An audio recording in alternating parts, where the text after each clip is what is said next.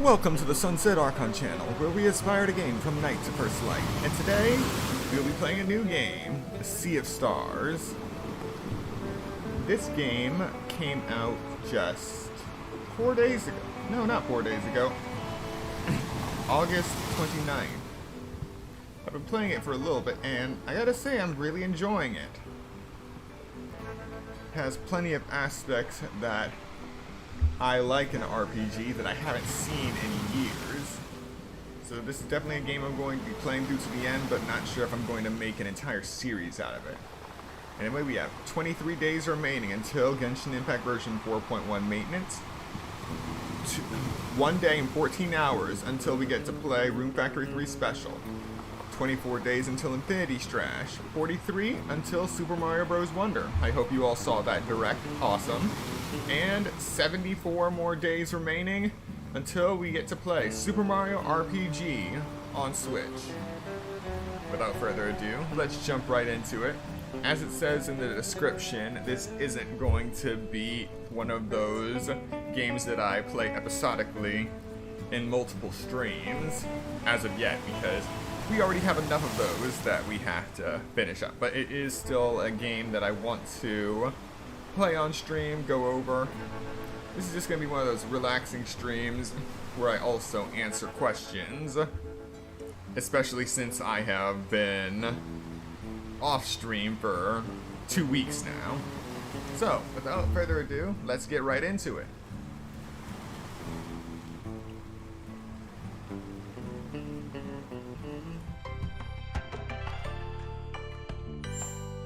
So, we're presently in the Sacred Grove. And I need to go through another rite to get to an underwater city. One of the things that I really enjoy about this game is that everything is basically interactive play. So it doesn't just auto jump, you have to actually press the A button for Switch, X button for PlayStation 4 and 5 to actually do stuff.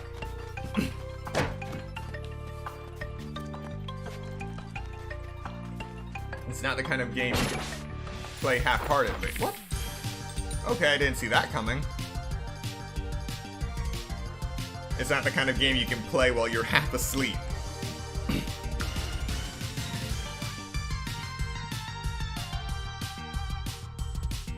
Okay.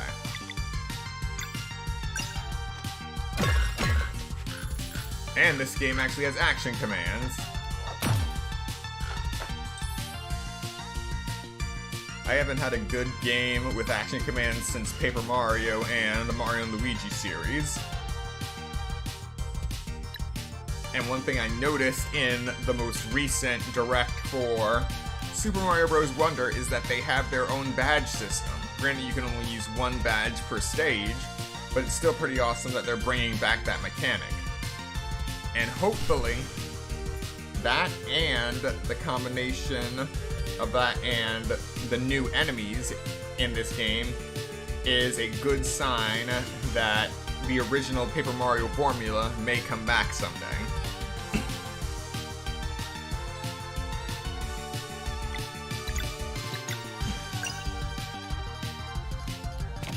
And this is my favorite move so far.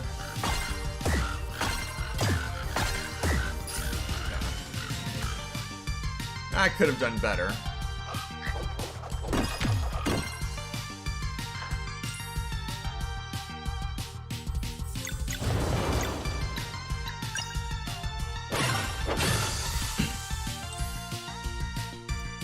Hello, Stay. Welcome to the stream. We are just getting started.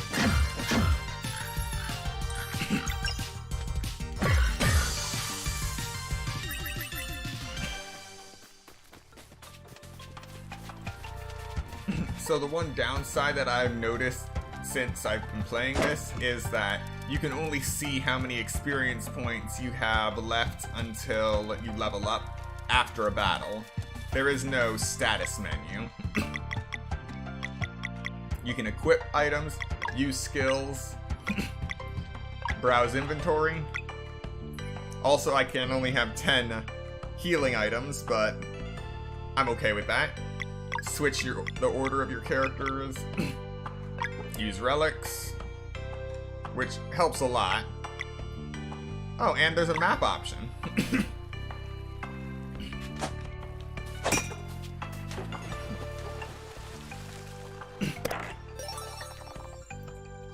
And this really makes you look at the scenery to make sure you don't miss a thing.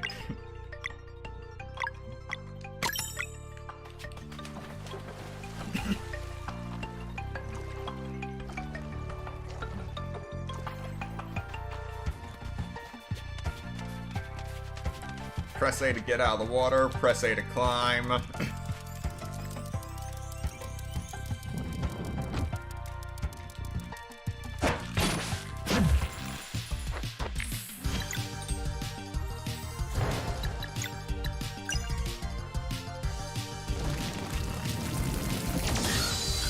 Beautiful. All right.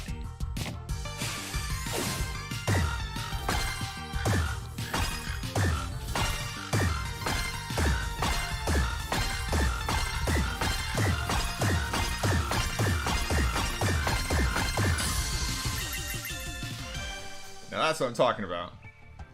Yes, the party menu is kind of plain, but it was inspired by the retro style RPGs, so that part is understandable. So it doesn't take much away. Doesn't take much attention away from the rest of the game. Huh. Ah.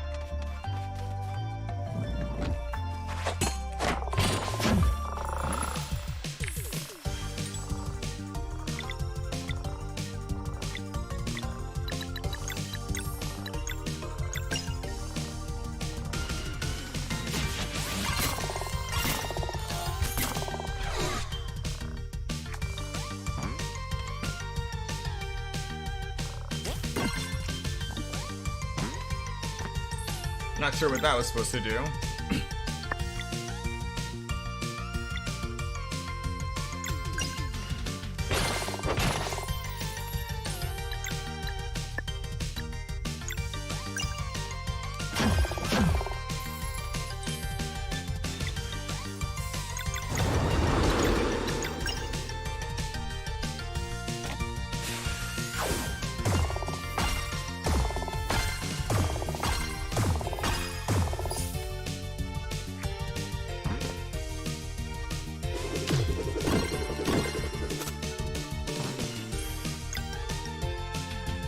Okay, so that's a shuriken on its head. Wonderful.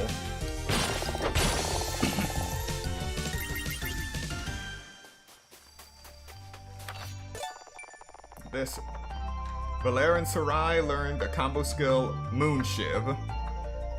Joy. A Moon Shiv. Wonderful.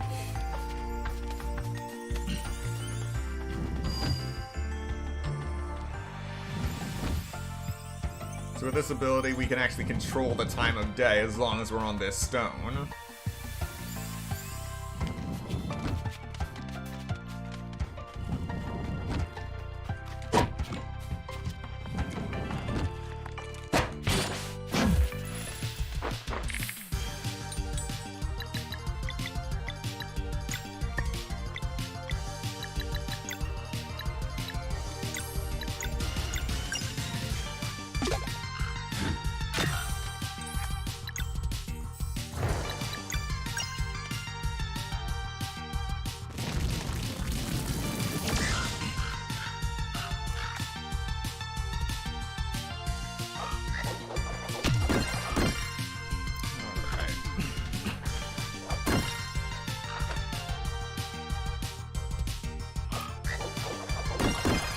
So far there are 3 kinds of magic I can use, or 3 elemental attacks I can use. Power of the Sun, Power of the Moon, and Poison. Because Poison is always a good option.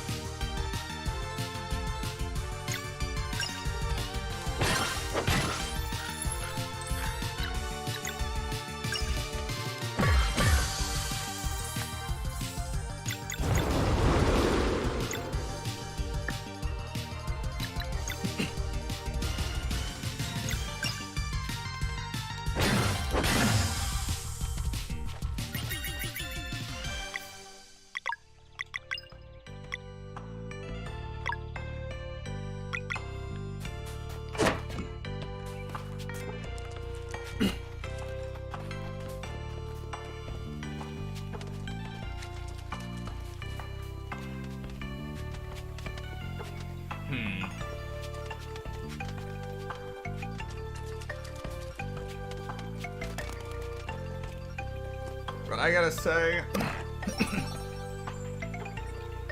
this game looks and feels well thought out. I only came across one game crash playing this, and that was yesterday, just after I had beaten the most recent boss. And I didn't make it to the save point, and then it just crashed. And then, when I turned it back on, the game loaded back up, and I was right where I was before fighting that boss. Joy.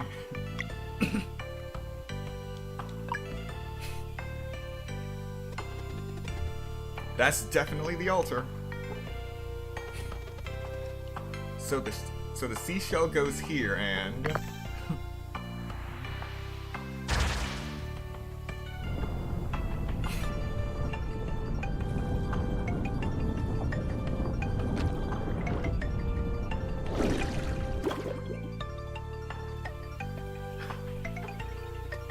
that did it.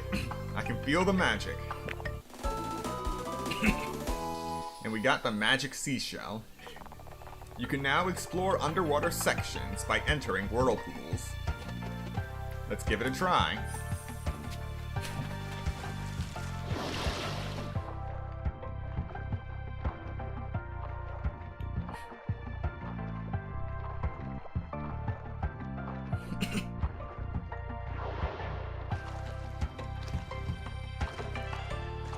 Alright, that's pretty sweet.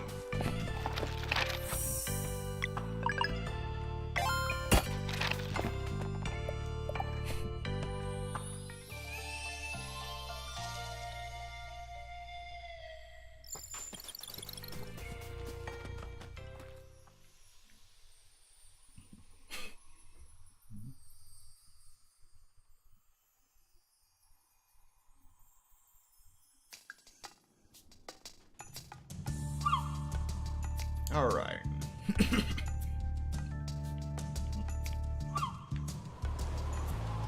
Now we head back to Lake Docaria. Hopefully there is a whirlpool here now.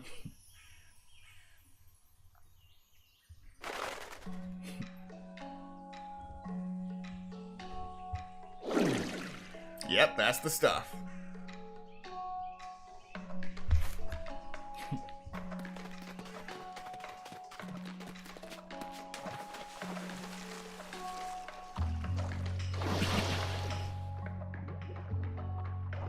Going down, going down, going down. And apparently I just passed through a water ceiling, because now I'm in air again.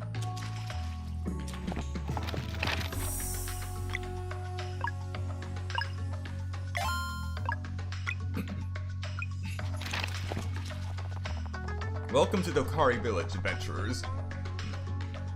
It has been so long since we had visitors. Nice to meet you. We're looking for the Oracle of Tides. Why, of course you are. The temple is just up north from here. That is where the Oracle resides. He's no doubt expecting you.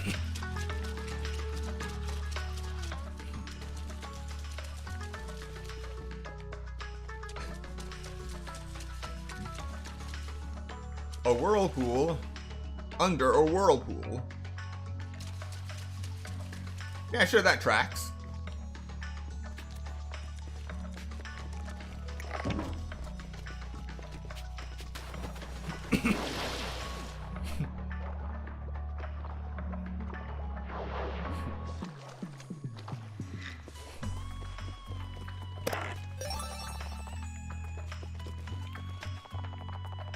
I'd love to take my son around the world, but we also want to run our own family store.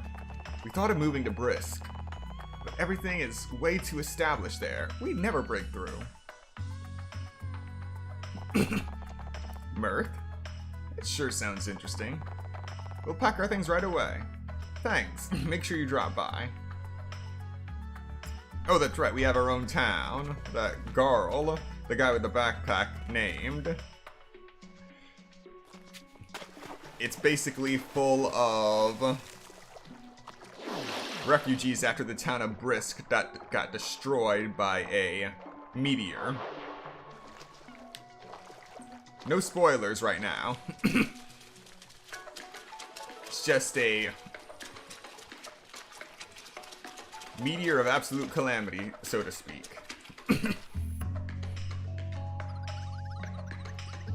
Hello there, adventurers. Congratulations on finding Myrna's Market of Marvels. Turn in your rainbow conches right here for unique rewards. Oh, are you running a shop? That's Market of Marvels. Grandpa left me a whole bunch of items and relics up for grabs to whoever helps me grow my rainbow conch collection. Sounds fun. Where can we find them? Around. Though rainbow conches are all the rage as of late, so the easy ones are mostly gone.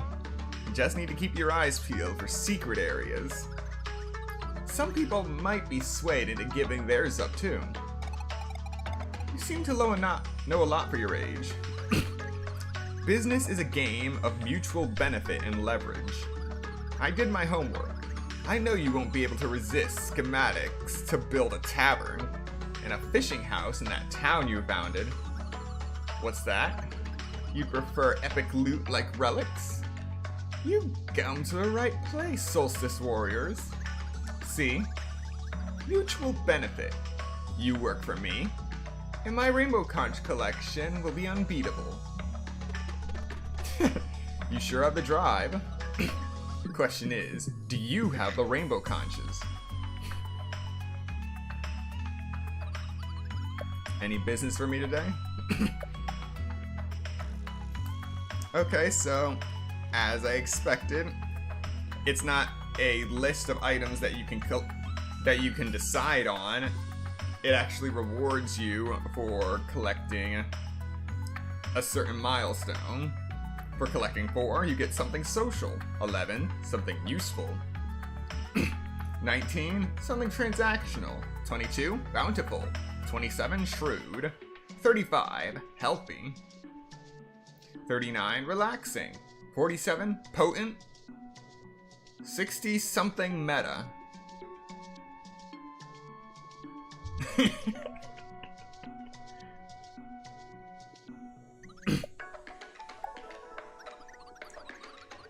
Alright, 11 conches. You got the inn plans. The cornucopia.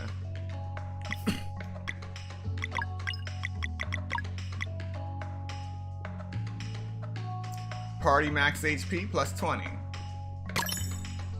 Alright, I can live with that.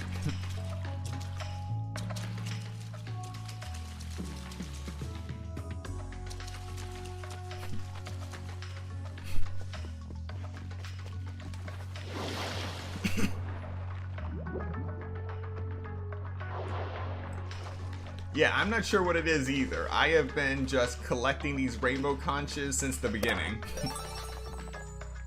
A sapphire ingot. Us Dakari have a particular relationship with water, which our sensitive skin feels as very enveloping. It keeps us calm and composed. If we spend too much time outside of a body of water, we are compelled by anxiety to find that comfort again. Each of us have their own threshold, some preferring to remain in their inner chambers at all times. You're welcome to visit them by using the water vortexes. Even though they are often forgotten, the more sensitive types have as much need for connection as anyone. Fair enough.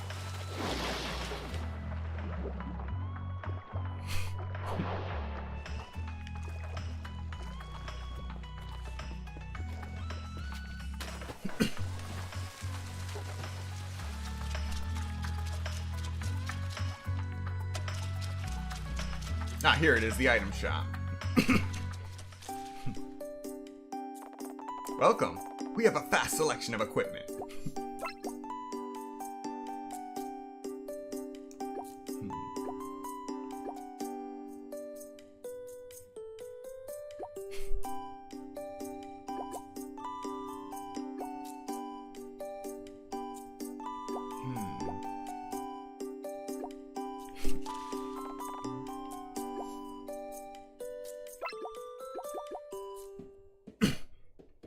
I'll buy this recipe.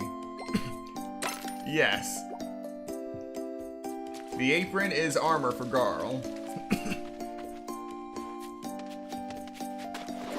Because Garl is a warrior cook.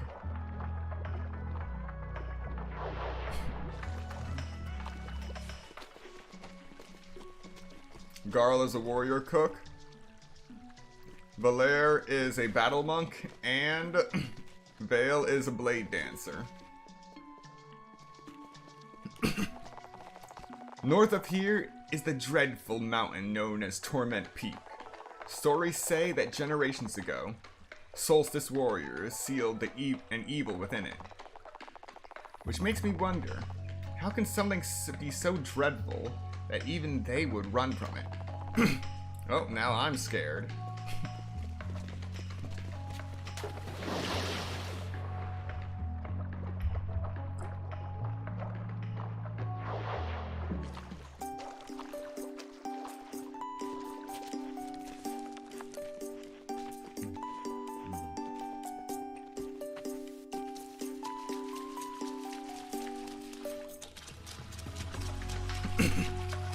Now, how do I get up there? That's the real question.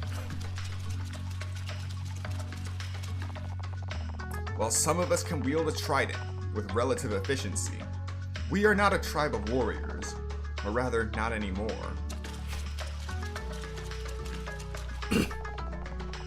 This is our temple, where the Oracle of Tides communes with the waters of the world to keep us informed of important events. We knew you were coming, of course. Feel free to enter.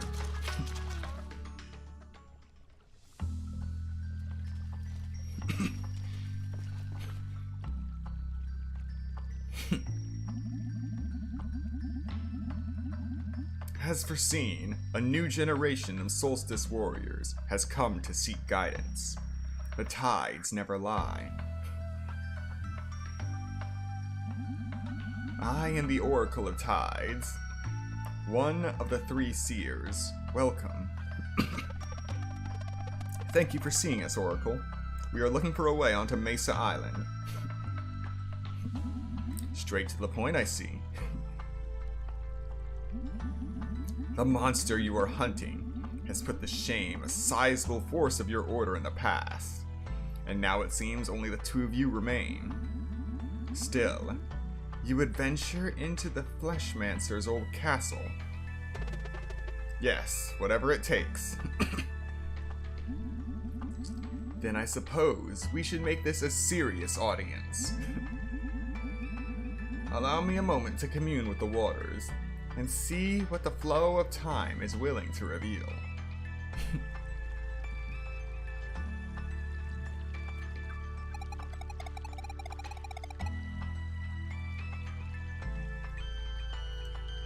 Oh, that's right, that's the meteor. We're in a hurry. The Dweller of Strife could wake at any moment. Can you get us onto Mesa Island or not?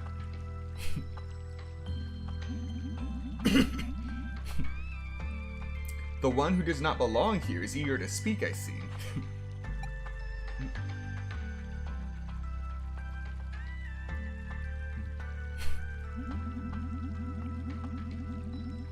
It is not the place of a seer to offer direct help, but rather to provide insight. May I assume it is understood that there will be no prophecy for you, foreign child? Aye. Yes, of course. Very well, then. Warrior Cook, step forward. Hey, that's exactly... Step forward.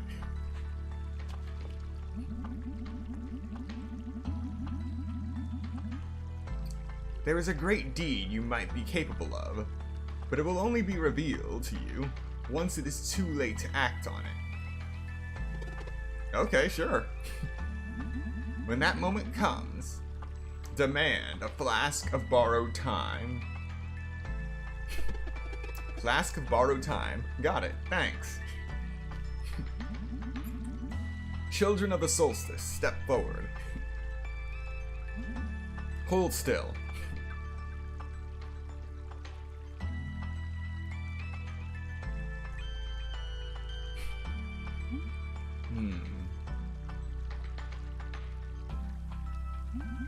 Very interesting. But the order of these events, a real shame. You have been upfront with me, so I shall do the same. But first, some closure. Seeing you now as I have seen you in my dreams, I know that the watch of the Dokari oracles is at an end. At long last, the ones we have been expecting for centuries have come.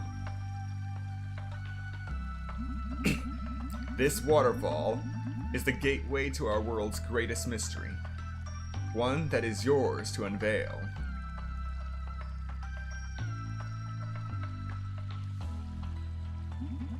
The Tower of Ansudlo, an enigmatic structure concealing a door that has remained firmly shut since time immemorial, waiting for two children of the solstice, with a slim but very real chance of altering fate. Waiting for you.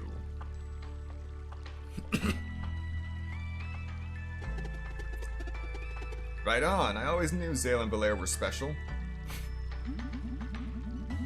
There is one other thing of which I am certain. Of all the possible outcomes, there is not a single one where you defeat the Dweller of Strife in battle. There must be a way. Didn't you just say we might be able to alter fate? I do not make the rules, my child. You have had plenty of time to stare at the night inside of you. Your potential is immense, but you will not be prepared in time for the big confrontation. Regardless of what happens in that tower, there is no possible outcome where you defeat the Dweller of Strife. But we have to fight. And fight you will. But victory will not be yours.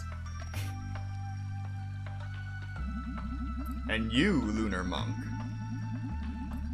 with but a simple spark, you could have been the one to create paths on water and mend the connection at long last.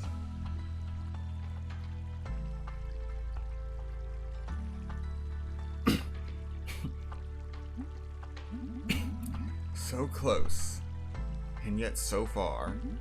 But alas, it appears the problem begets the solution. We're still going to try. Isn't there anything you can do to help? It is not within my power to help you make it onto Mesa Island. Is the solution in that tower you mentioned? Whatever fate has in store for you, all I know for certain is that your next step is beyond this waterfall. The mysterious Tower of Ansudlo awaits. Survive its trials and discover the secret that has been waiting for you all along. Godspeed, Solstice Warriors.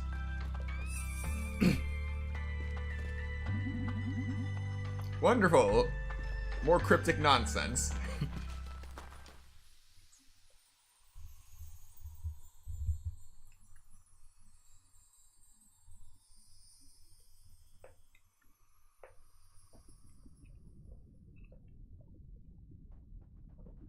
Gotta say, loading times aren't that bad even on the Switch.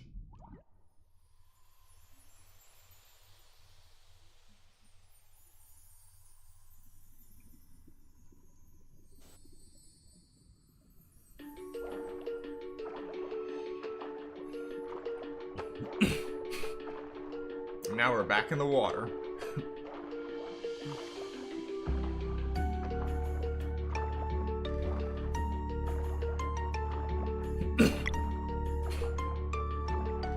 Interesting.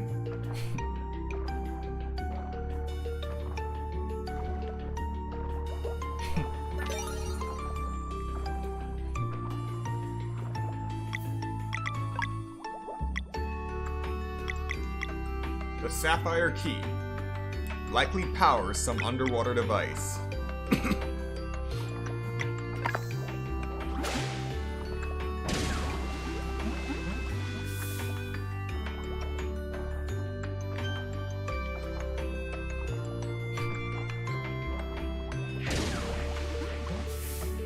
I'm dodging these enemies because I'm not sure what's going to happen, whether I'm going to get hurt or if I'm actually going to be able to fight underwater.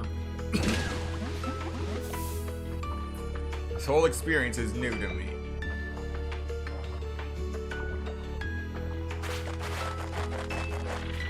Fight it is!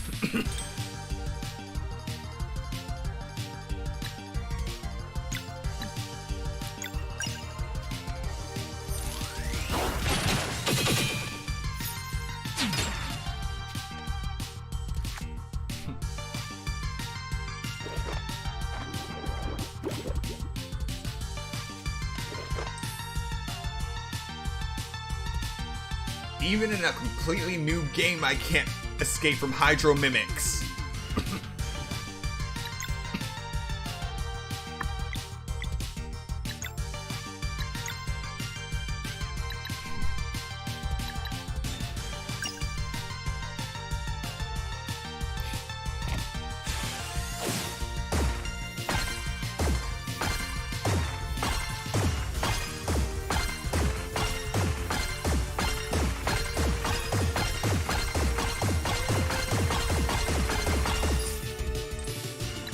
Really gotta love that action command.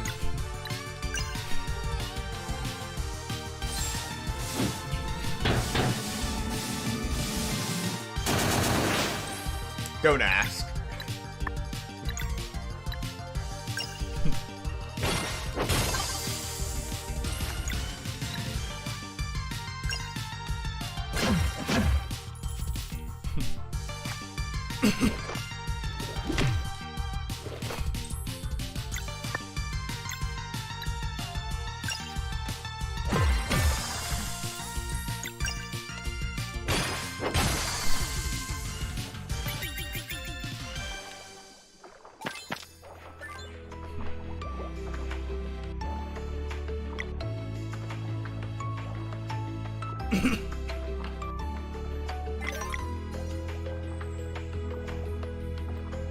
Okay, so now I kind of want to go back and fight those things.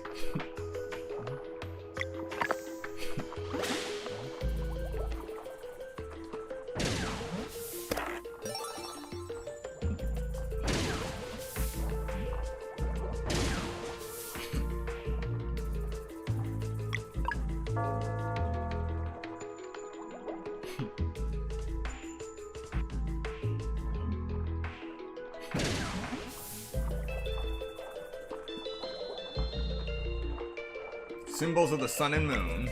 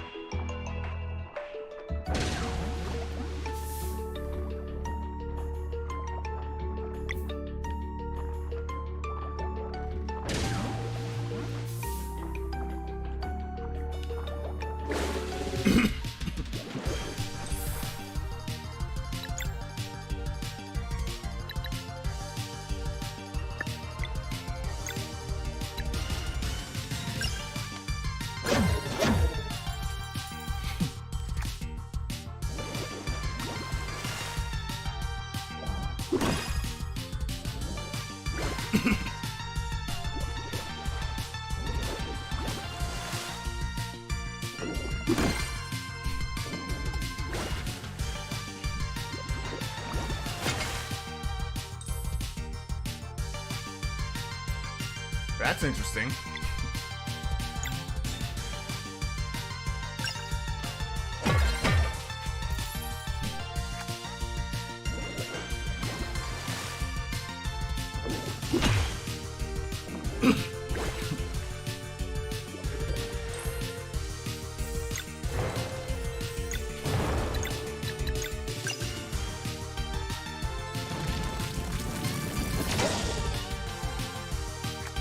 Fire underwater.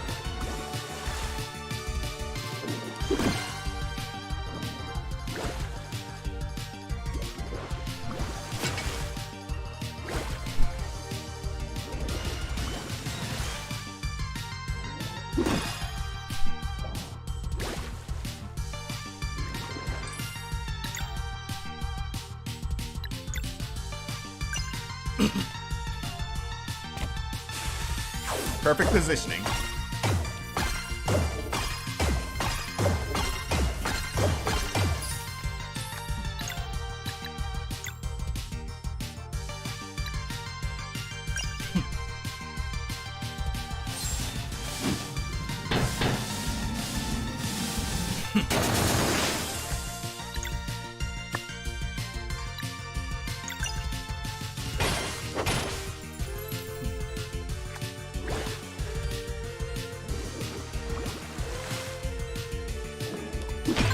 Why do you keep going after Garl?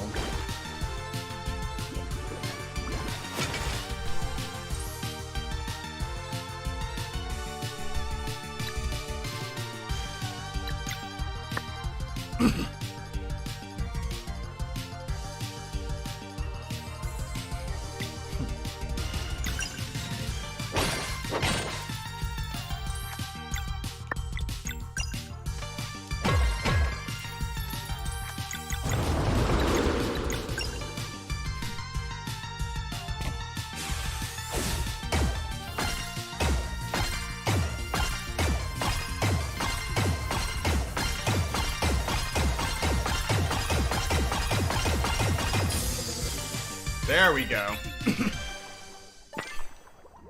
All right. Now we can advance.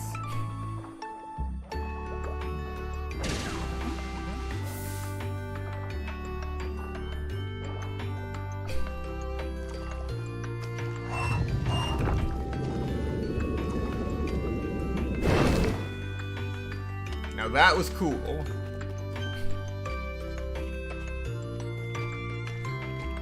Not sure how these embers are still going. But not gonna question it.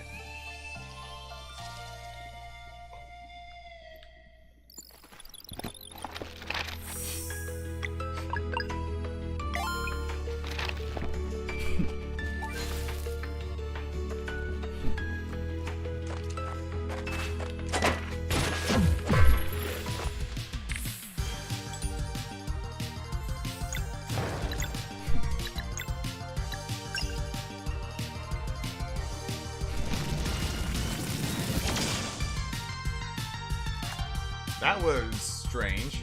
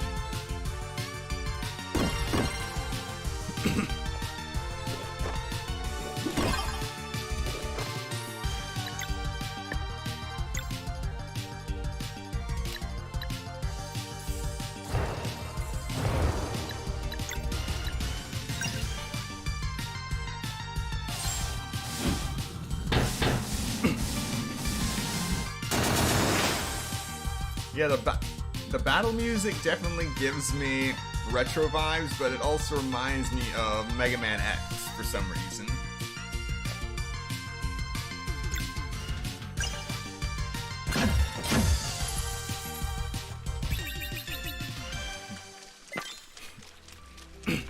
Alright, we're close to a level up.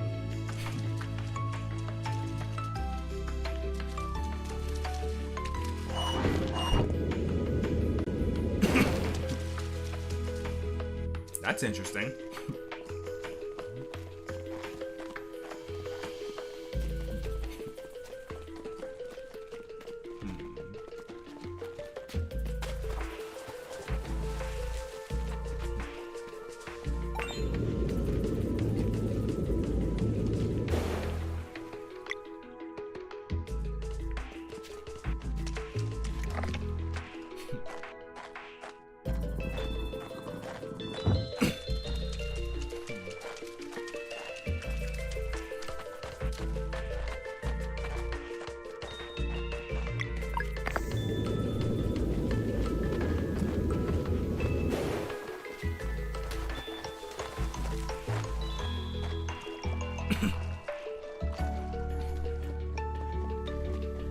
Alright, I'm starting to get the hang of this.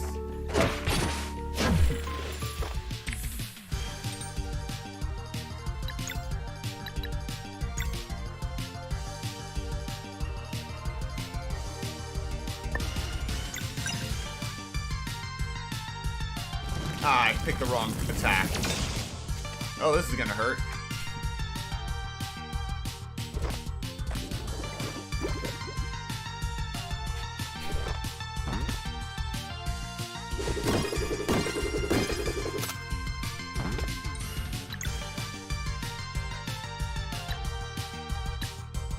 Okay, this right here is not the best position to be using Moonerang here.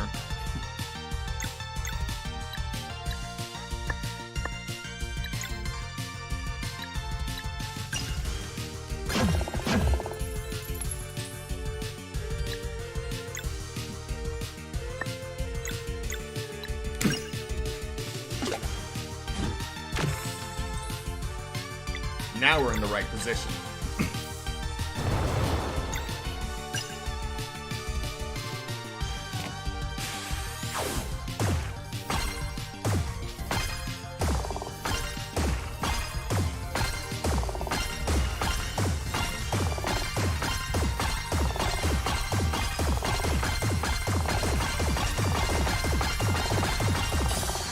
Beautiful.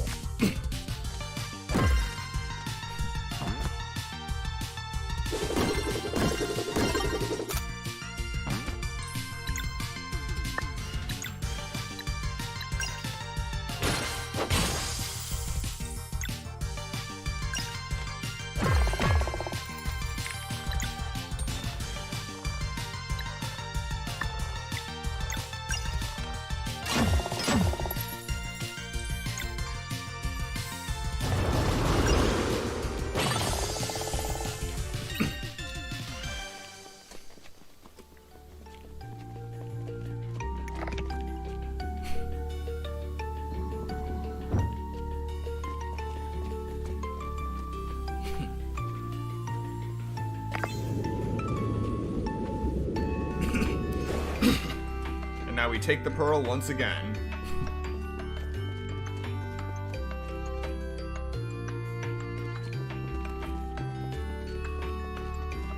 Yep, this time we could just take it out of the room.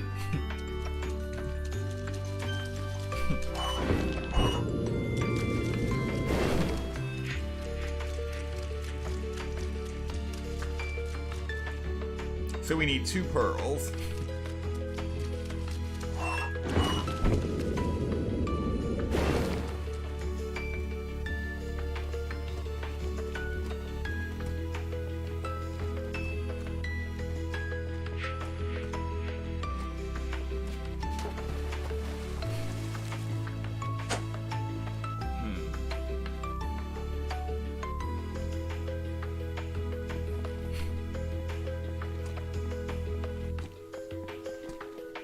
Ah.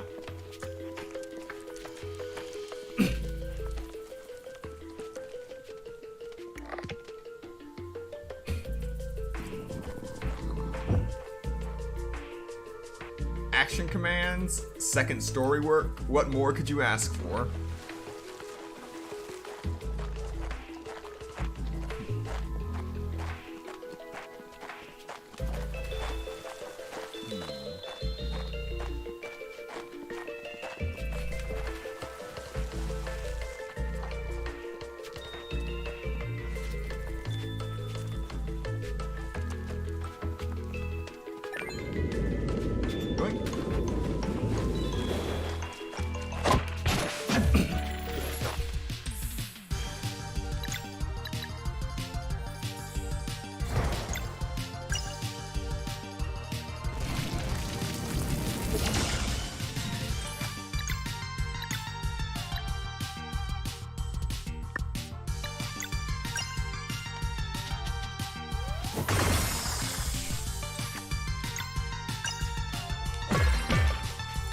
Ah, 1 short.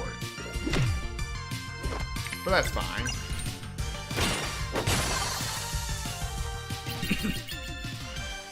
Just 360 experience more.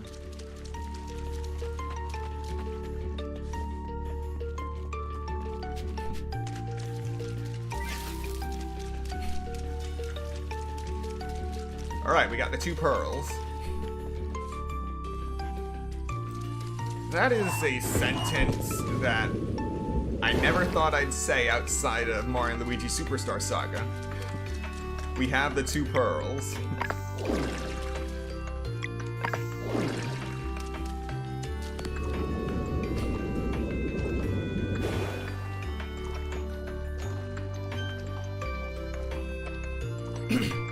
Alright, so now I need to find another 2 pearls.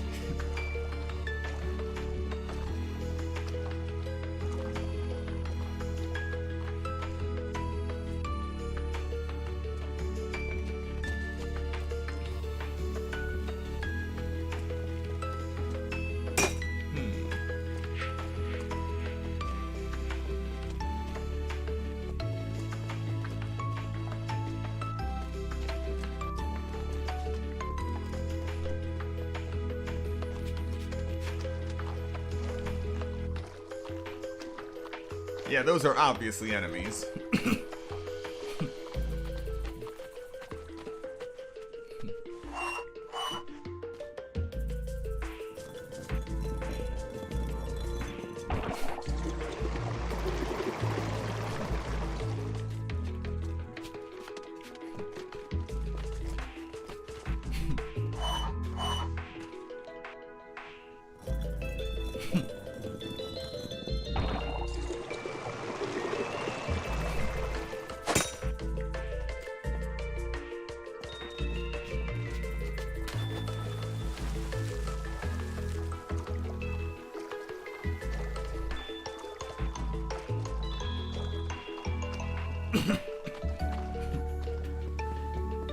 All right.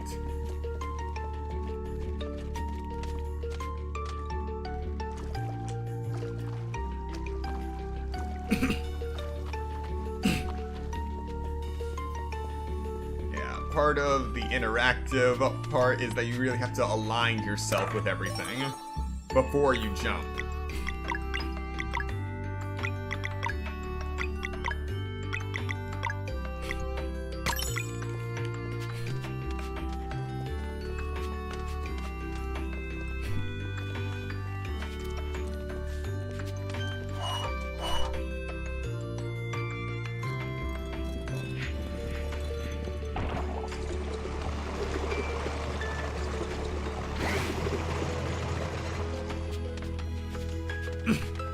Well, I activated something.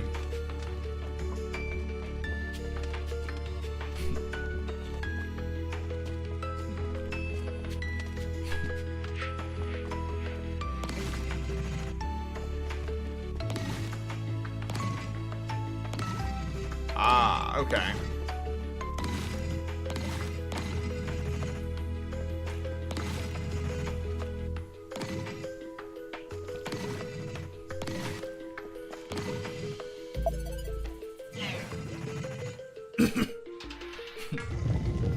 Bingo. The pearl is mine.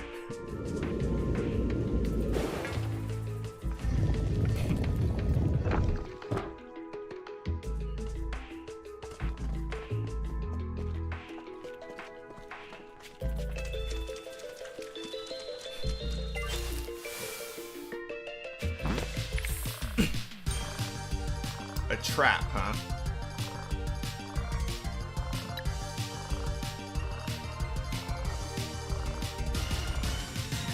Well, no avoiding this special attack.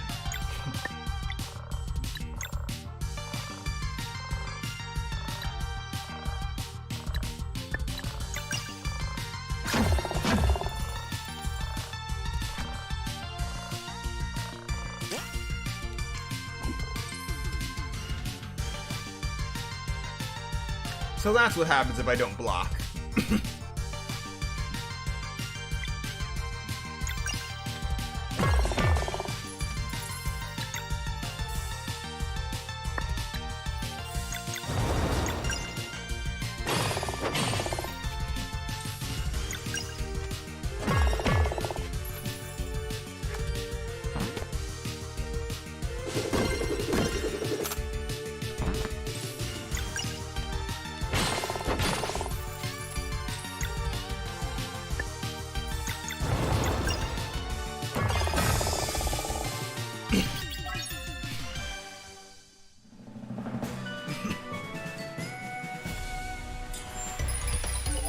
we got our first level up on the stream.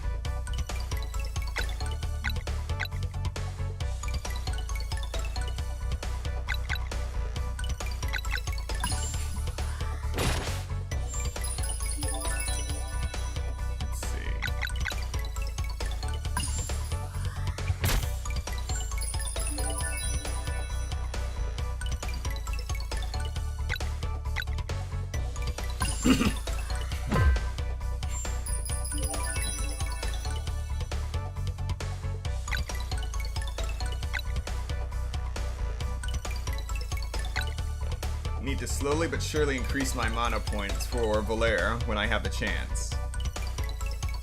Yes, you can decide on magic or attack build. I have Zale for attack, and because I like using Moonerang so much, I am focusing on Volair's magic attack and mana points so I can keep using it.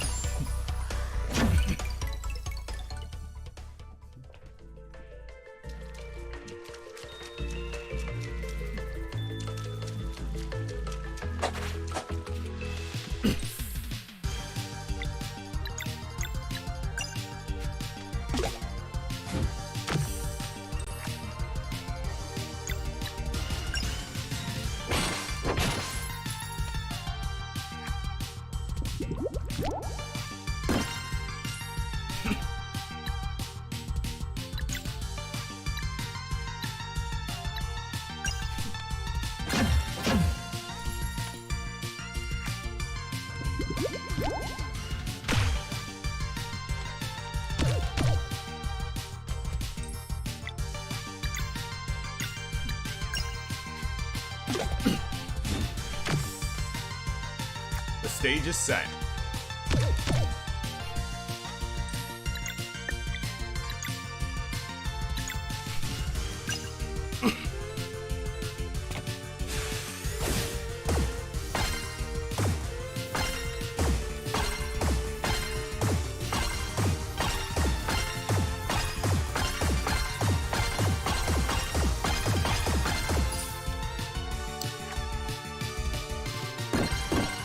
Okay, now I know. Only physical attacks work on these things.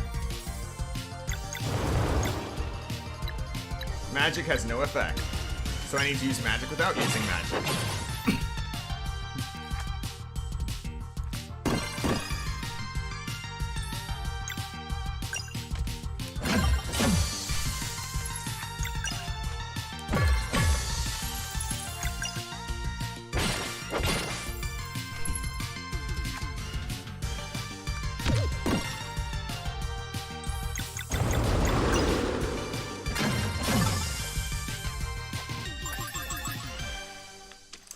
And now I don't level up for another 20,000 experience points.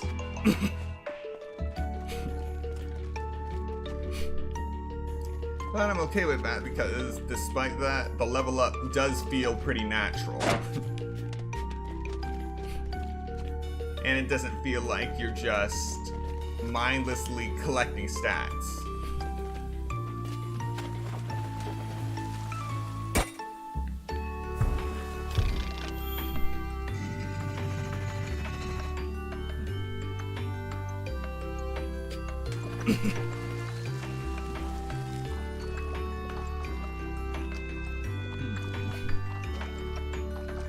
Ah, so that's how it is.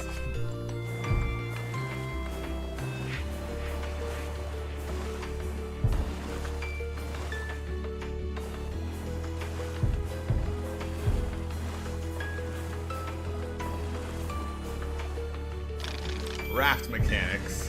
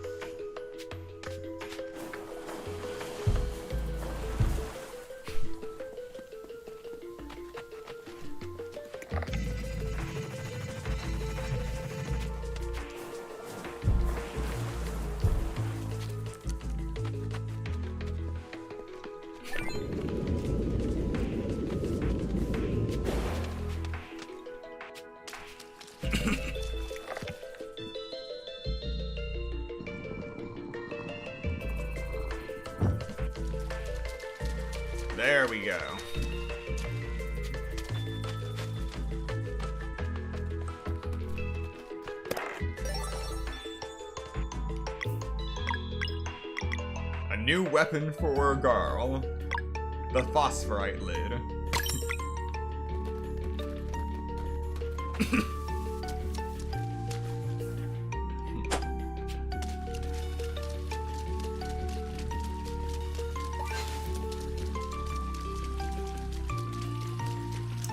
Alright, no enemies in this chamber.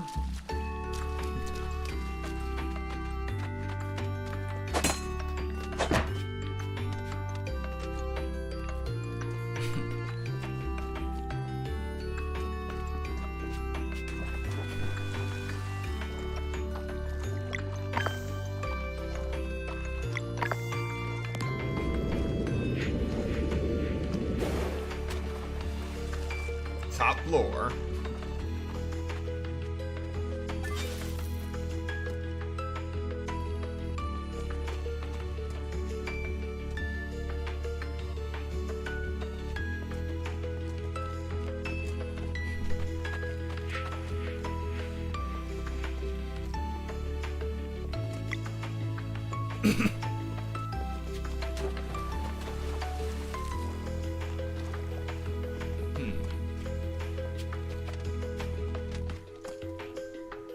Well, this is gonna be fun.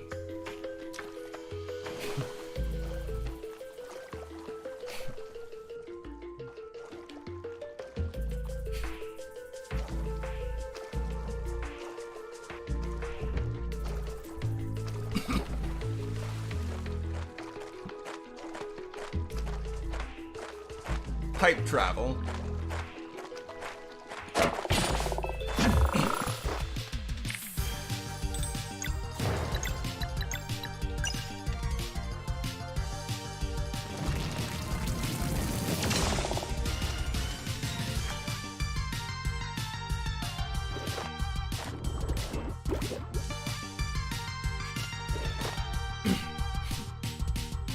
What?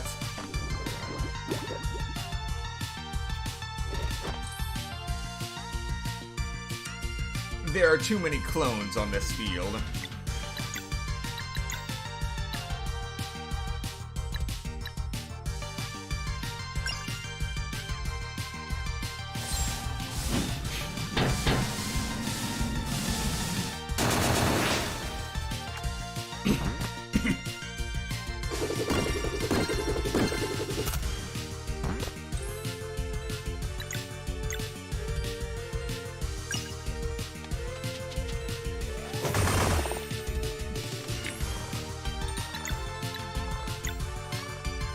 Oh, I can hit them all.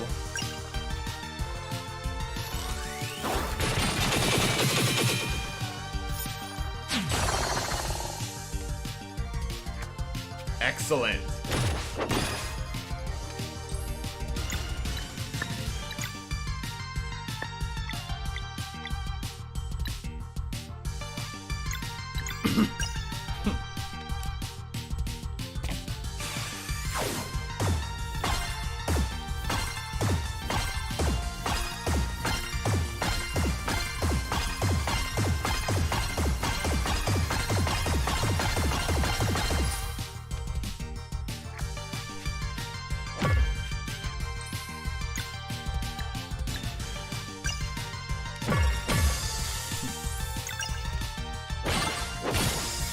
Fitting that they would each destroy their own clone.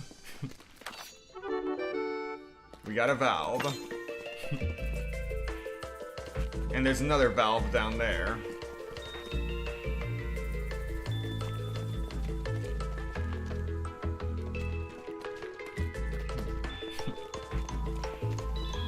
Into another pipe we go. I think they do.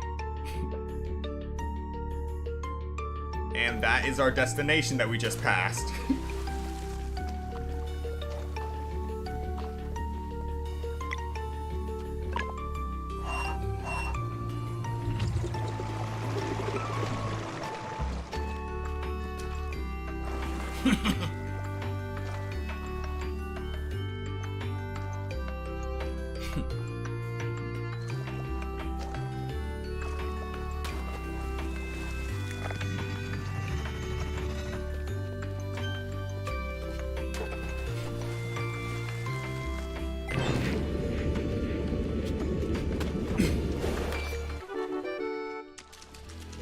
And we got the second valve, just like that.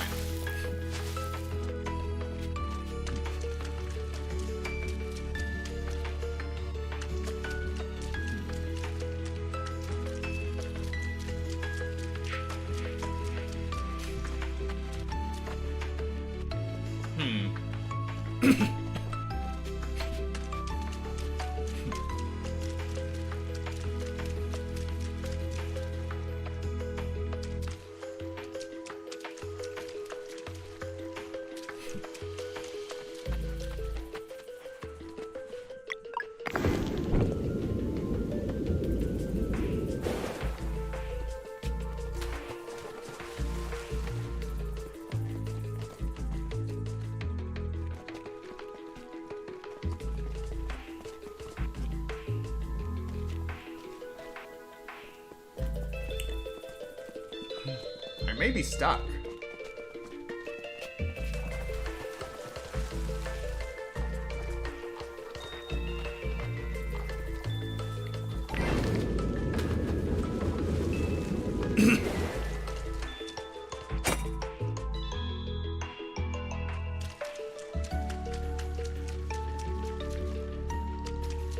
So I don't see a way back up there.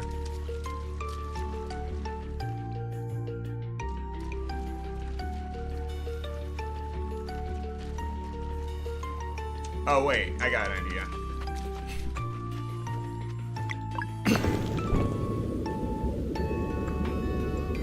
I'll be back for that.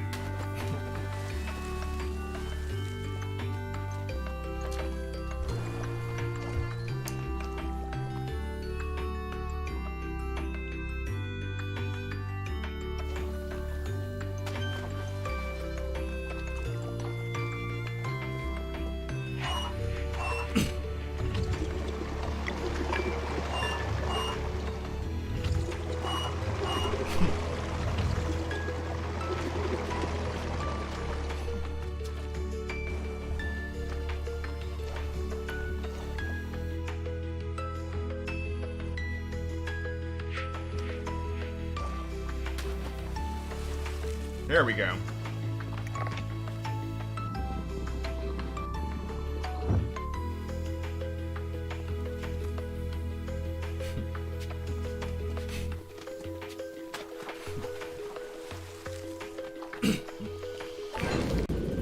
Now we're good to go.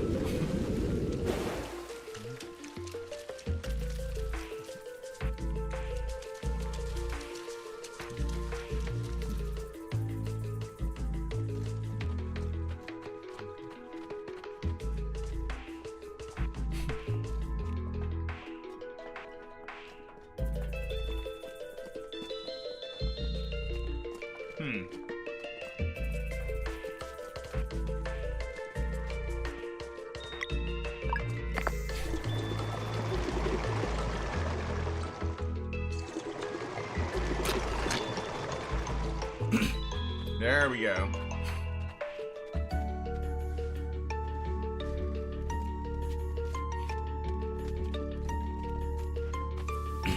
But there's one more thing we gotta go back for.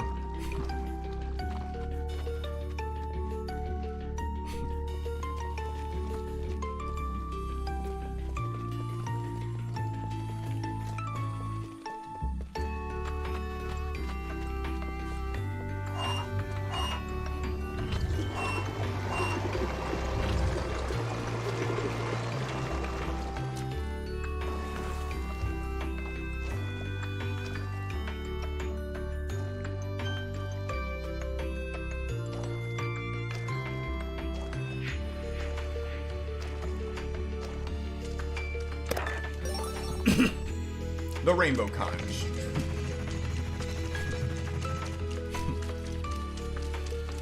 Alright. We have now collected everything this dungeon has to offer.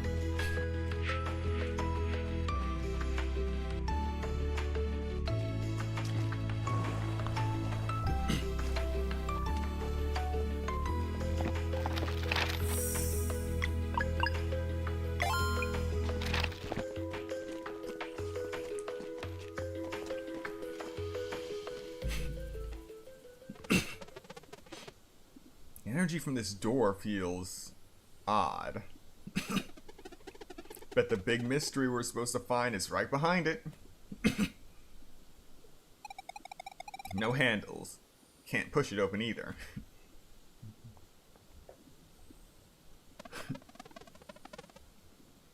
And it's not resonating with our innate magic.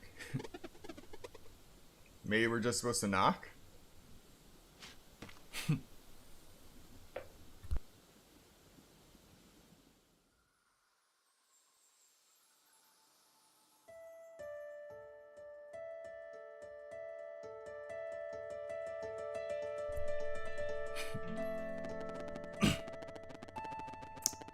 Their efforts in the tower proved valiant, but alas, as fate would have it when these events first occurred, the mysterious door remained firmly shut. Despite their best efforts in the face of this setback, our heroes were unable to reach Mesa Island this time, and the Dweller of Strife turned into a World Eater. They fought ever so bravely, but in the end, their lives and their world were lost.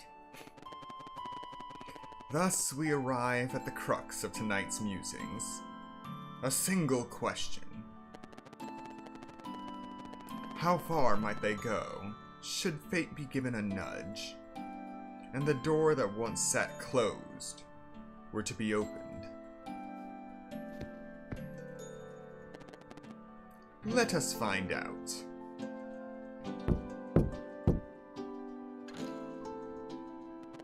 Come in.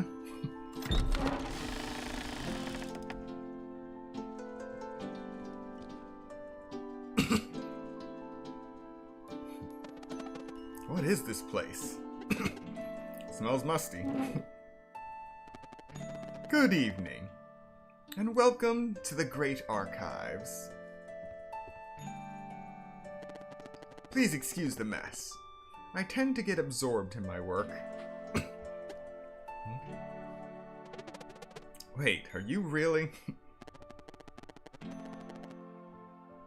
Titles are for stories and myths. Please call me Rashan.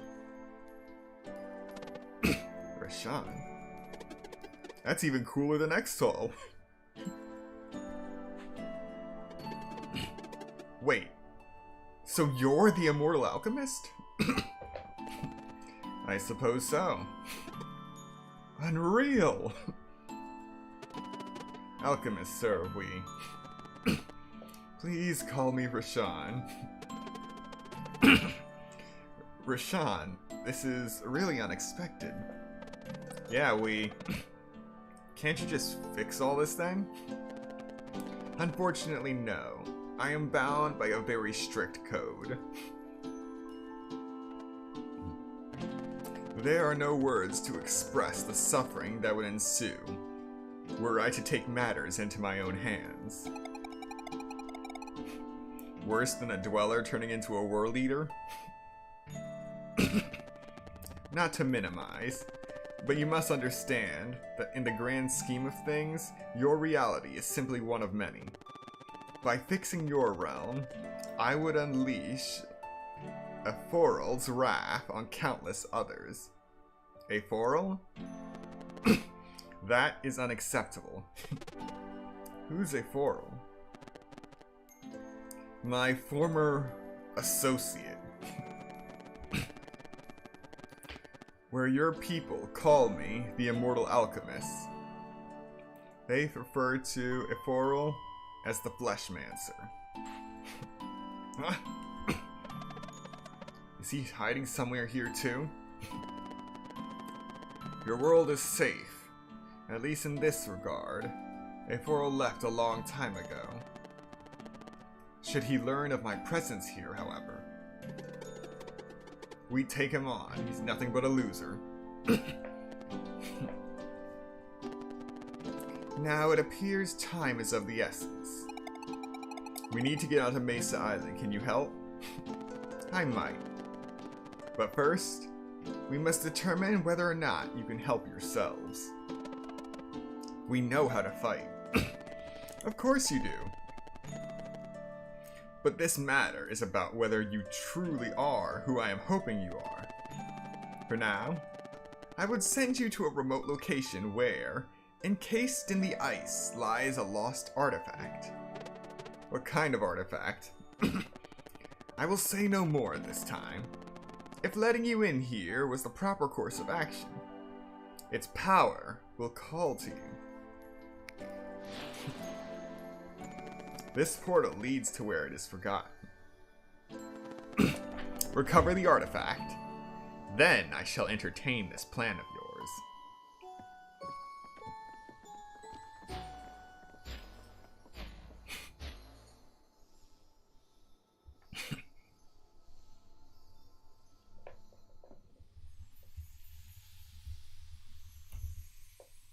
And so the plot thickens. The Glacial Peak.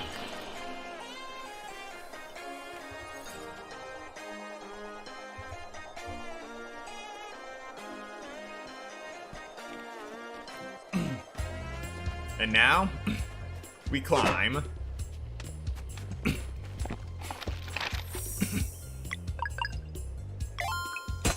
But since when have we ever needed a reason to climb?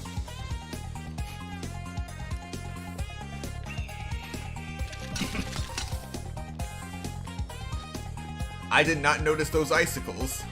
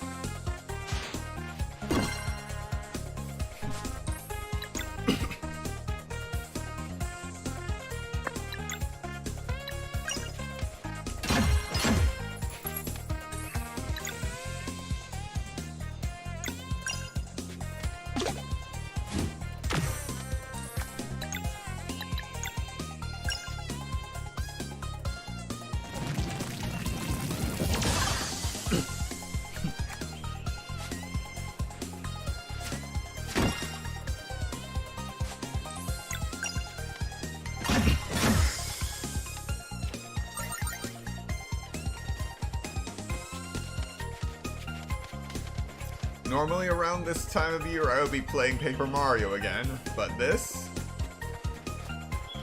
most certainly scratches the itch.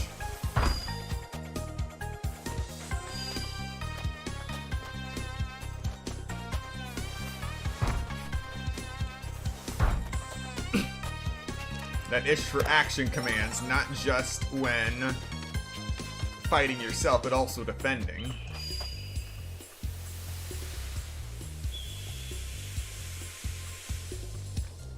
Absolutely beautiful. Melting the ice.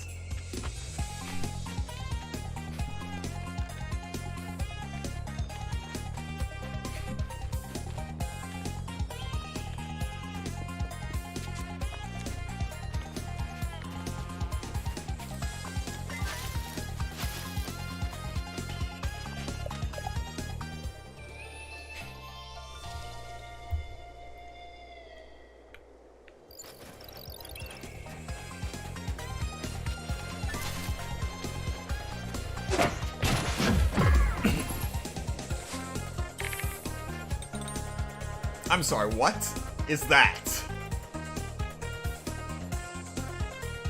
What?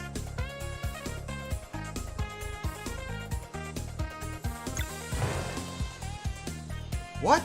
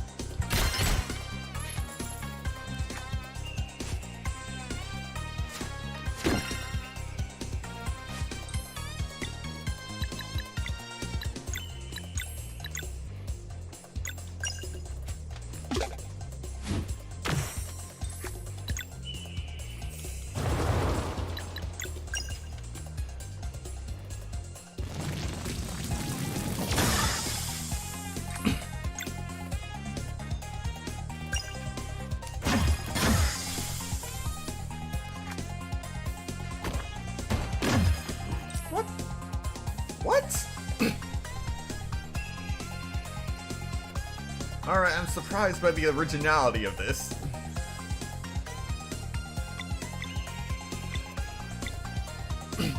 You think you've seen it all, and then you find a DJ ice golem in the mountains.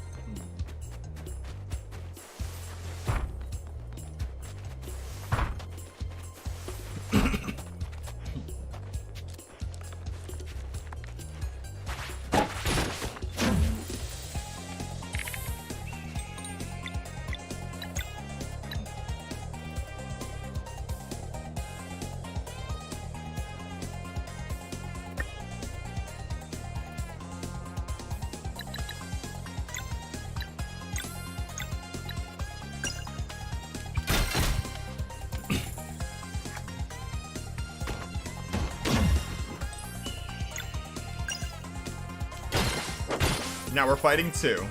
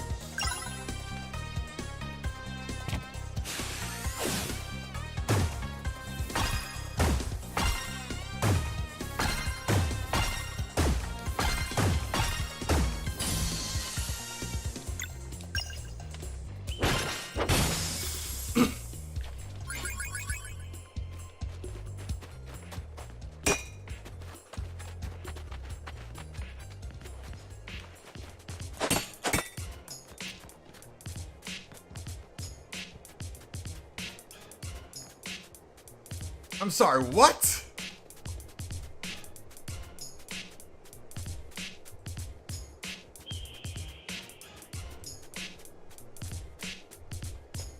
Why? Just... why?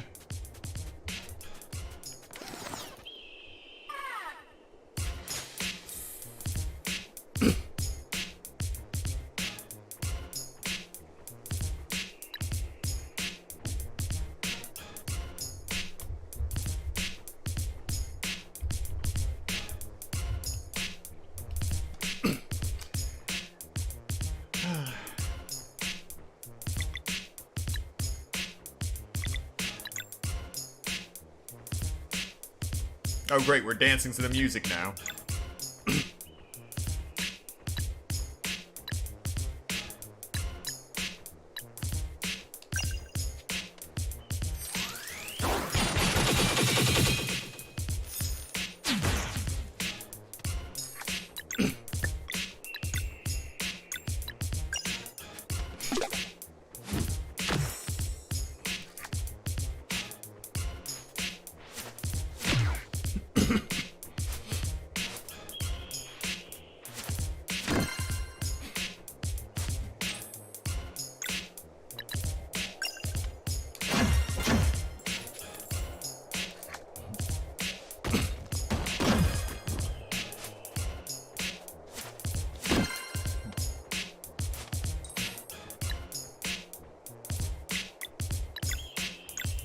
I'm going to chuck you now.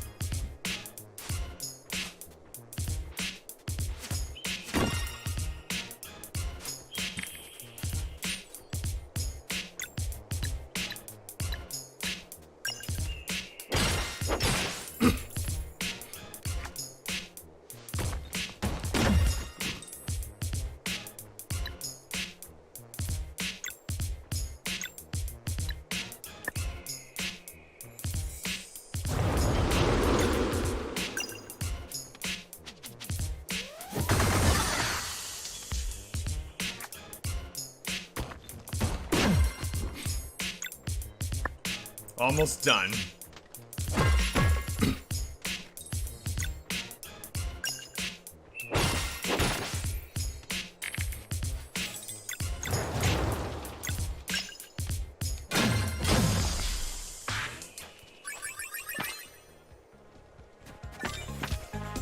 Well, that just happened. That definitely just happened.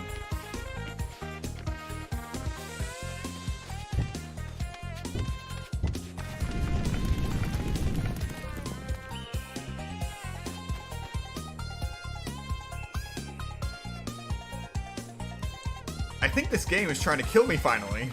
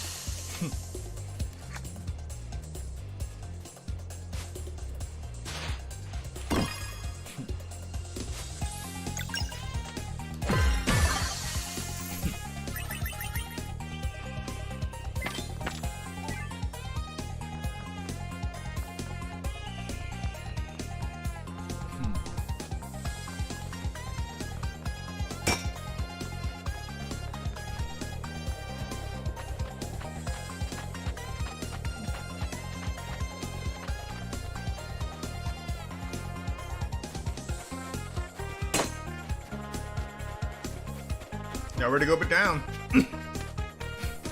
Ah, so that's how it is. Fighting under the ice. This is definitely new. New experience.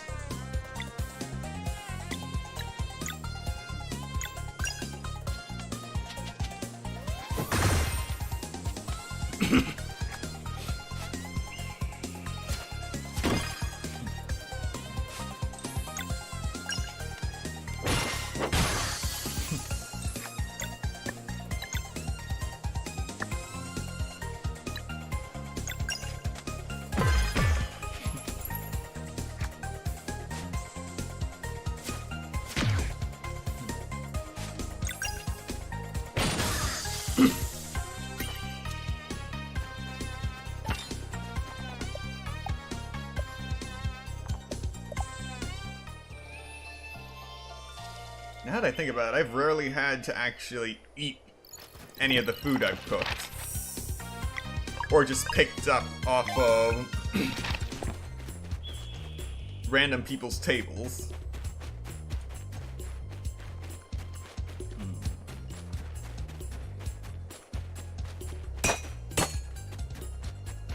Ah.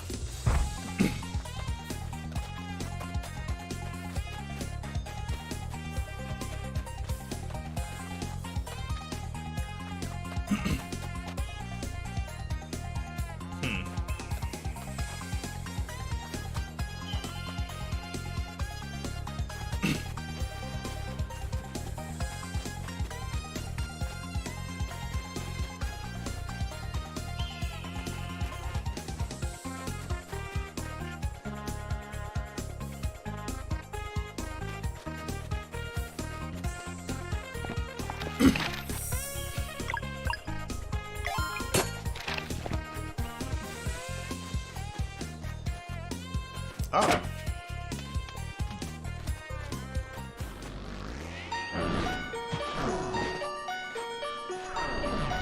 You guys again. However you did it, you're foolish for showing up here. Foolish and cornered, too. Your friends already tried acting tough. Didn't you get their report? My, they truly are feisty. Feisty and arrogant, too. Come then.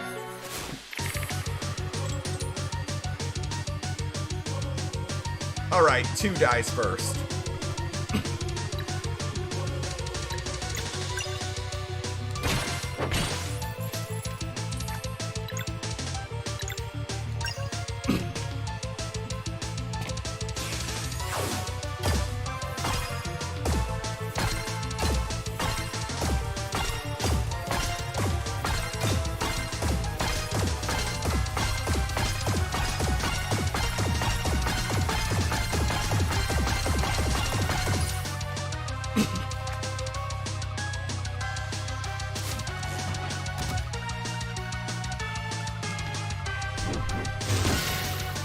What was that?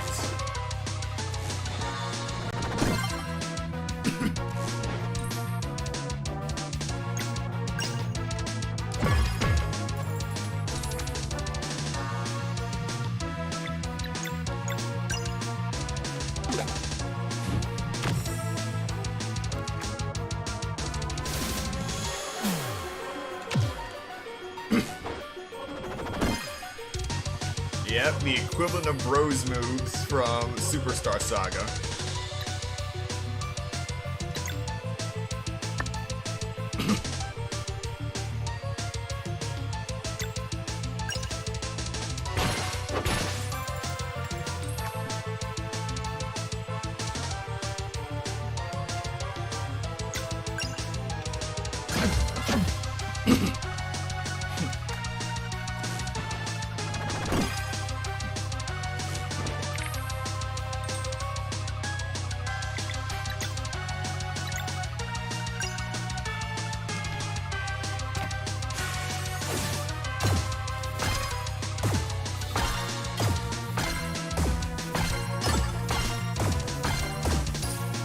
All right.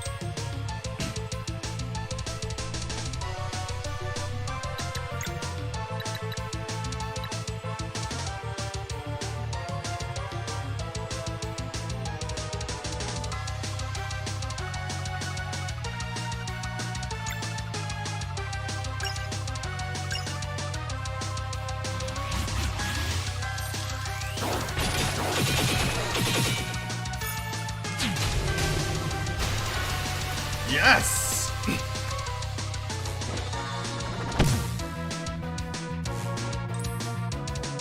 Alright, now we can take care of the big guy without worrying about combos.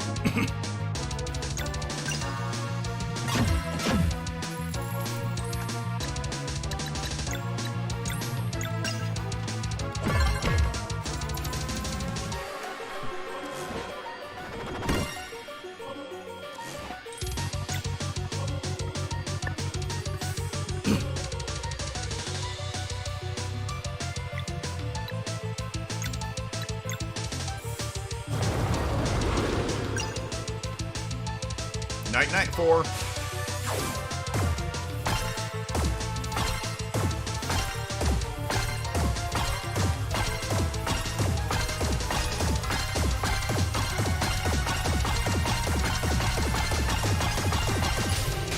Oh yeah!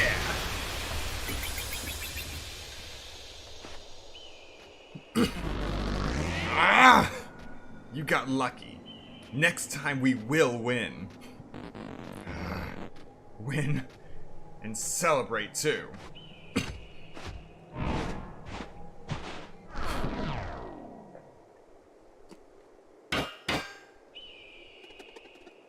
Don't come back! We're close, I can feel it.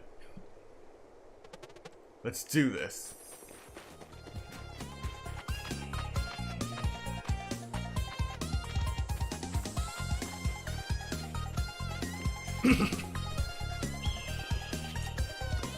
We're almost done with our climbing montage.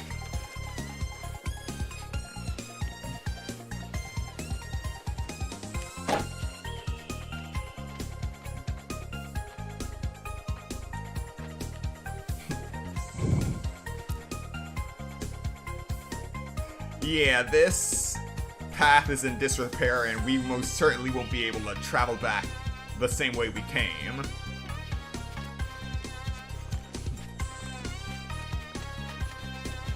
Oh. Oh.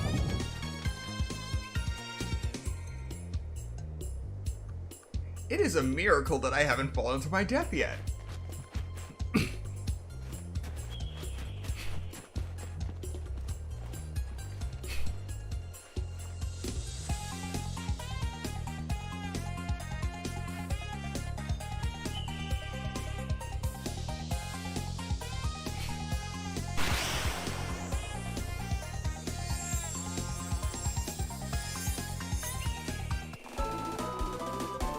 And with this, we have acquired the Solstice Amulet. So much energy. It's the same kind of power as...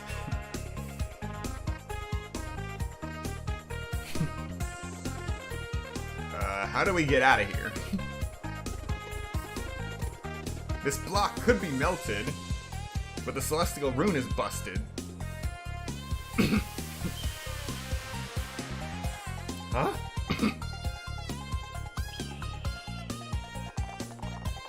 You can now control the time of day with ZR and ZL without needing to stand on a Celestial Rune.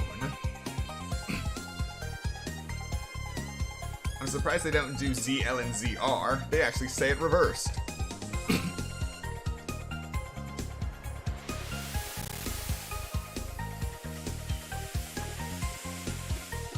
Oh, so you can just do this at will now? The amulet's resonance with our magic is really strong. We got what we needed. Let's go back to Rashan.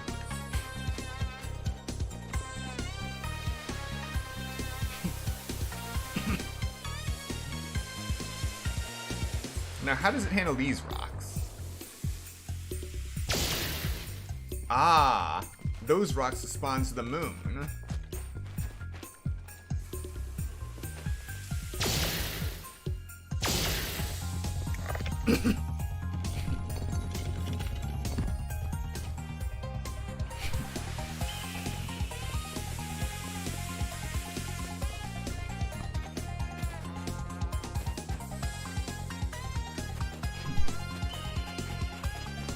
Alright, now we can climb back down. The montage ain't over yet.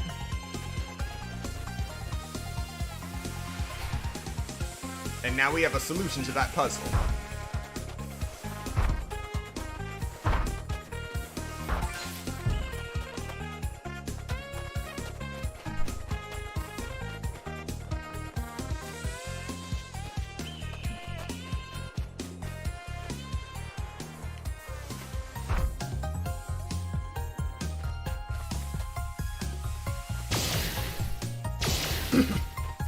A chance to fall to the death still exists.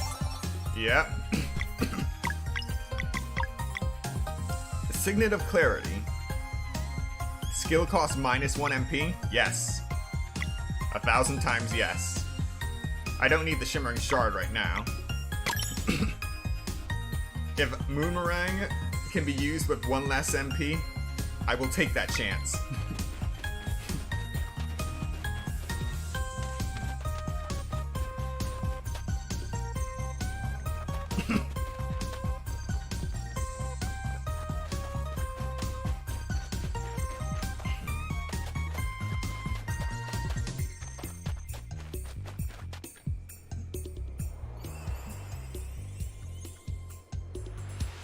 Charged up.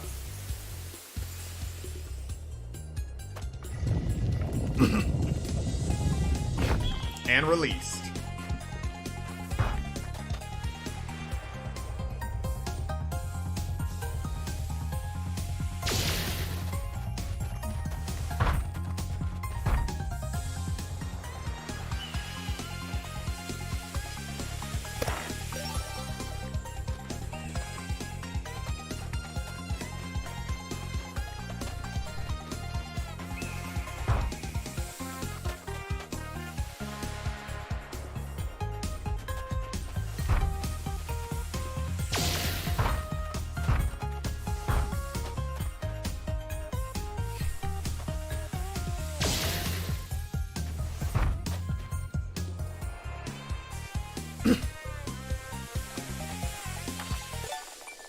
Garl and Sarai learned a combo skill, Item Roulette.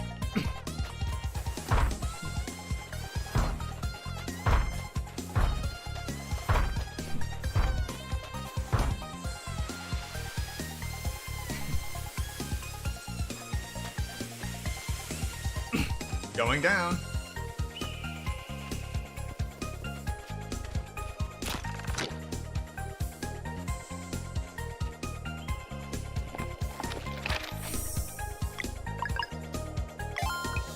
And we've officially made it.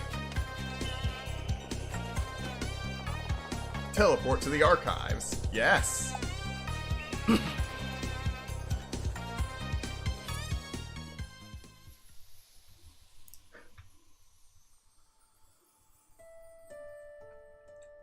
That was most enjoyable.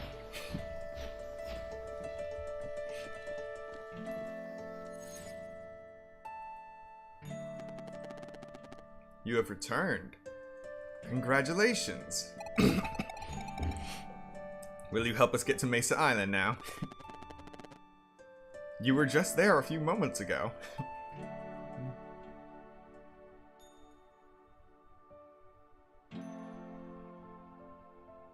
Are you kidding me?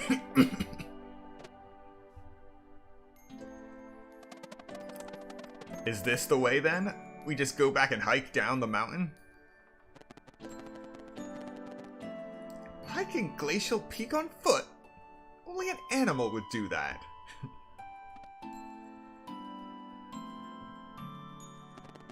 Will you accept one final challenge?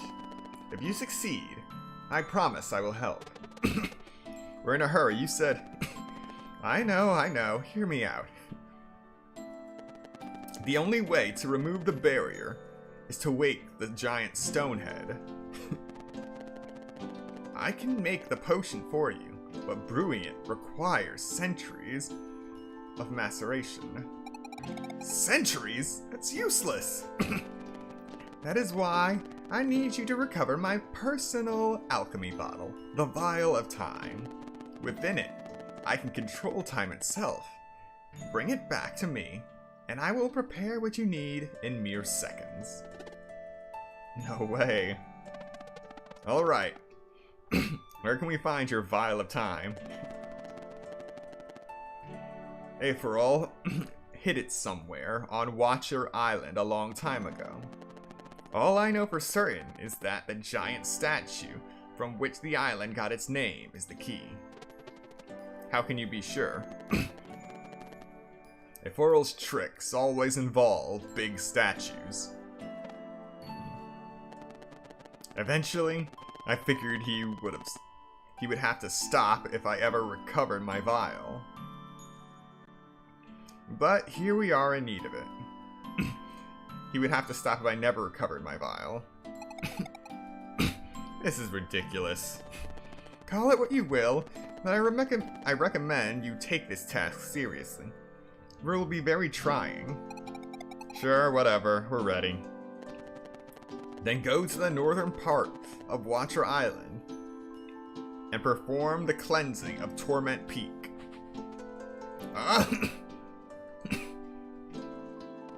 Cleansing? There's a dweller there? Of course. It may be just a prank, but after all played it himself. But without their powers augmented by... Yes?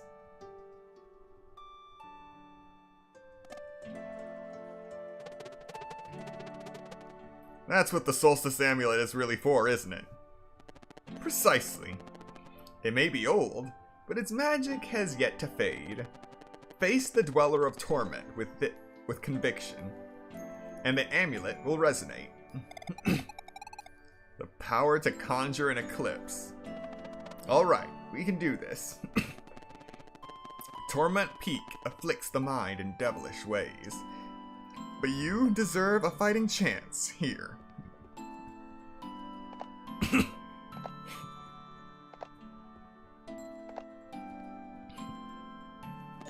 Go on, drink. What is it? 1 dose of tethered mind potion for each of you. Come now, bottoms up.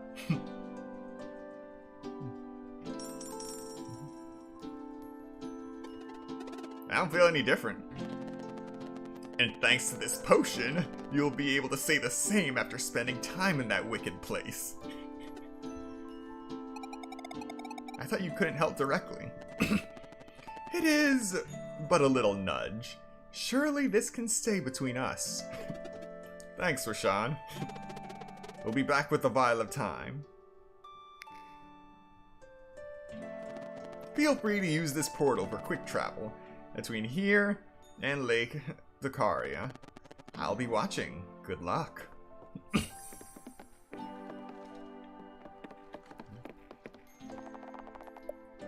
Zakari Village. Glacial Peak. So, since I started this stream in the middle of the game, I will clarify some things. Basically, dwellers are creatures of great evil, completely immune to the magic of the Solstice Warriors and physical attacks at all times except during an eclipse. So, being able to conjure an eclipse from nothing is most certainly helpful. Oh wait, I need to go up.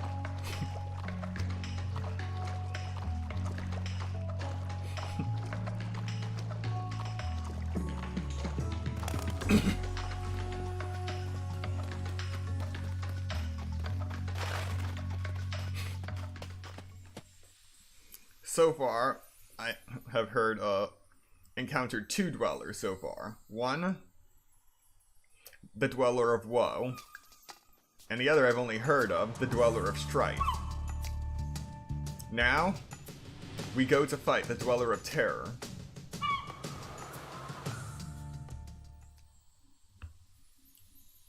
Or, the Dweller of Torment?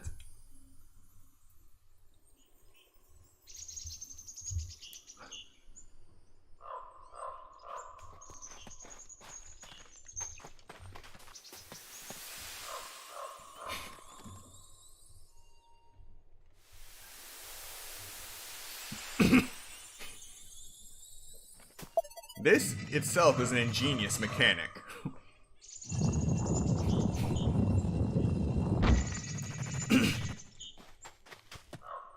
Not only do you have mechanisms that are controlled by a sundial-like object, but they're powered, so it doesn't run out of juice immediately as you turn the dial.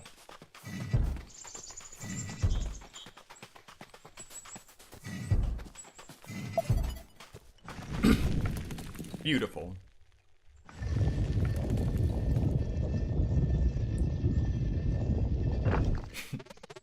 No turning back now. Right behind you. Torment Peak.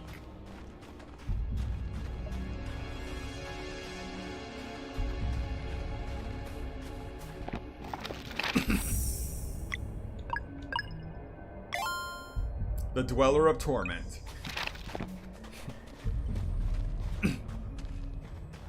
I am sorry if this is very, very dark on your screen, but there's nothing I can do about it. That's just the atmosphere.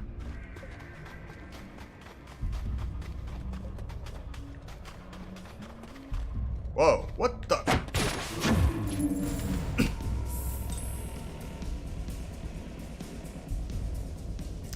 Alright, so we're fighting nightmare fuel.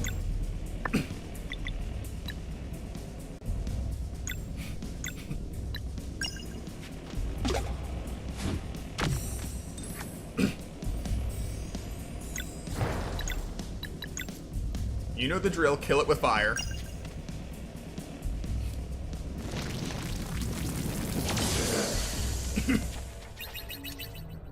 And when fighting the acolytes of a dweller, the damage dealt by solar and lunar magic is increased exponentially.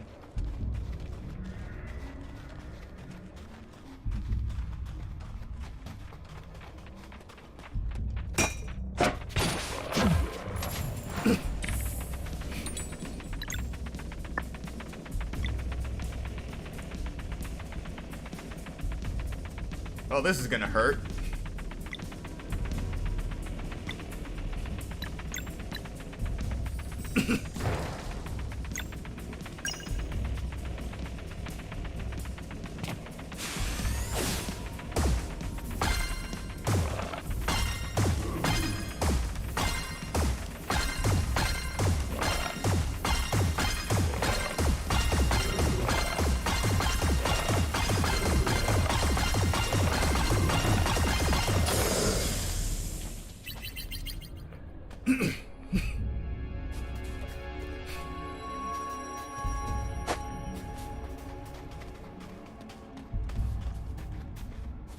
So yes, I'm walking slow, trying to make sure I see what's coming at me.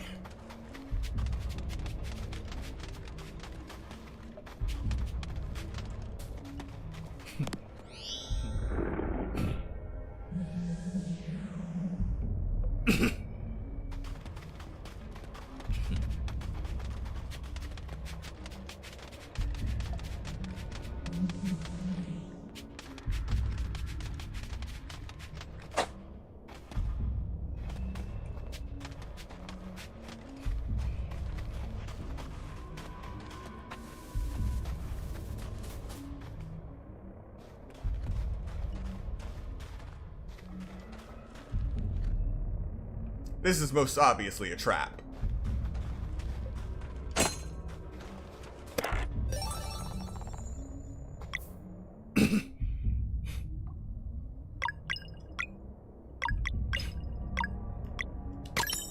Huh. Yep.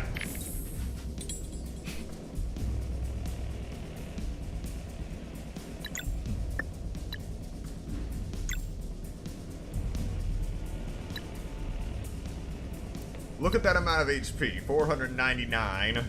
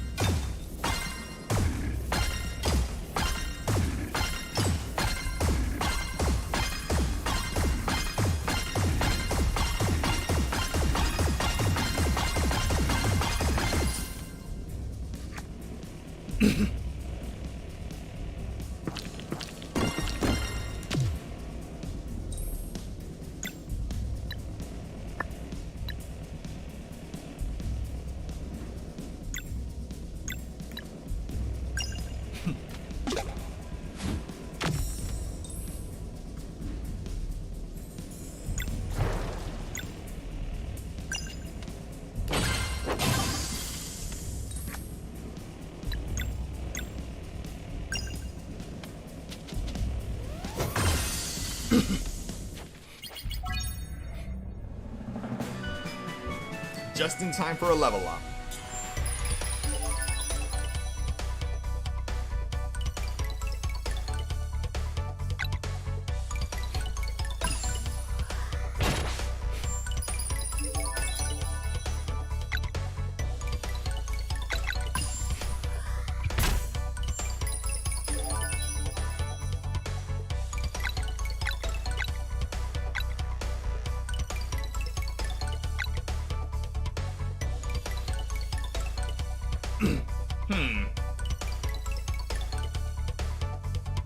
Now that I think about it, does the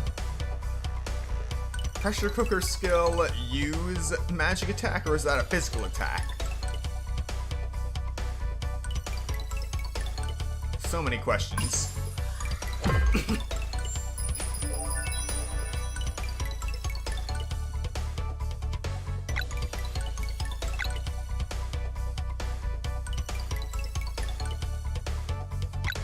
Alright, increased physical defense.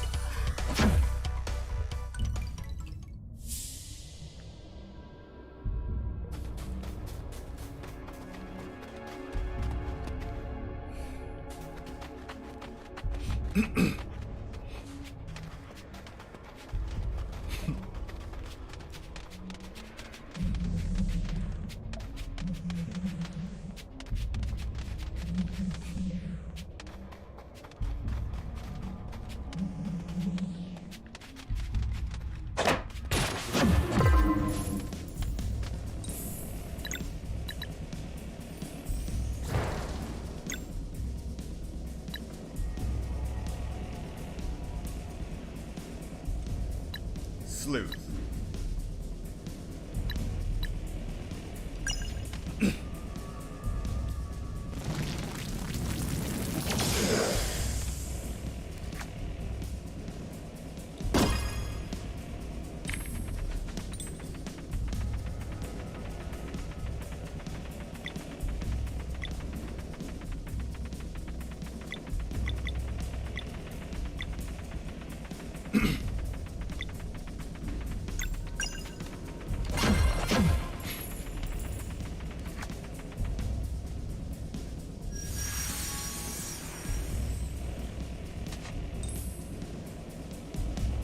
Well, that's disturbing.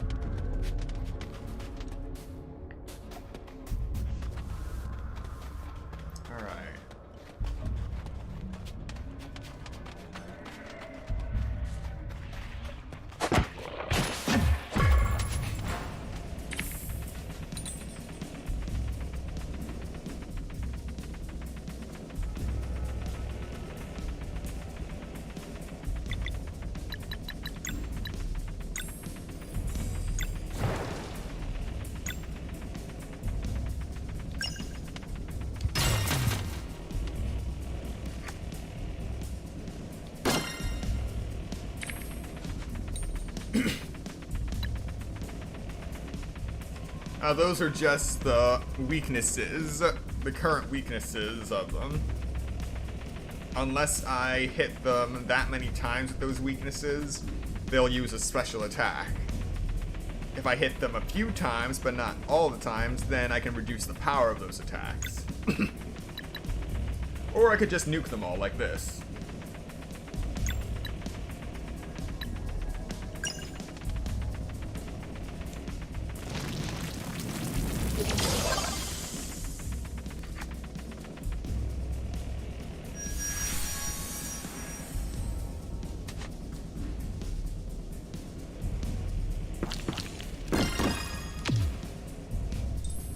Yep, still disturbing.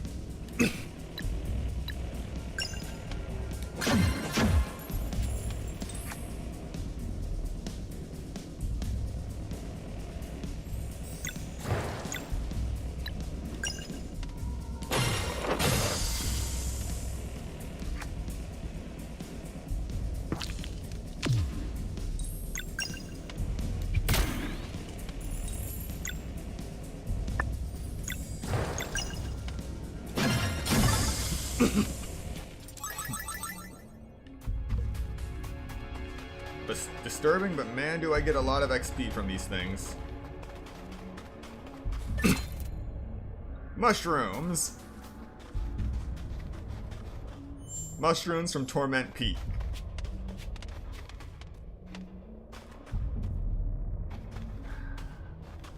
Alright, that's the door. It looks like we need to hit two switches.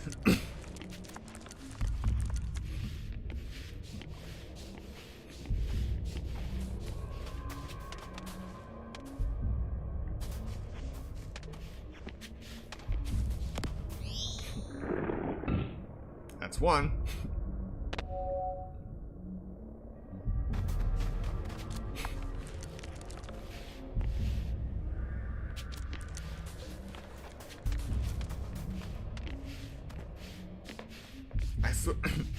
I swear, if there is a relic somewhere in this game to increase the amount of ambient light I can get around me, I don't care what I have to sell, I will buy it.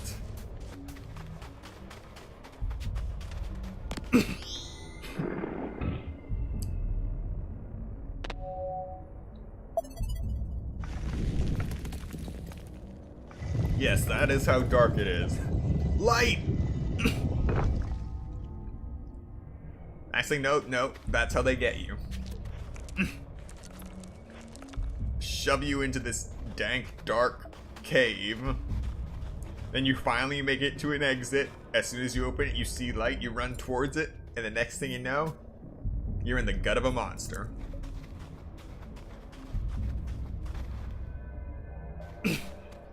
Okay, so no monster, just glowing mushrooms.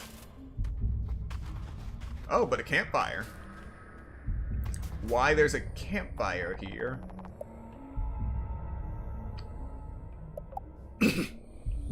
One mystery at a time.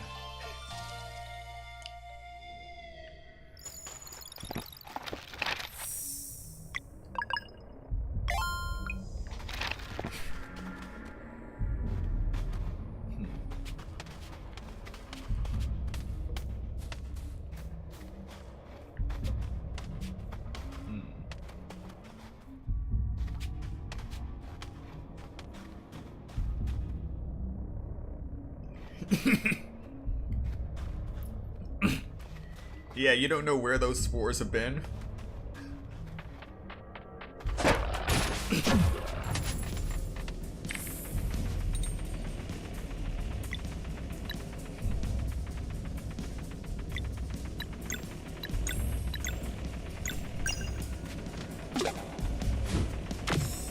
I just have Garl picking up enemies and throwing them other places.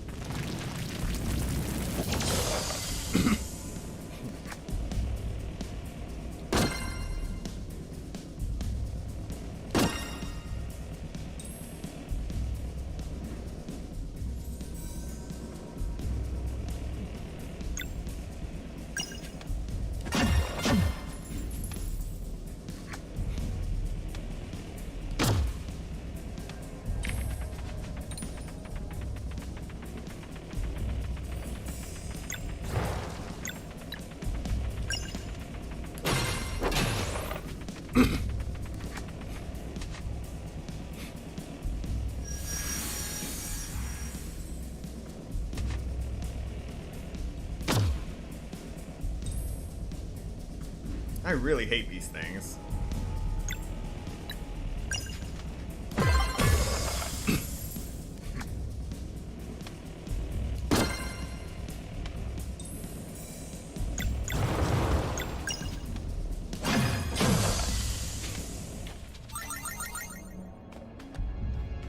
All right.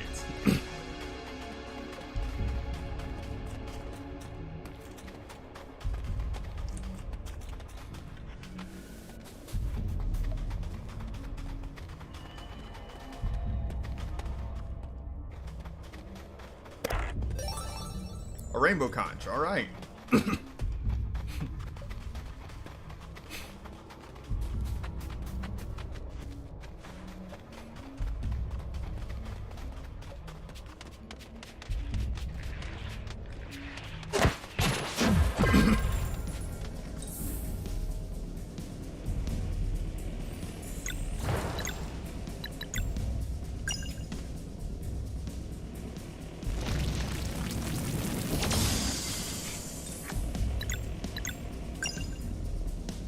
Alright, now I can use Boomerang 3 times before my MP runs out.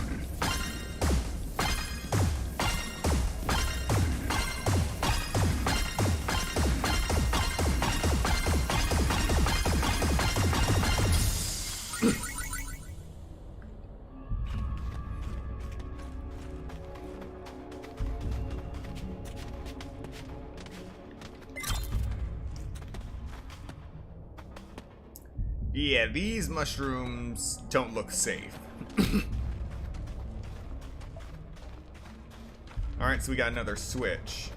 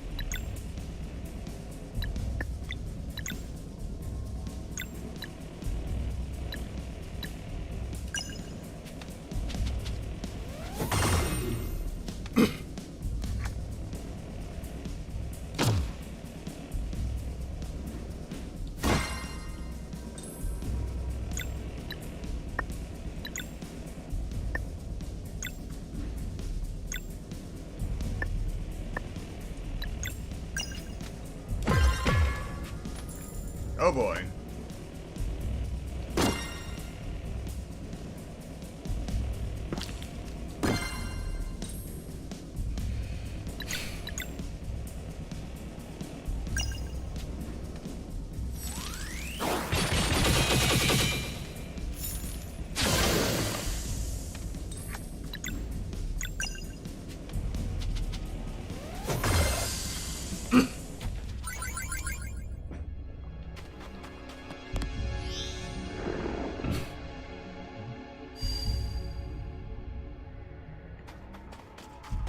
Alright, switch has been triggered. Nothing else in this place.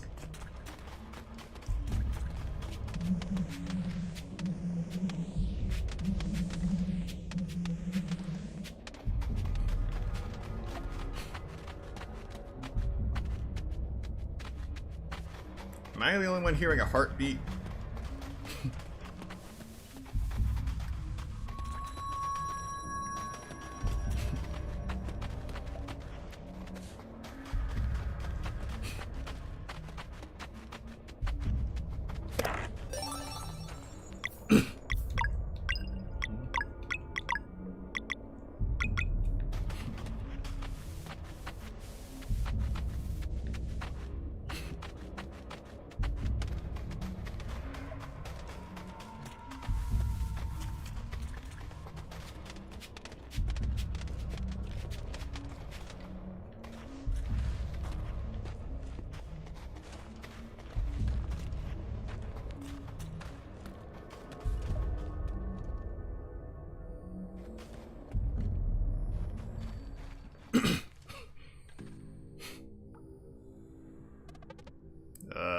Zale?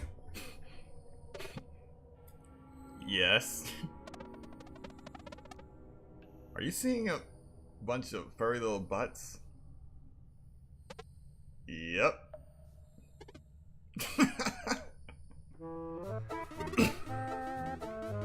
Hello, ma'am. Wow, you all look so healthy. Is that a sword? Hey, you're like this other guy. He could shoot tiny little suns. He said he'd save our mom and then he left instead. So rude. Don't be rude, son boy. What is going on here? Can we keep one? What happened to your mom? She's down below. We love her so much. She says we can't go and see her because of the monster. So we just stare at her from up here. She's so pretty. We used to run around this island. I miss the clouds. Do clouds still exist? Hey. It sounds like they're talking about the gorilla matriarch. But Teak said all the divine spirits had been destroyed by the Fleshmaster long ago. The headmaster mentioned this too, though he said they were either destroyed or harvested. So the cubs are food for the dweller. How did our order not stop this? You just put a seal on the mountain and pretend like nothing happened? Hey, it's rude to just talk between yourselves. Don't do this. We'll help your mom and get you all back outside. Really? That'll be awesome. We could run around the island again. Or maybe they'll never return like our siblings. I think they were eaten by the monster. I think they found a nicer room and don't want to share. Not sharing is rude. We will return, you have our word. Let's end this madness.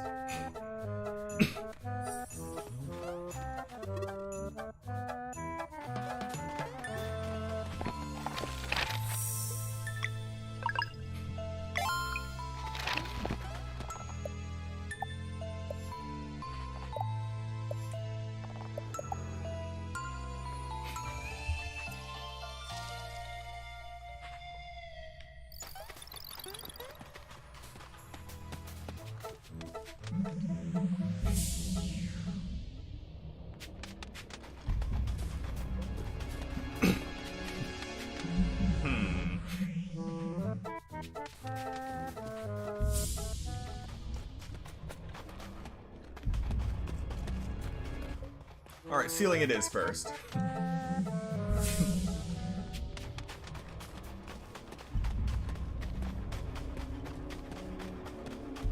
Huh? Oh! This leads back to the beginning. Wonderful!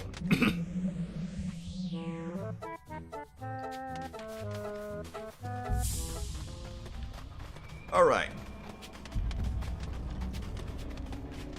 Back into the depth of horrors.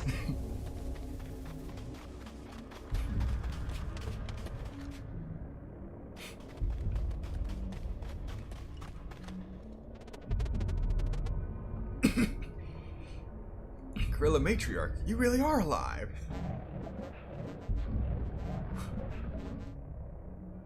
You should not have come.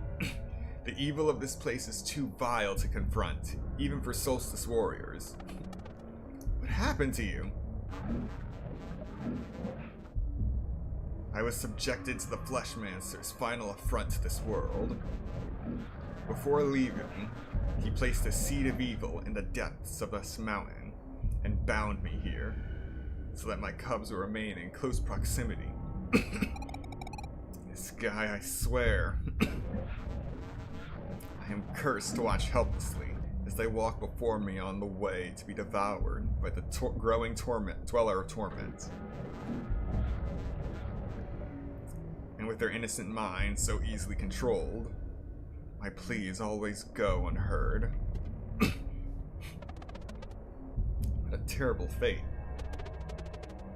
How did we not know about this? Surely those who came before would have reported on the presence of the divine spirit, let alone a dweller. It's all connected to the curse of this place.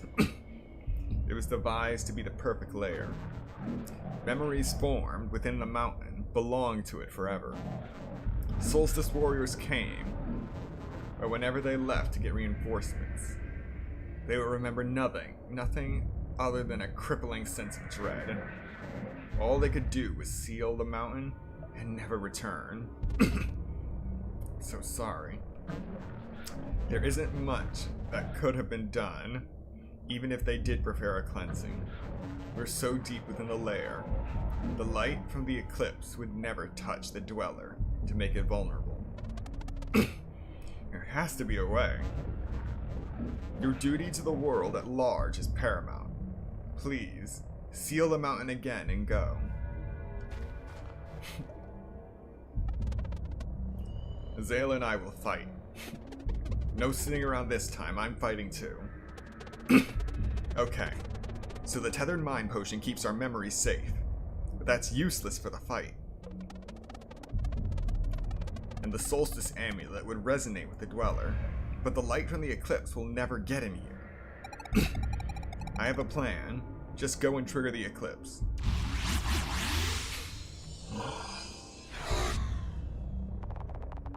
Sarai has left the party. Okay, no turning back now.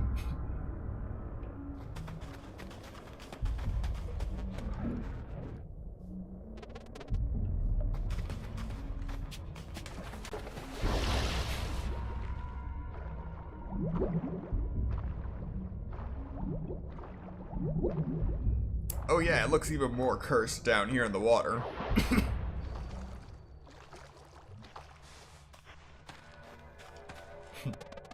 Hey, there's a cub.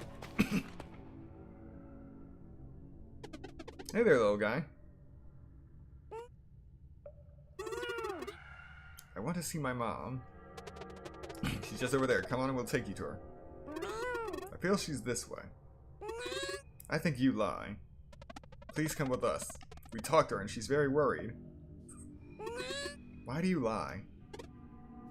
I want to see my mom. Leave me alone. Wait!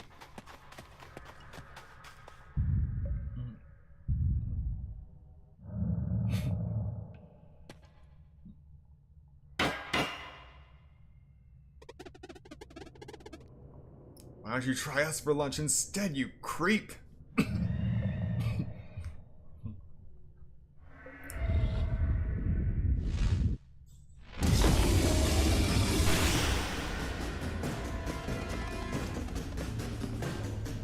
The amulet reacted. I can feel the eclipse. Sarai, whatever you're planning, please make it quick. Heads up!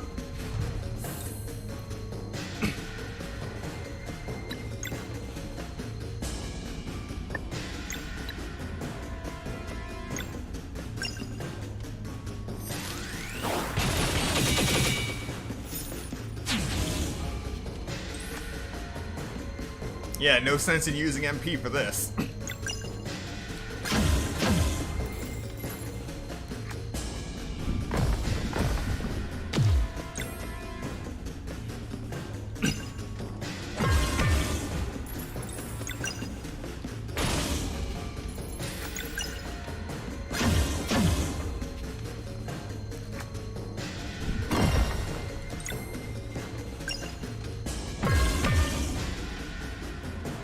It's useless. We need more light. Make way.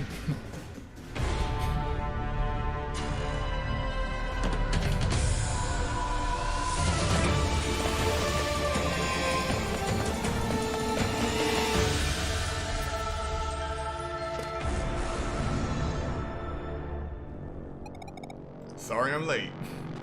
Right on, Sarai. Let's take this thing down.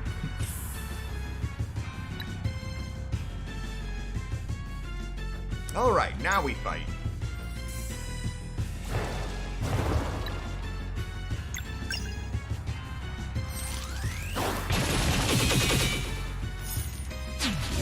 There we go.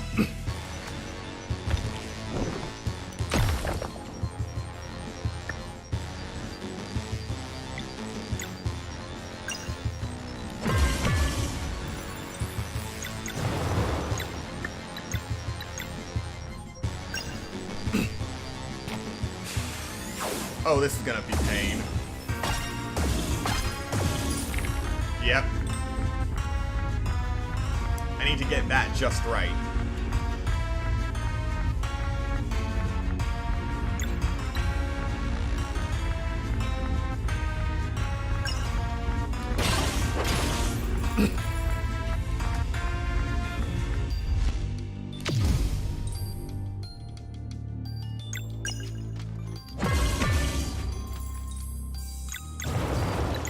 Alright.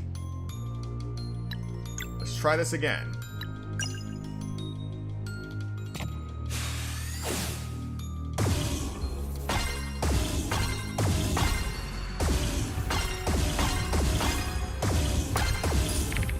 Ah.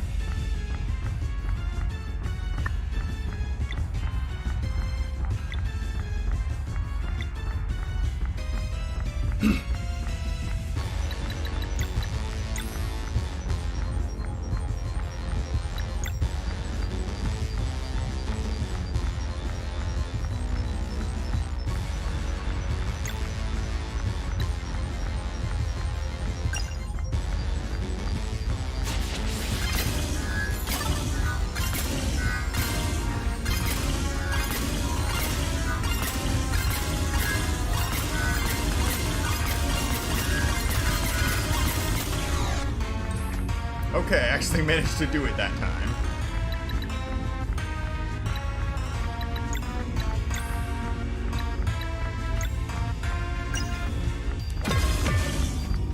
Come on.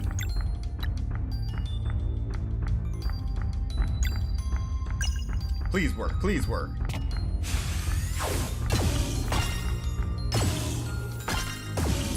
Nah. Oh wait. Yes, I did it.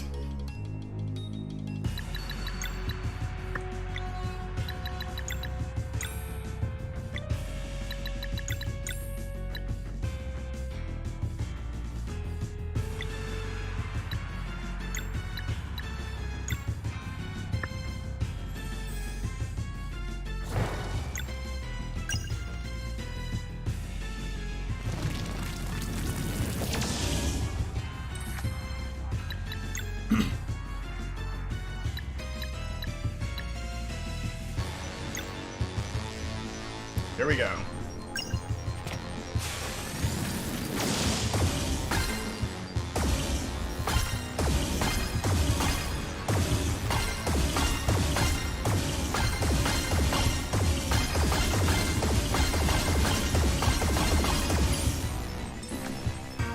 All right. Got the rhythm down.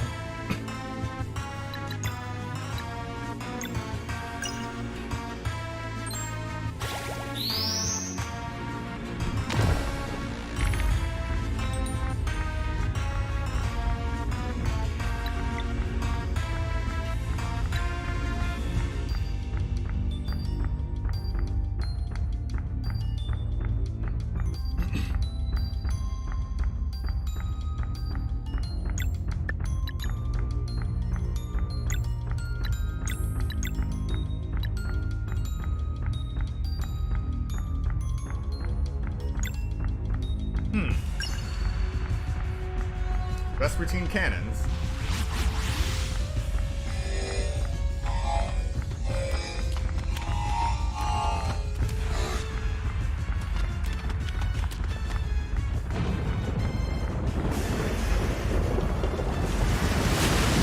Oh geez.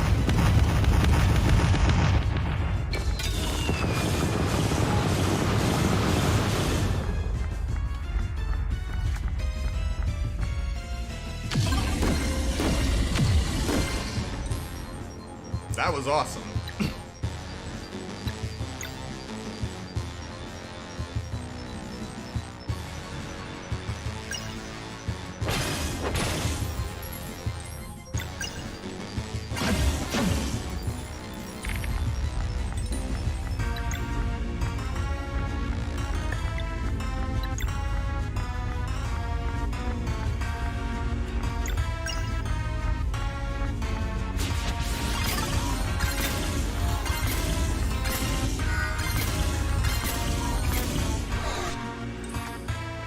All right, one of the hands is down.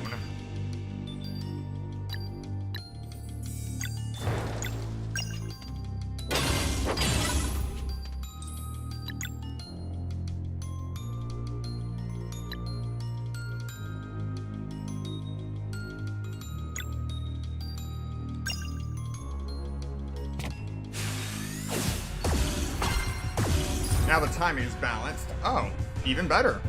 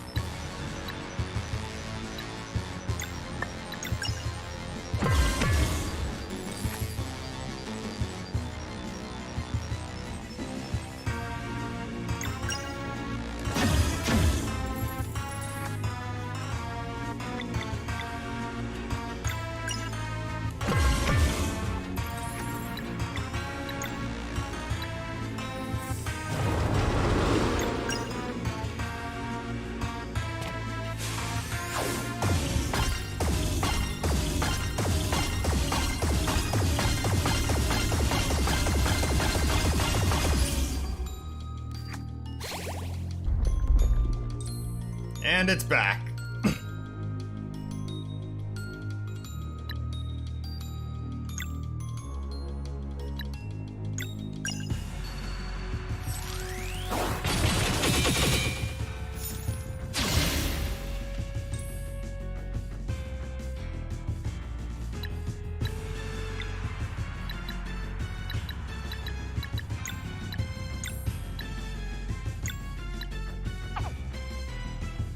Not quite.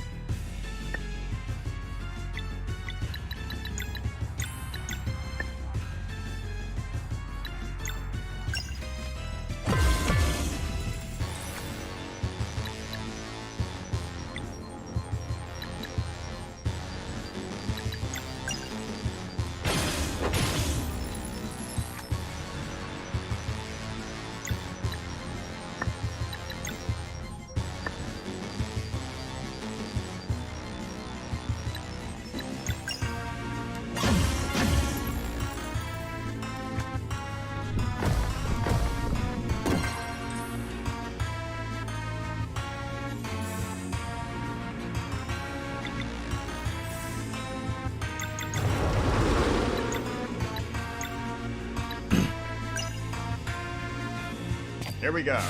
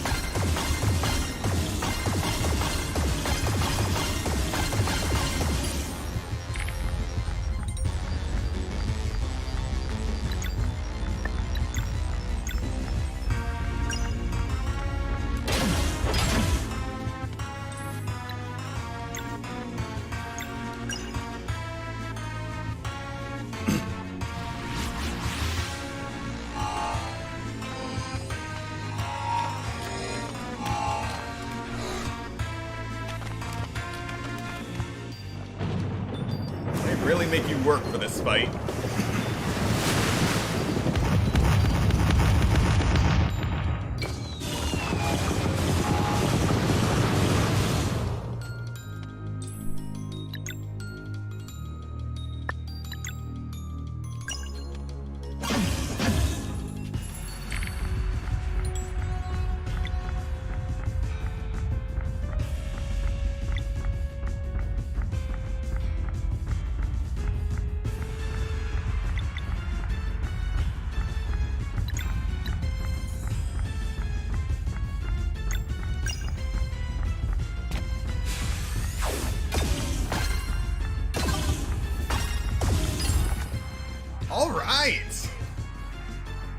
That's one way to stop him from using his special.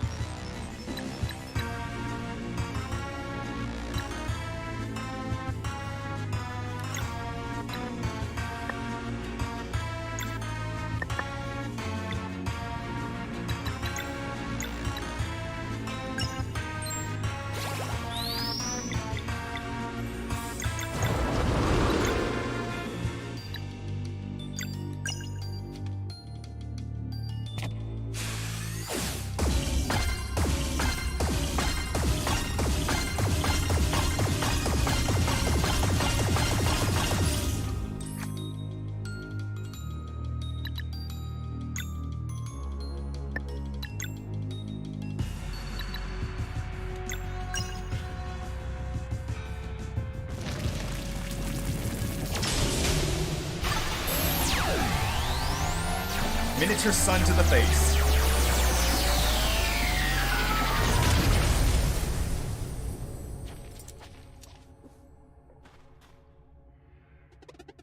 We did it. Good thinking, Sarai.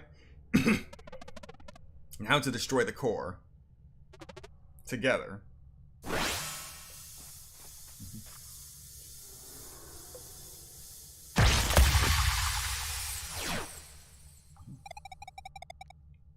Ready to go free the matriarch? You bet.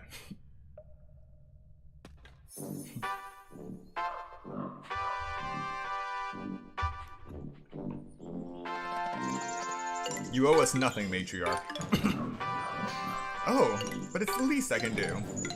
Fixing the Watcher will only take a moment, and its prism is how you will find what you're looking for. Come on, can we go run around the island now? Certainly, my dear. In fact, we must run to the Watcher right now. Come on, can we go swimming now? First, we must go to the Watcher, then we can go to the water. Watcher water. Hey, how fast can you say Watcher water? Watcher water. Watcher water. Watcher water, Watcher water, Watcher water, Watcher water, Watcher water!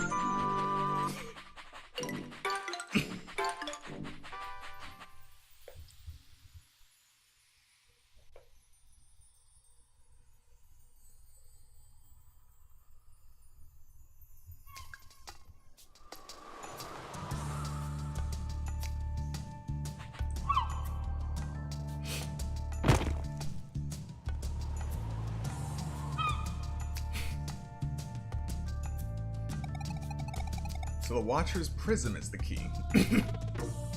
Let's see here. Use ZR and ZL on the world map to unveil the secret area.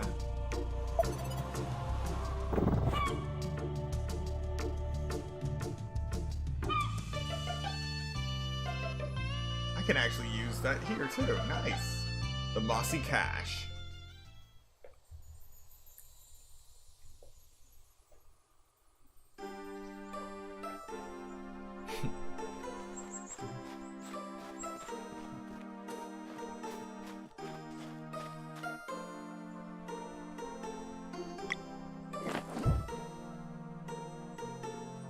Oh, this is a simple puzzle.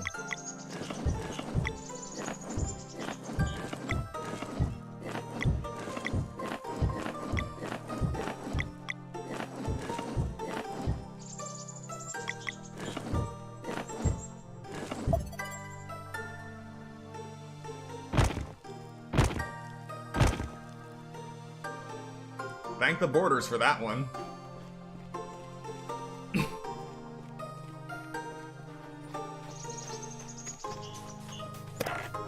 Rainbow Conch.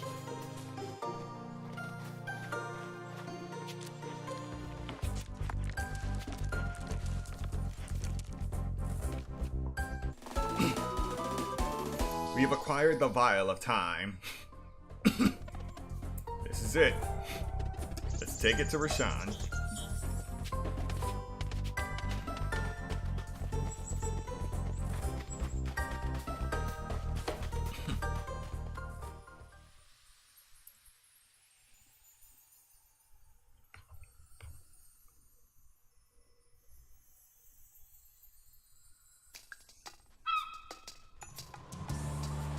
and we've been going for about 2 hours and 38 minutes.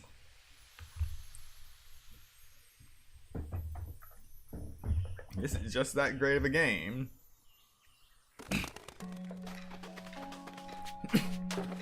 Actually requires your focus to play, because of all the times you have to press A on Switch or X for the PlayStation. Or whatever button you might press on Steam.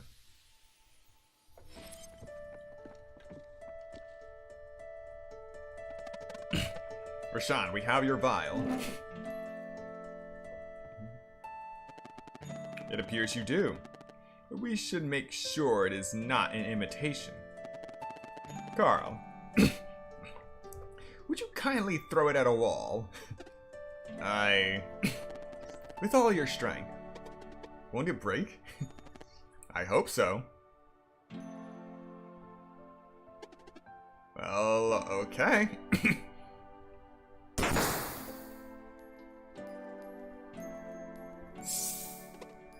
Whoa!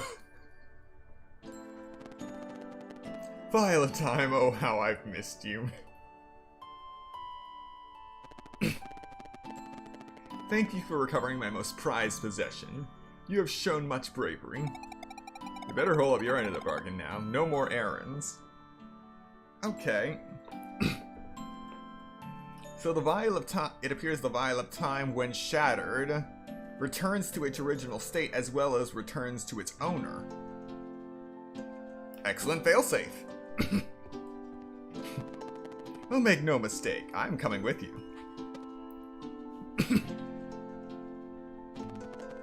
But my code is strict, so there are rules. First, I may assist in battle, but it is not my place to win for you. As such, I will match your power, but never exceed it. Wait, you're really going to... Next. No one other than the four of you can be aware of my true identity. You were to refer to me exclusively as Rashawn, and most importantly, never as the Immortal Alchemist. You got it. Might want to be extra careful around Teaks, though. Lastly, and most importantly, I am under no circumstances allowed to fight a Dweller. If a confrontation occurs with a Dweller of Strife, that fight will be yours and yours alone. Understood.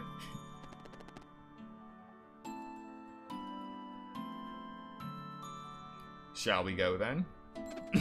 Rashawn? Yes? You can't come like this. Your robes are all tattered. Oh?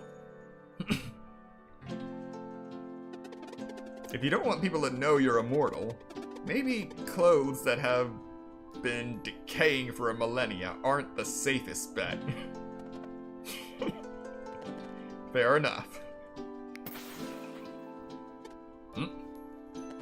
Better? Totally. Then lead the way. Mesa Island is to the northeast. The one with a giant stone head. Rashawn, the Immortal Alchemist, joins the party.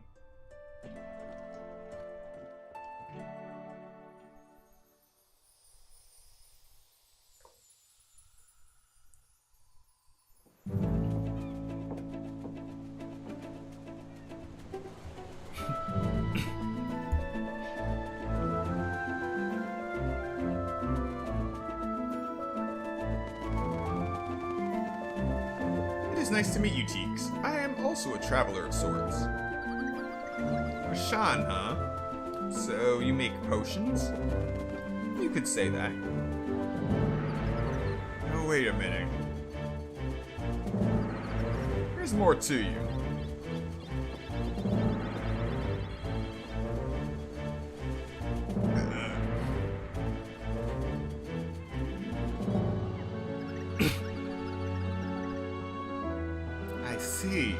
Don't worry, I won't tell.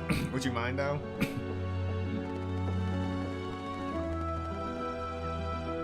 If you promise not to tell of my true identity, you can have my story, yes. I promise. Just stand there for 1 second here and...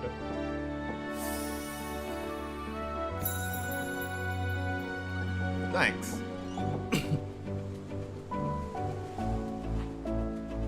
Hey, we were just wondering what to do with the glass dome. You can use it as a greenhouse. Come, I'll show you. Well, he didn't keep his secret from Teeks for very long. Potion guy's welcome to stay, of course. Mesa Island, eh? That's where we're headed. Aye, that'd be roughly to the north of here. Big stonehead, can't miss it. Just grab the wheel when you're ready.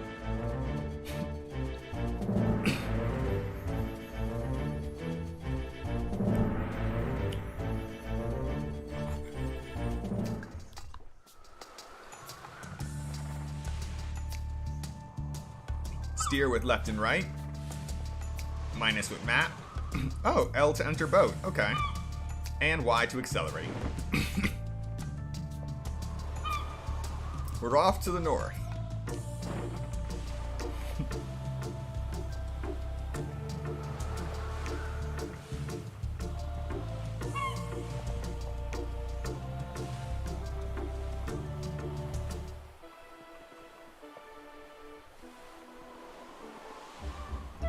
I really like their approach with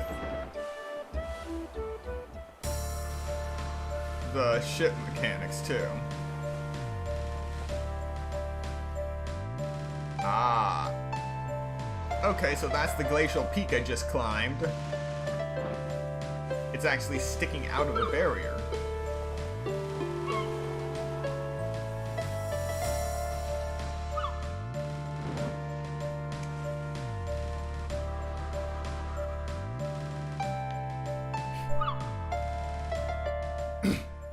Time to start the Mesa hike.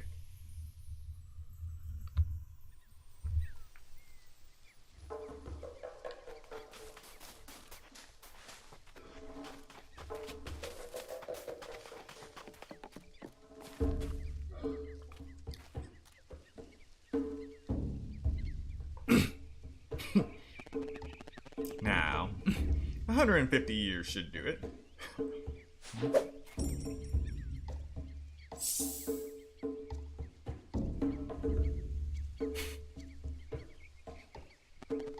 Good morning, Pukar. Master, have you come to check on my work? As you can see, I have not faltered. I commend your dedication. Thank you, Master.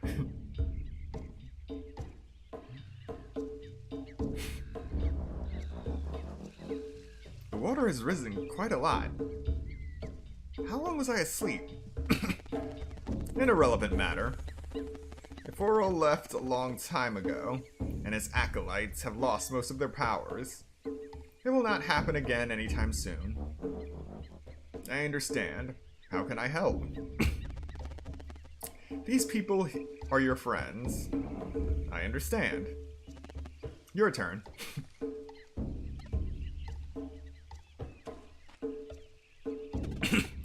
Hello, Kukar. Greetings, friend. Can you help us in any way? My main duty is to hold Mesa Island at this precise altitude. Anything I can do without hindering my grip, I will gladly oblige, friend. Well then, could you remove the barrier so we can get in? Oh, surely you know of the evil castle that sits there. It is no place to send a friend. That's still where we're headed. I will not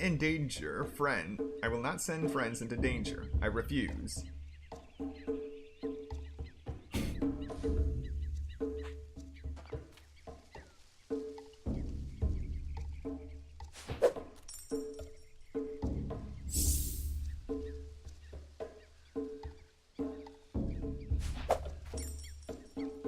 What the? Oh no, he didn't. Good morning, Kukar. Master, have you come? He really rewound him.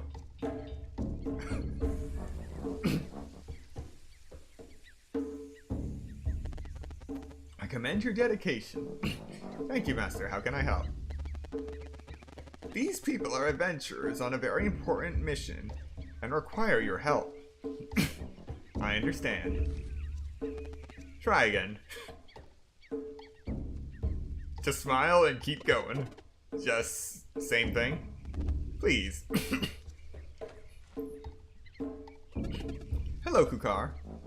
Greetings, adventurer. Have you met my brothers, Extol and Yeet? I can help you get to them in no time. Just sail into my mouth and choose the destination. That's... okay, that does sound useful. But for now, we need you to remove the barrier. One moment, please.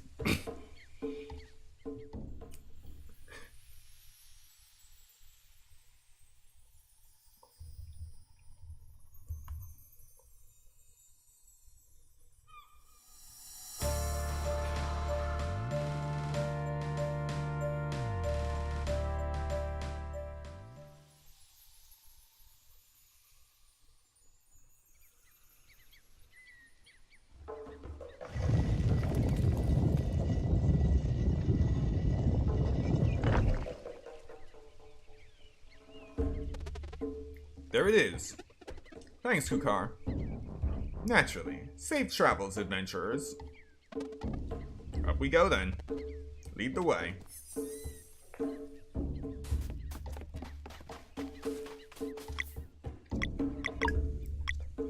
Well, that certainly just happened.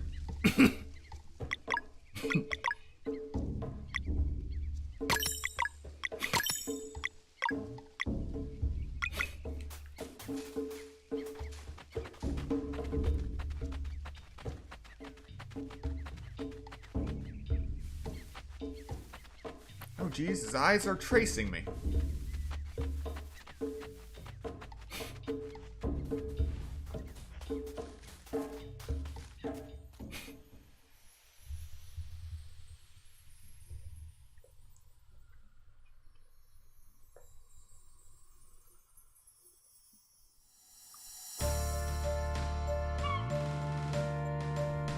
To the Autumn Hills.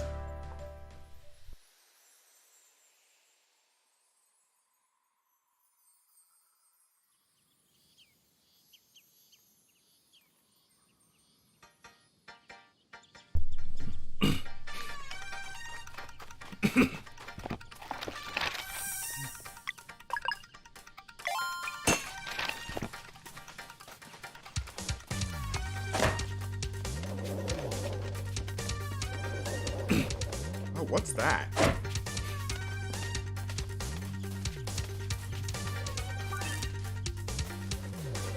Sap. What is that?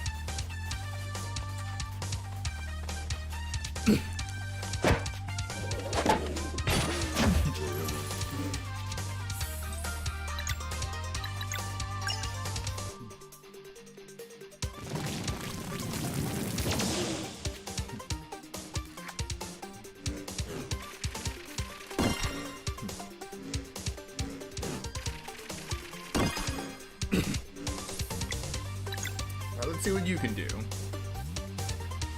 Aviance, Ebb, Petrichor, and you also have an ultimate. Deals arcane damage while pulling enemies together. Okay, so a new type of damage.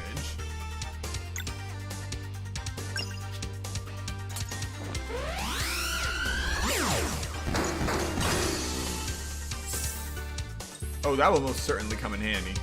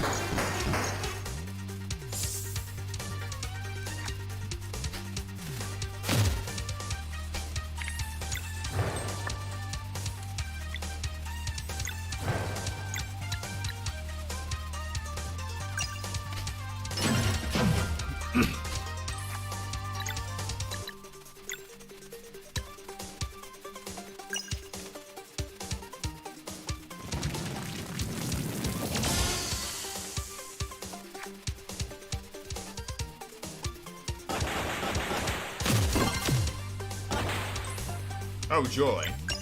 We got a ninja on our hands.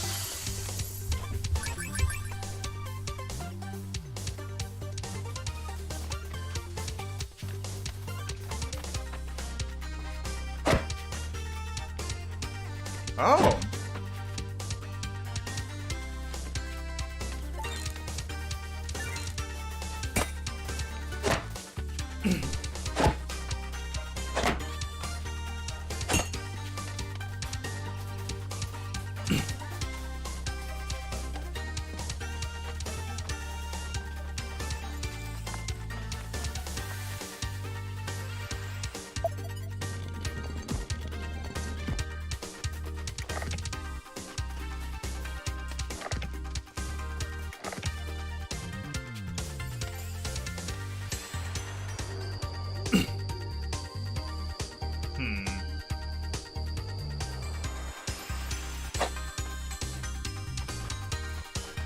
Not sure how to remove that, but I'll come back later.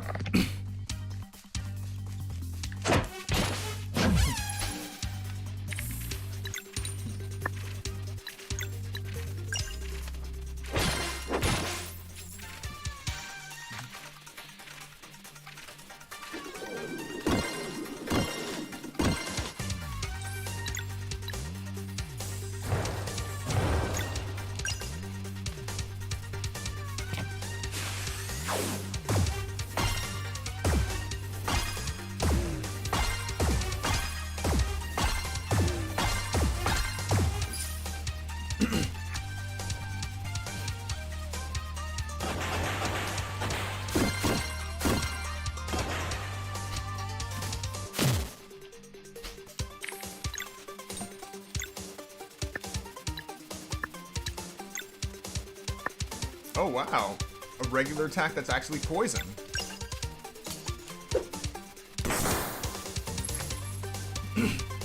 Now I just gotta get the timing down.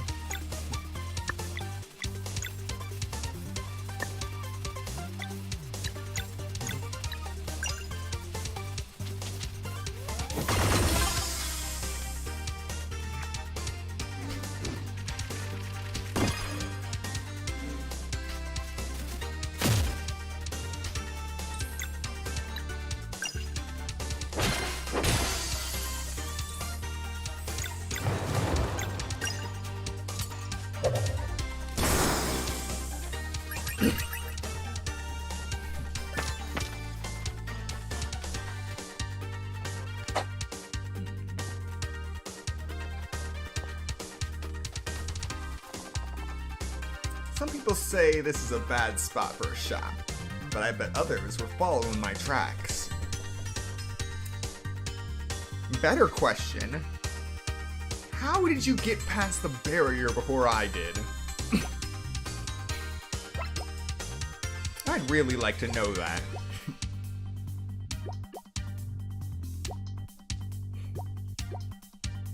Peach strudel.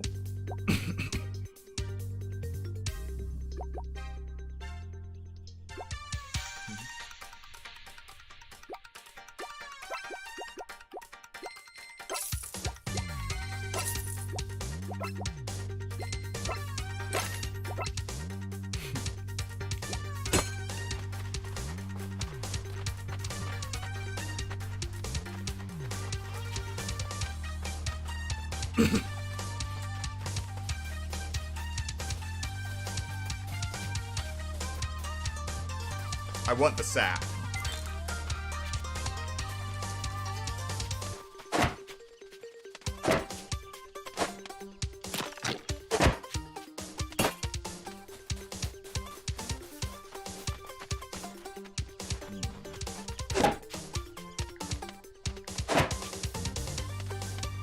Strange.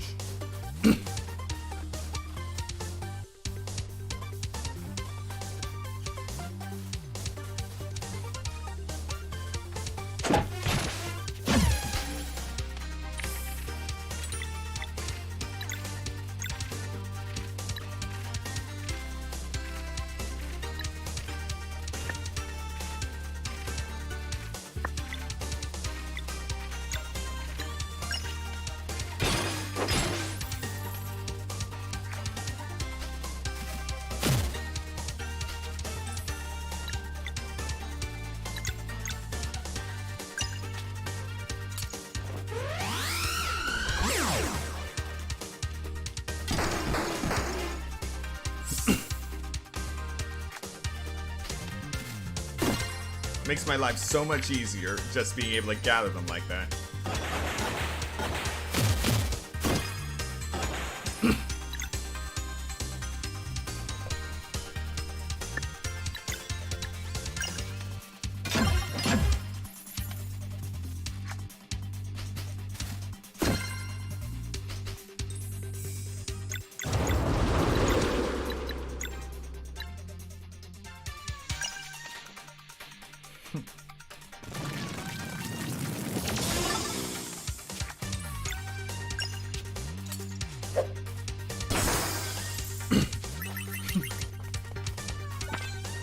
Alright.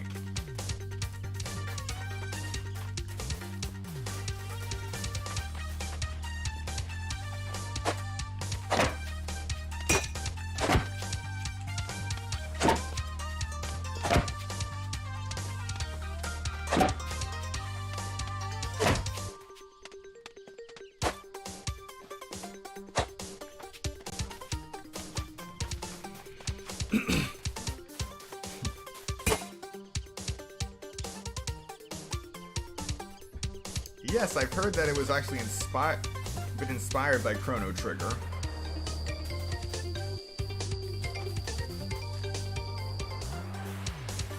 Let's see. Oh, okay, I see what I have to do.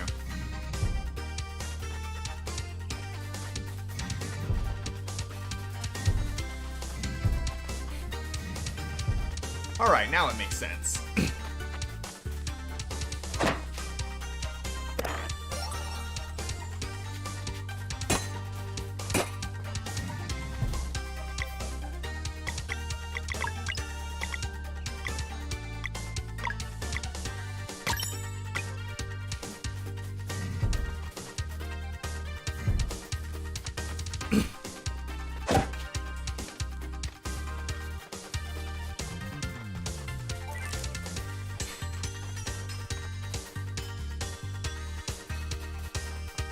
Ah.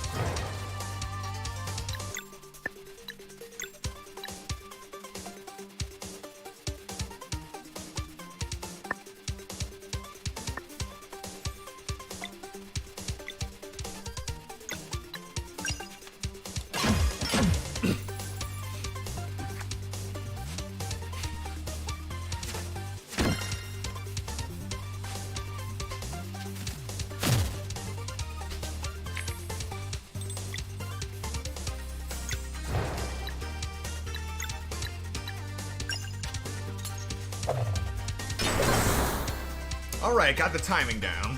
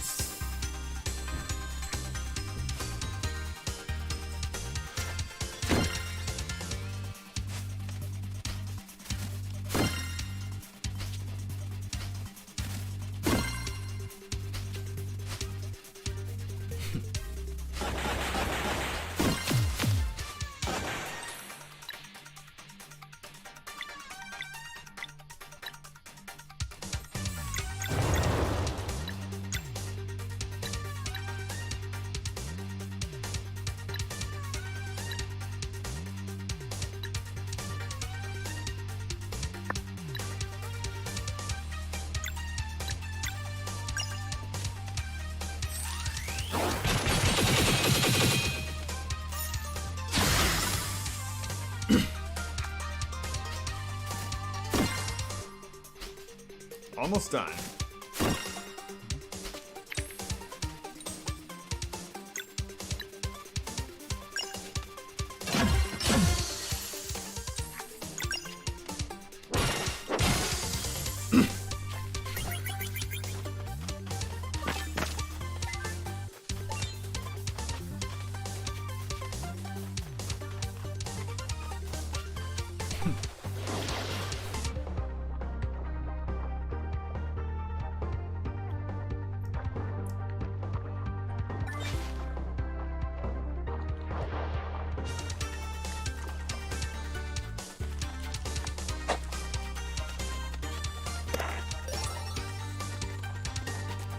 And inside an underwater cave, what do we find? A recipe to make parfaits.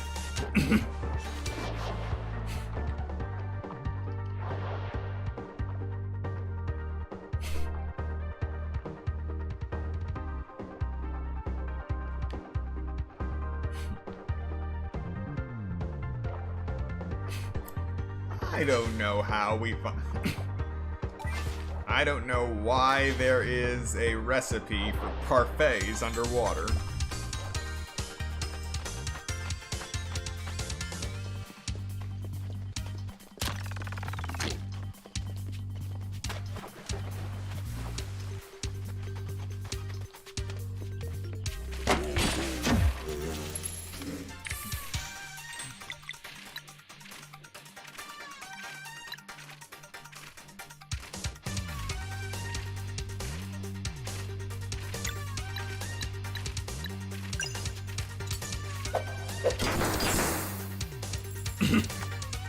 Okay, I got the timing.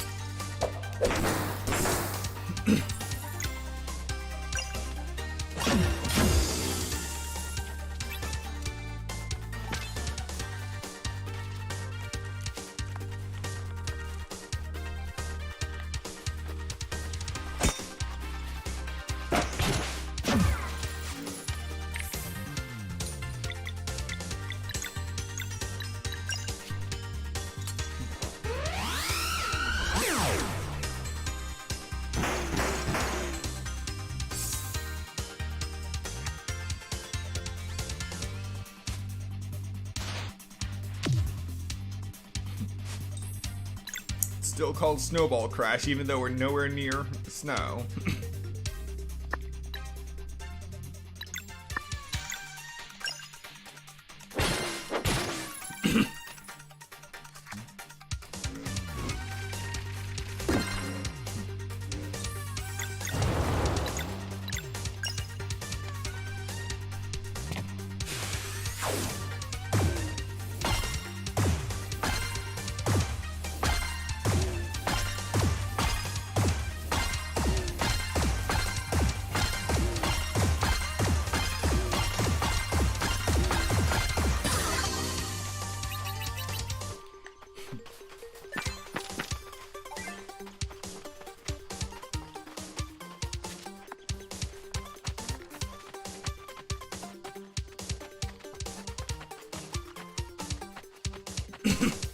There's the castle.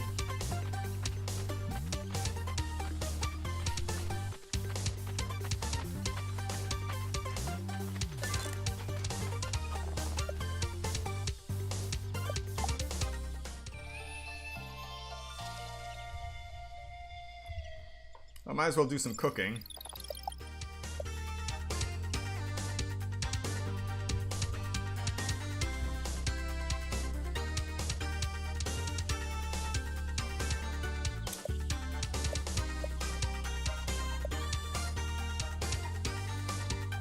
Parfaits can heal KO. Finally. I'll make 2.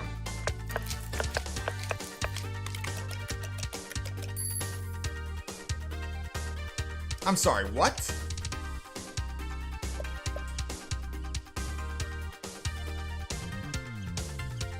Since when does parfait look like that in a bowl?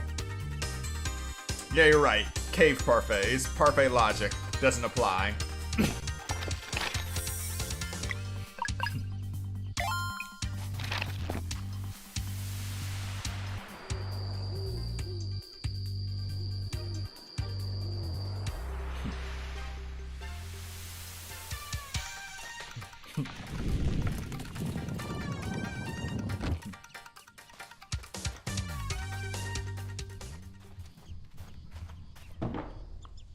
Oh, geez.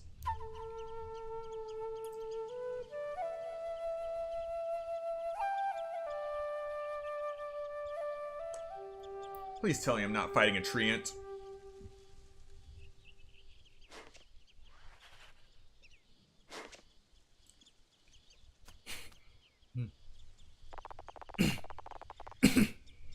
When the moon shines bright on autumn sheaves,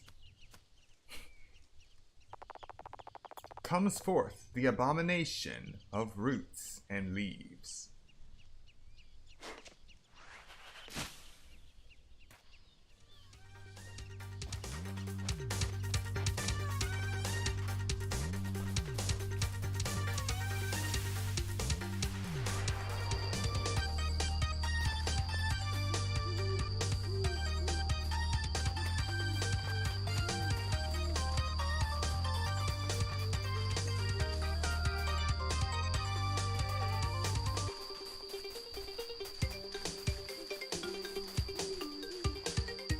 Oh joy, I'm stuck here until I figure this out.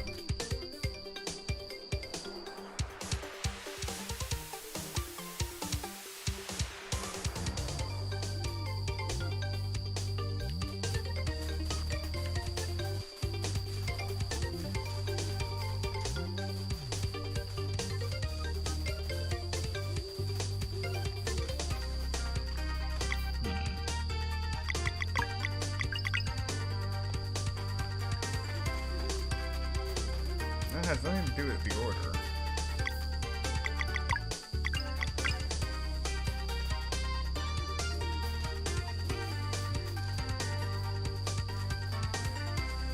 Oh, wait.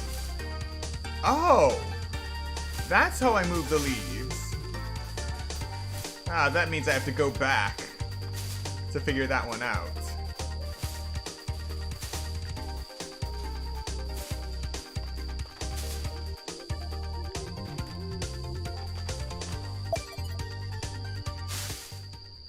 And here we go. Yep, treant.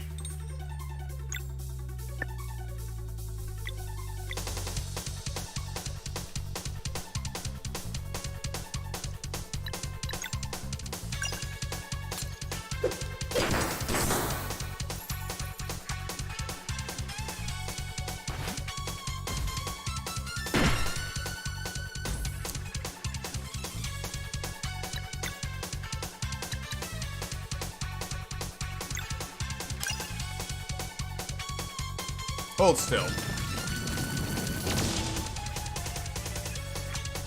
Why aren't you burning?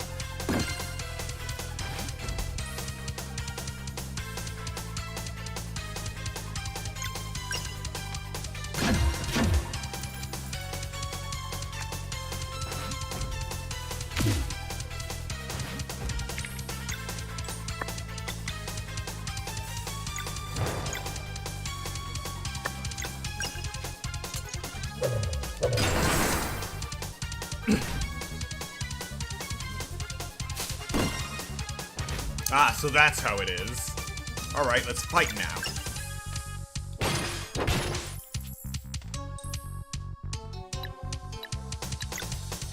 So I can't hurt him when he has the leaves on him.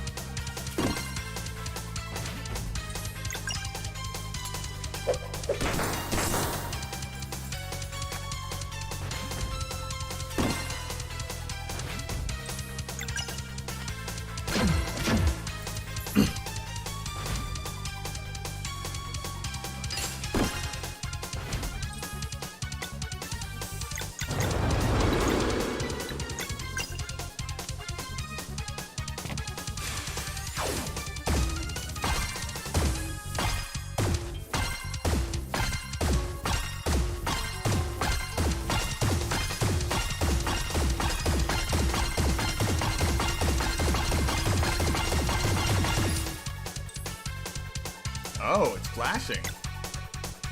I think that's good. Let's keep the pressure on.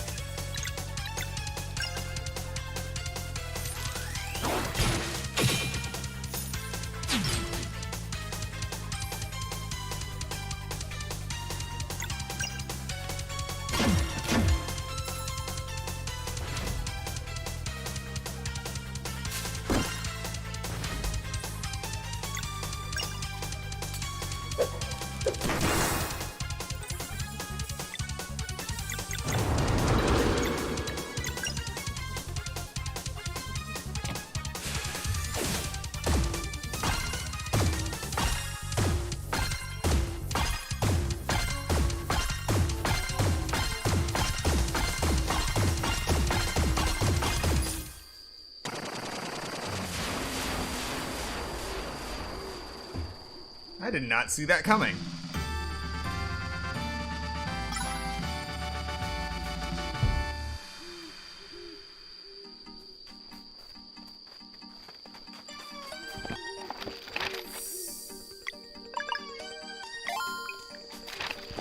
And now to save before something goes horribly wrong.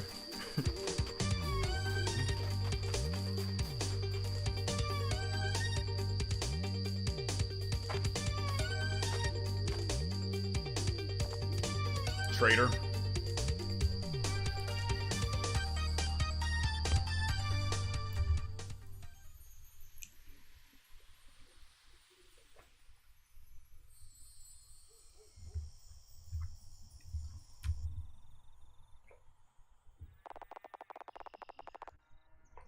"20 years ago, In the village of Mooncradle.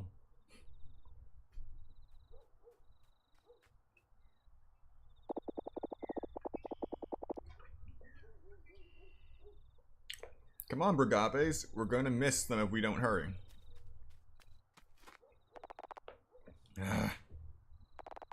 Wait for me.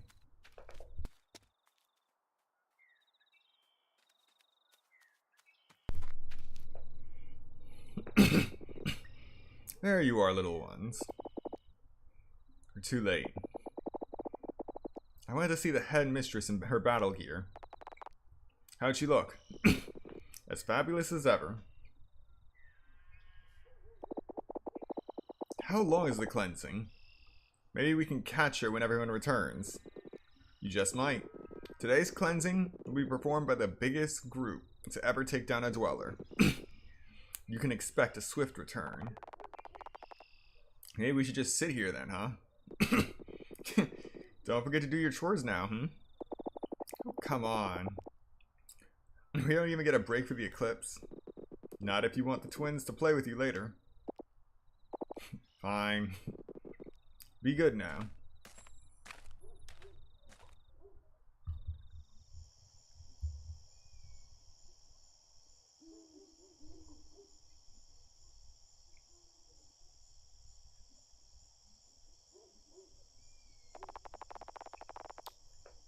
I can feel the magic coursing through me.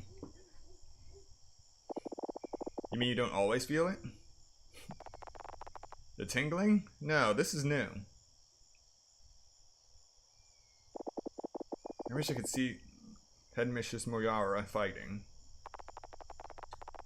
I bet she takes down the dweller on her own. She could, but the twins have to do some spins and flips and combine their weapons like they showed us. Right?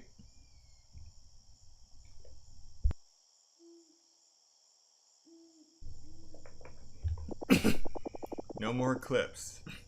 They must be on their way back now. Hey, so, when we grow up, will we have to fight big monsters too? That's the plan for us. Just like anyone else born on a solstice. Doesn't that scare you? Not really. It's not like we'll be alone.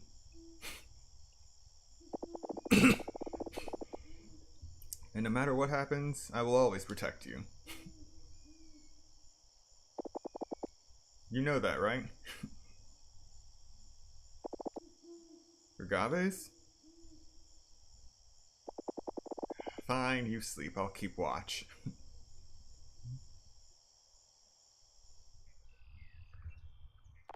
A few hours later.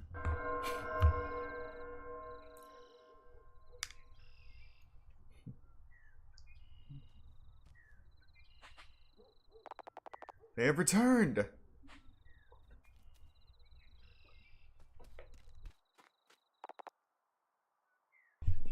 Wait.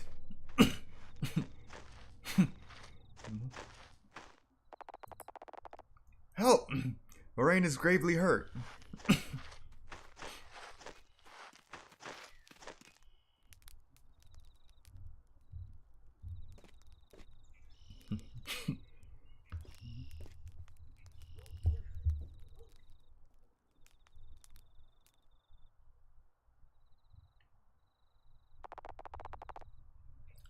And only Moraine survived. It will take him a while to heal too, by the looks of it. At least the Dweller of Strife was destroyed.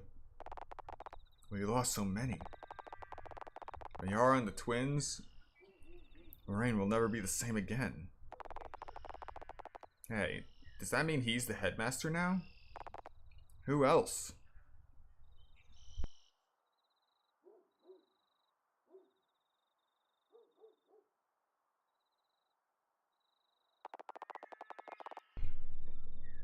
A few months later, at Zenith Academy.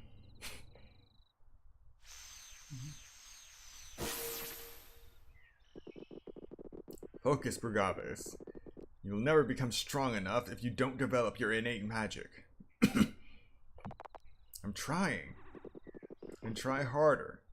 You're way too slow. Hey, how about a bit of patience? Do not interfere. Or what? Erlina.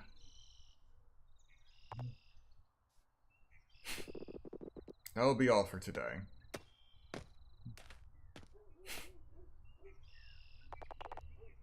Grumpy old man. Hey, what if we left? You mean right now? Why not? I can move the platform now, so maybe I can open the Forbidden Cavern. Sure beats staying here.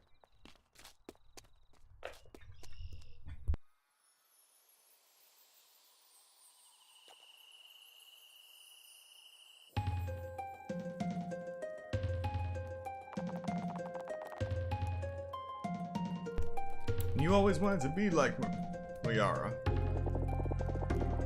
Over 20 Solstice Warriors died that day. And what, we just move on? I was dumb, and I don't want to be a hero anymore. I never wanted to be one. And no matter what I do, Moraine always says I'm not fast enough. I just feel awful. I know, Bergaves. If there's a way out, I'll find it for us. Well, I'm cold. And I'm hungry.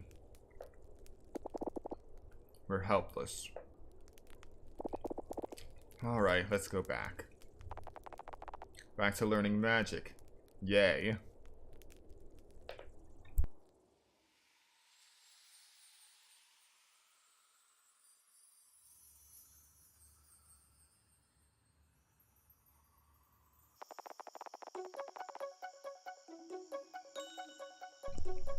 Later that year, at the Winter Solstice Festival.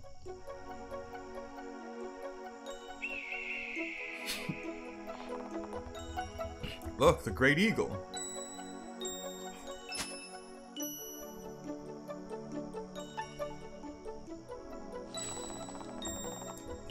A new child of the solstice is born. Read the name. Valere. Welcome, Valere. May Luana's might protect you. May Luana's might protect you.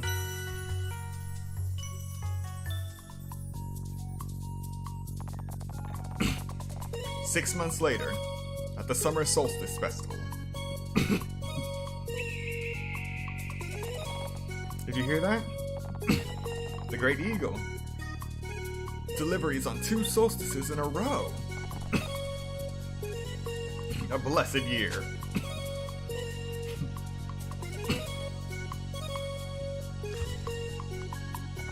Come on, read the name. Zale. Welcome, Zale. May Solin's light guide you. May Solin's light guide you. A few years later.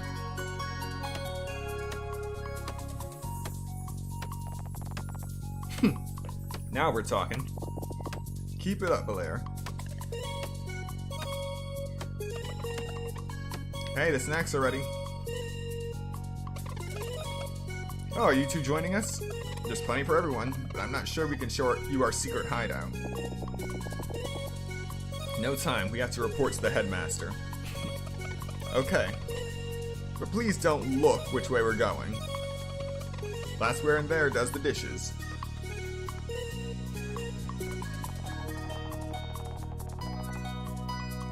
I remember when we were that age. Zale and Valere always make me smile. We should leave now. Our next meeting is today at dusk. Right.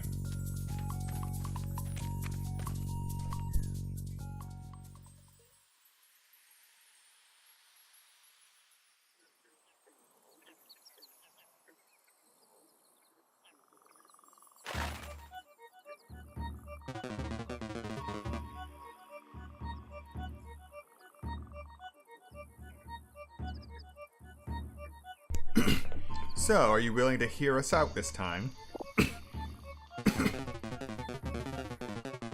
You You would rather do without the burden of Solstice Warrior life, yes?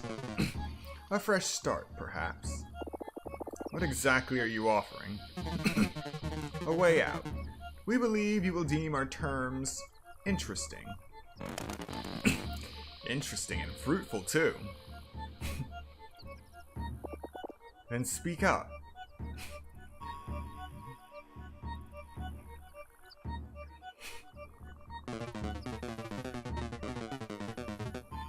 We will handle everything else, but only Solstice Warriors can conjure a blood moon. But this world will be destroyed. Not before you got to leave it for a more favorable one. Can you guarantee Bergaves will be safe? Berlina, Naturally. We even have ways to make you forget, if that is your wish. Forget and become stronger, too. So, what will it be?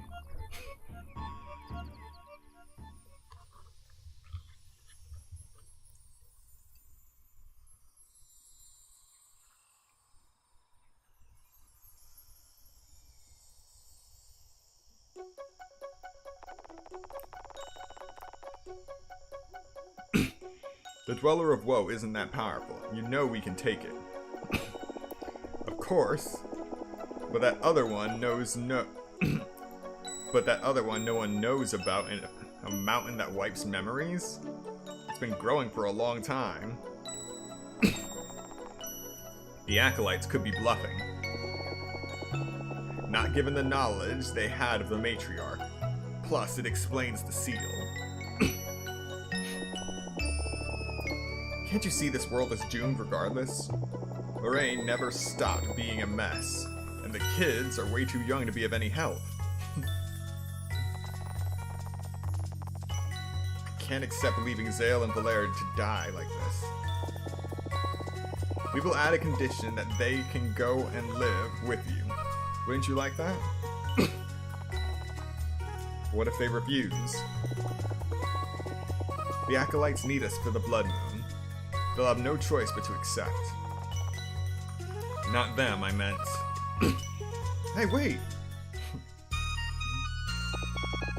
Let's pretend for now. We'll talk later.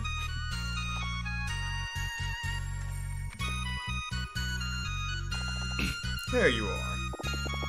Playing your secret hideout again? We were training. I think I can use magic now. Is that so?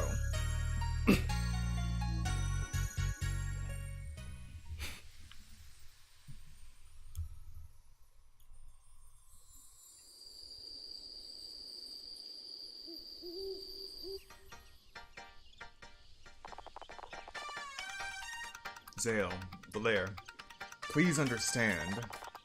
Please accept.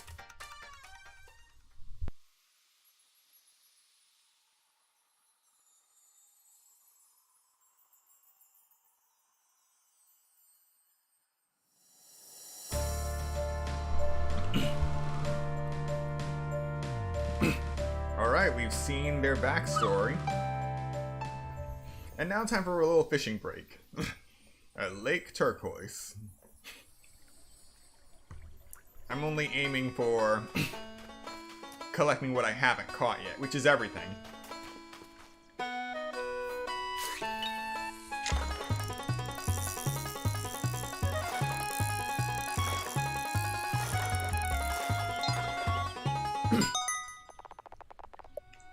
A clockwork crab. Fitting.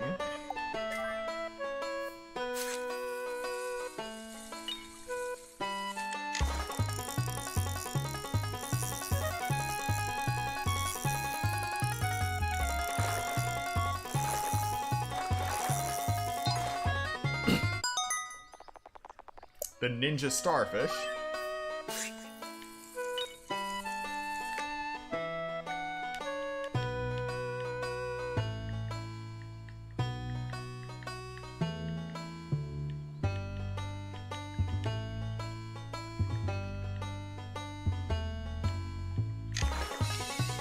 Oh, geez.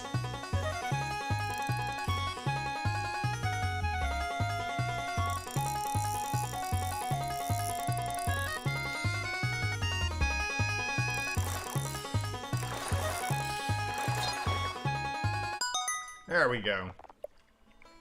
That's a swordfish.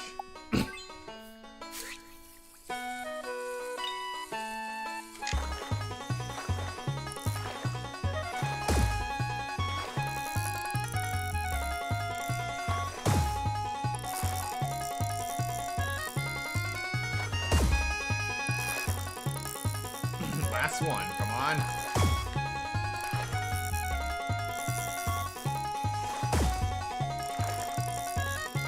Get over here.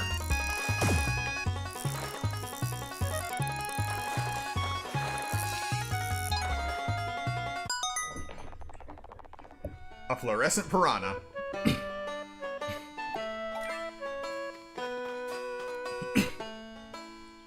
That's all of them. So far, I've collected all of the fish in every last pond I've fished in.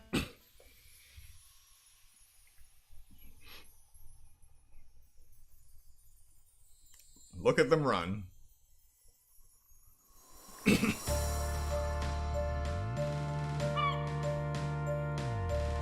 Next up, the Song Shroom Marsh.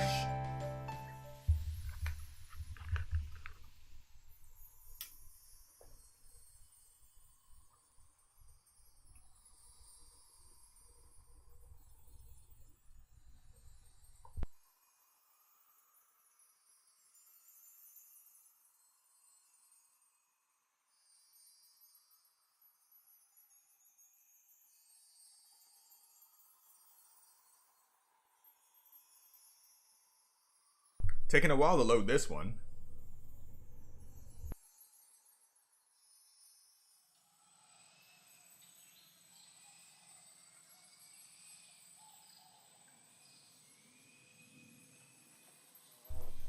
I really hope it's not gonna crash on me.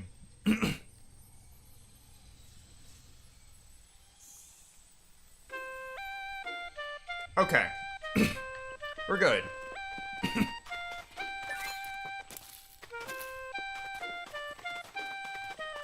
The game still lives.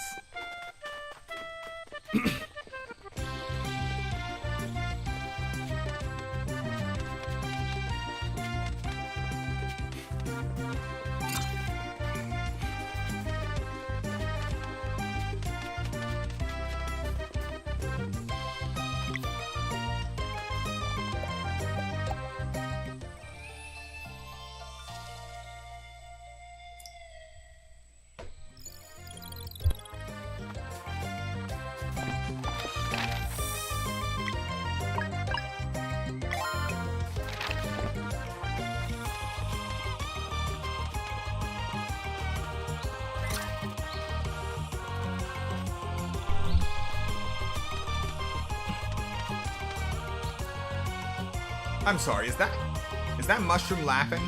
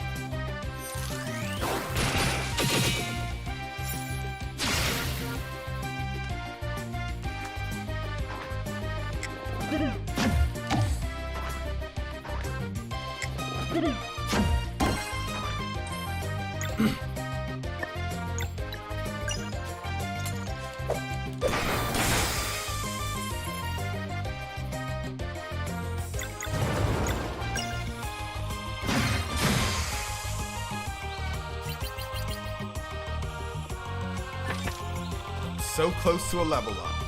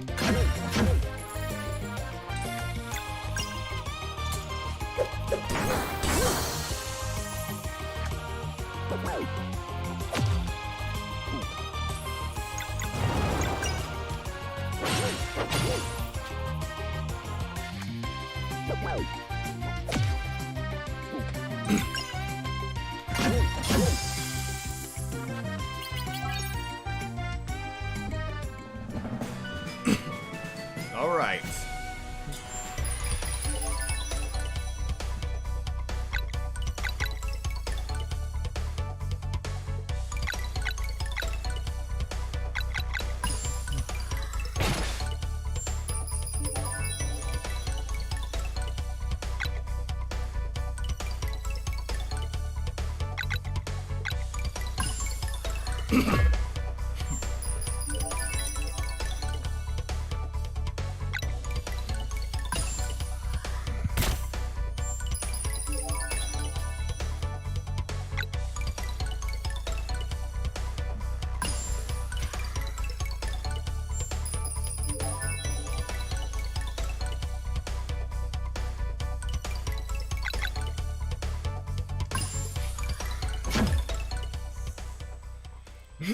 Alright, everyone has a good amount of mana now.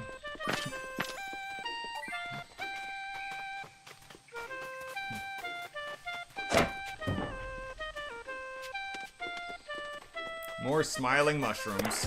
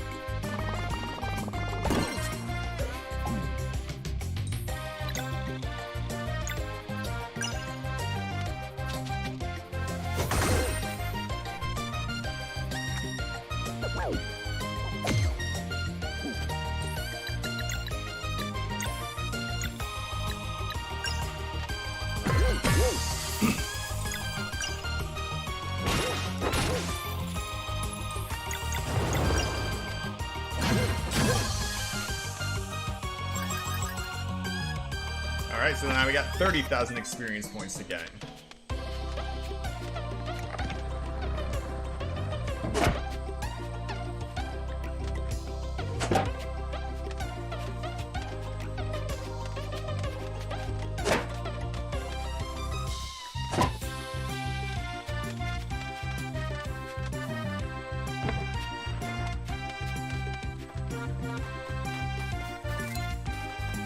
Cabbage, cabbage, and more cabbage.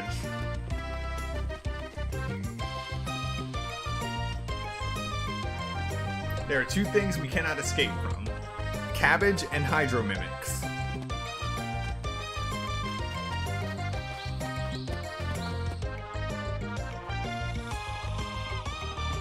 Well, that's not a good sign. If they're running from us, that means they're preparing something.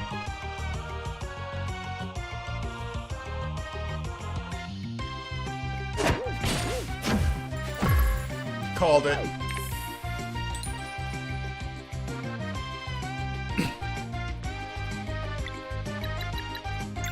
But I can work with this.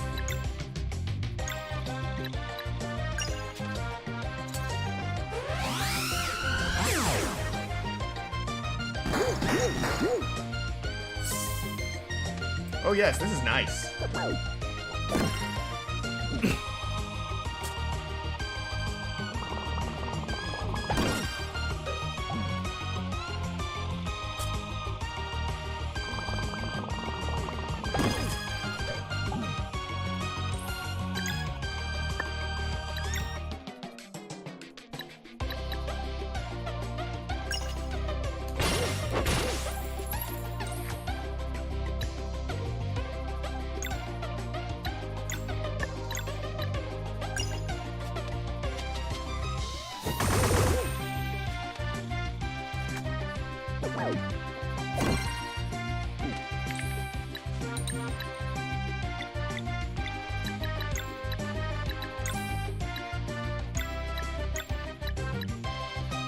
Cooker surprise.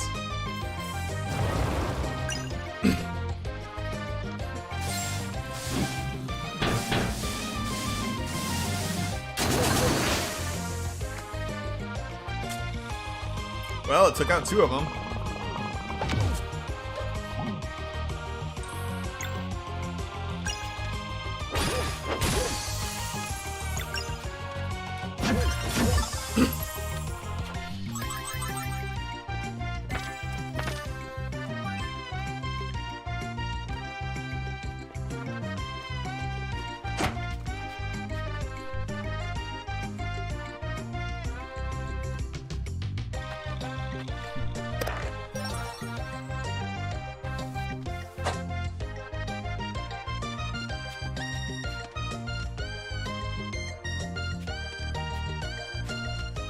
Alright. Ah, so that's how it is.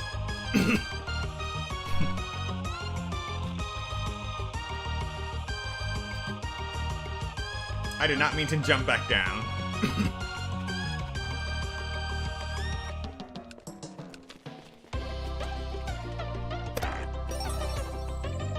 Spirit of Ninja.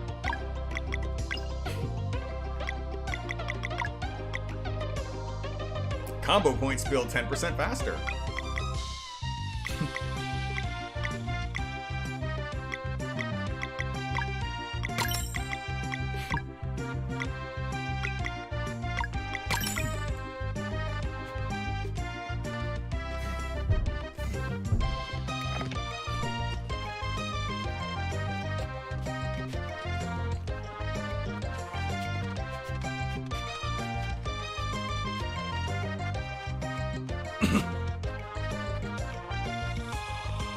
Alright, now I got something to work with.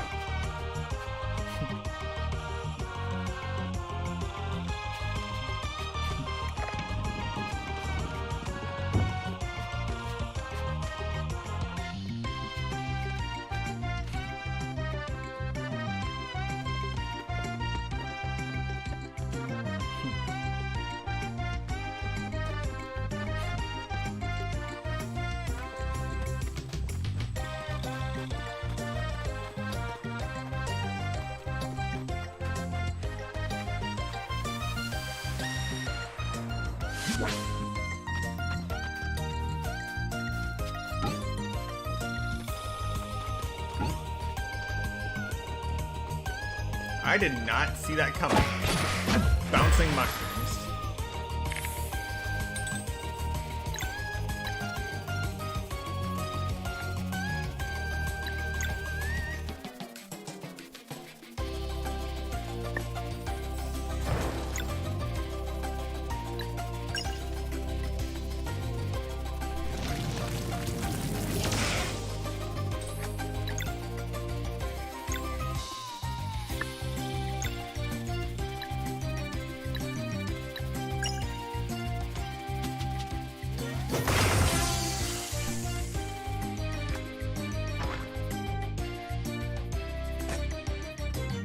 In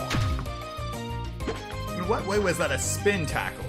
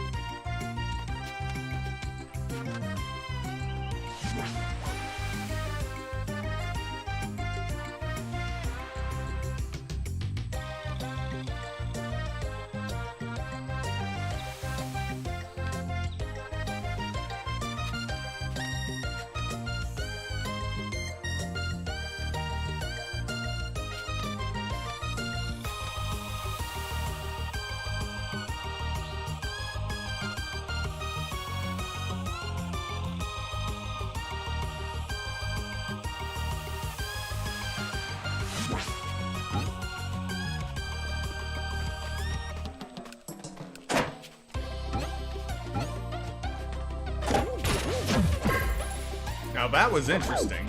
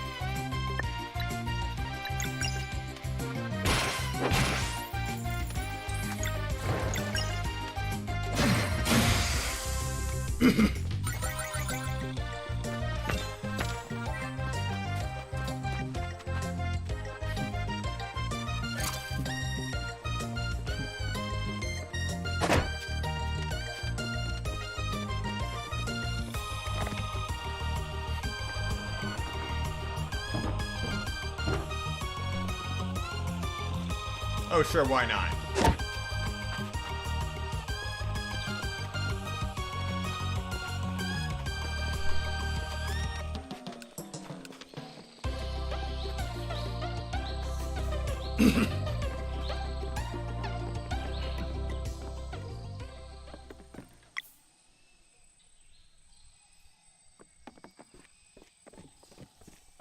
I don't like this.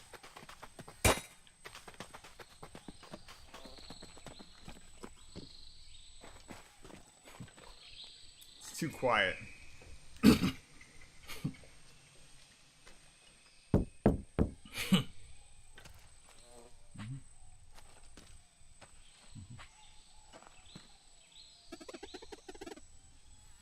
You think somebody lives here?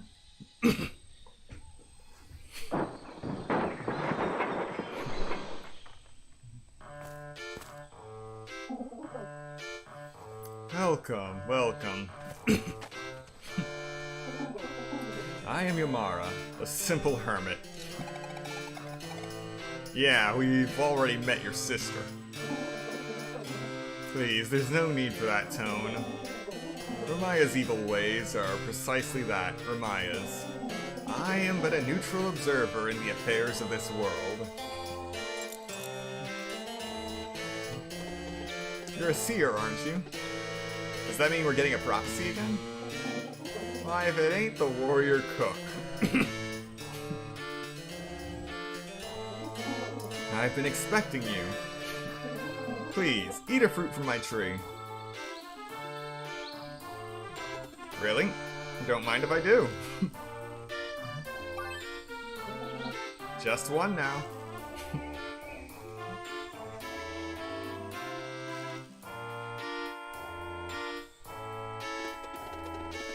taste is unbelievable. What are they called?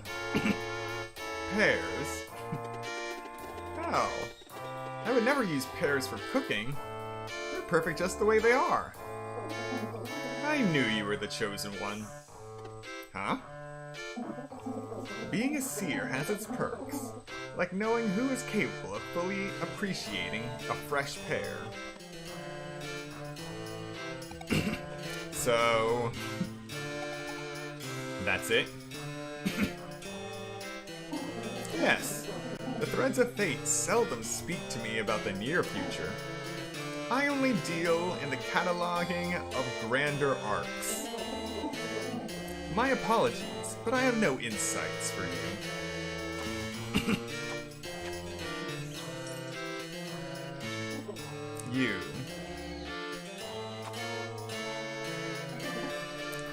You are...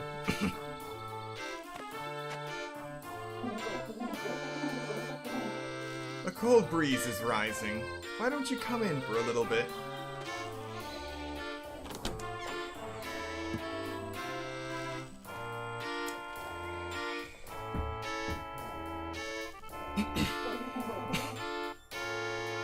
Now, which volume was it? Probably somewhere with my older work. The spirit that will carry the night. I was really overthinking titles back then. Primal Fear? No. Ah, that's where I put it. That's where I put Ovate of Seasons. Ah, here it is. Ethereal Occurrences, Volume 2. Let's see here. Oh yes, I remember now. Another prophecy? This is exciting.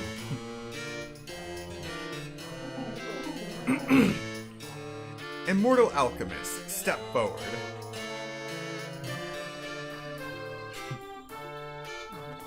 Excuse me?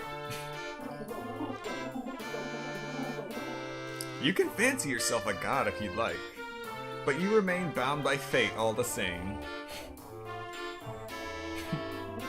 Now listen up. During your travels with these young adventurers, you will meet the dead of a forgotten race. Among them will be one asking to fight alongside Solstice Warriors.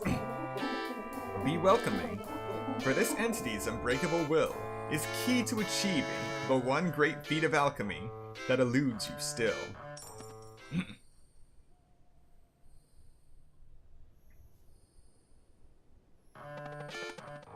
What is she talking about? Living glass.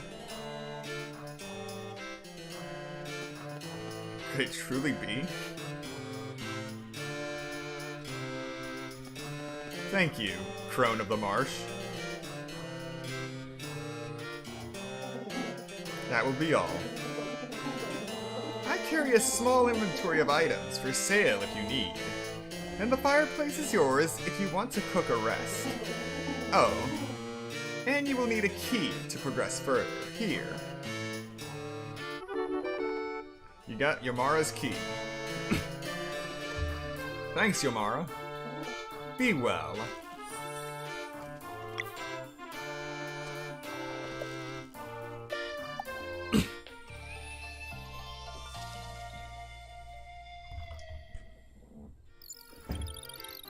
Well, we got a prophecy. We got a pear. Let's see what else we can get from her.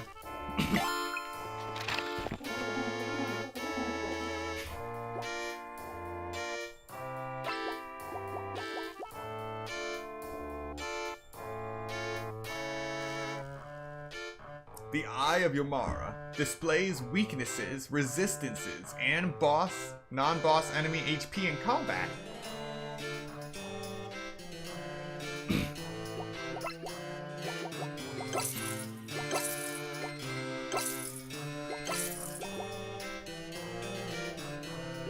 Yes, it is very expensive.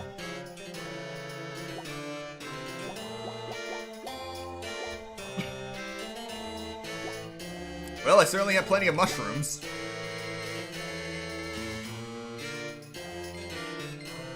And it's not like I cook much. Plenty of potatoes, too.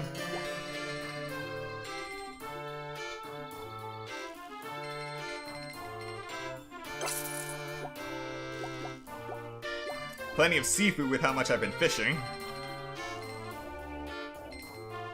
Don't worry, it'll go back up eventually. Now that I think about it,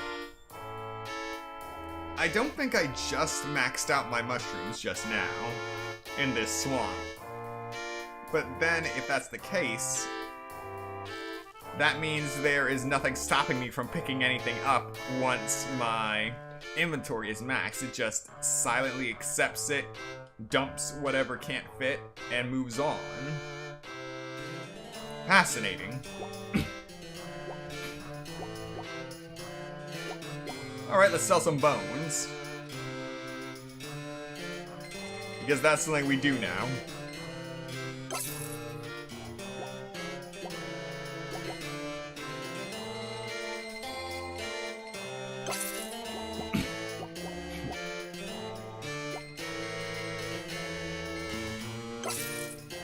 Alright.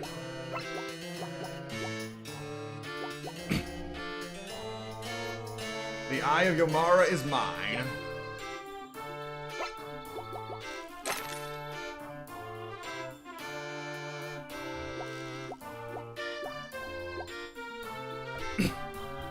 It cost me everything I had. Almost everything.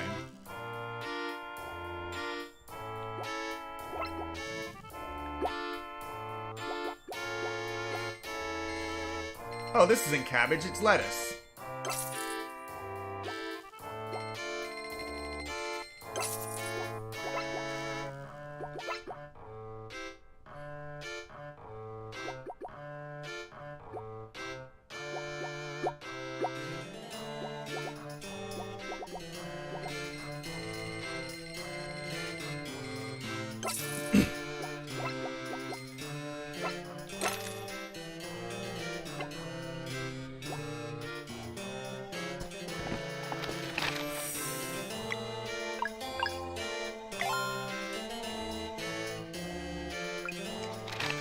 Yeah, but this thing was worth it.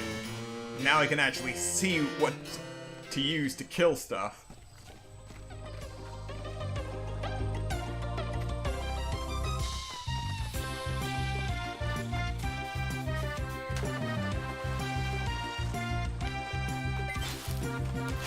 And now we loot her garden.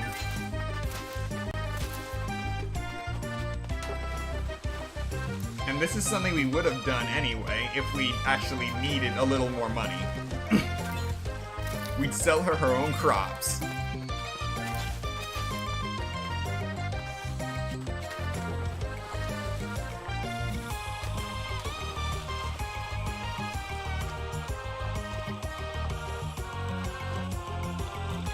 Alright, there's nothing else here. Gotta be thorough.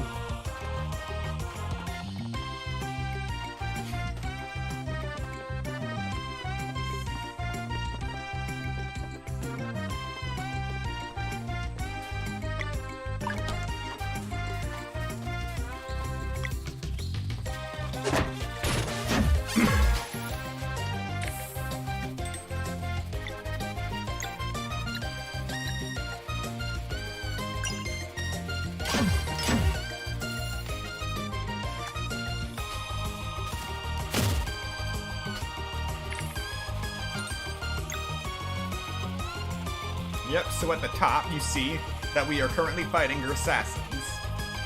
And its weakness, damage up, solar magic.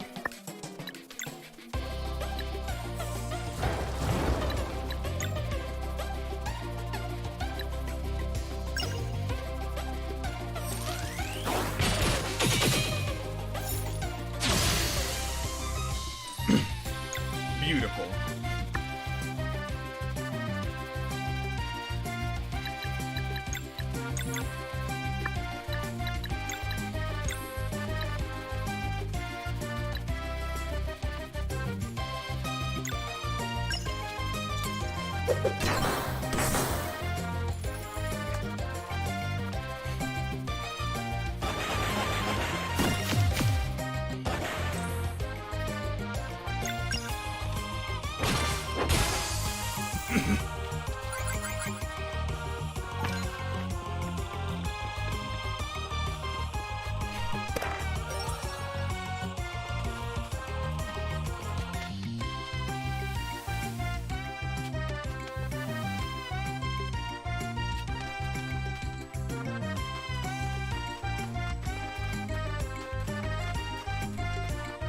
You can tell the amount of time and effort they put into each mechanism as you use it.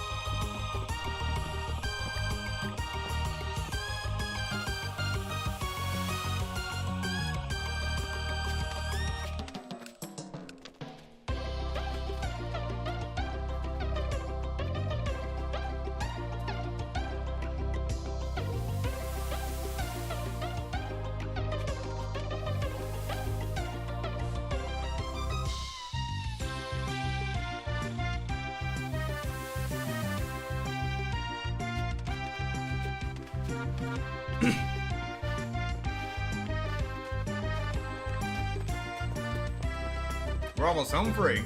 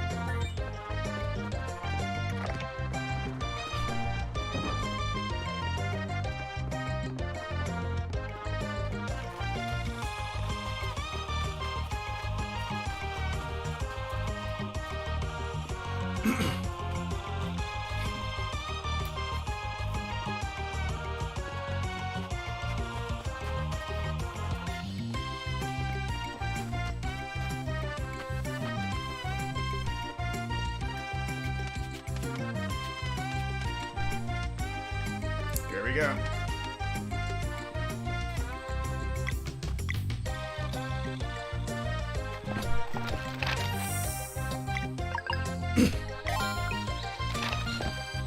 Time for the next boss.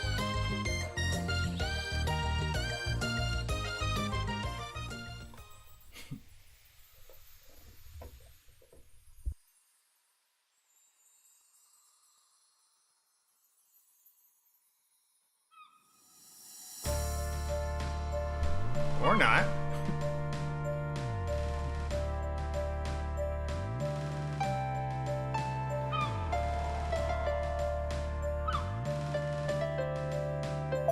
Alright, a shortcut!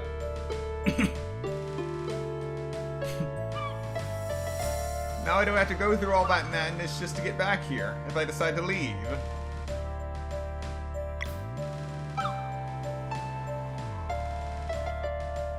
The Clockwork Castle. Home of the Dweller of Strife.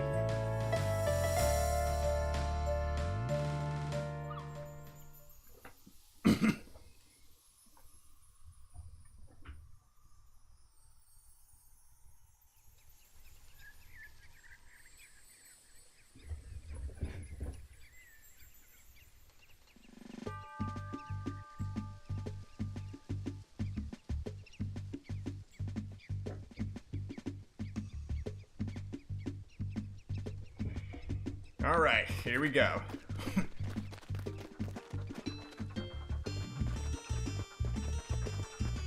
Locked.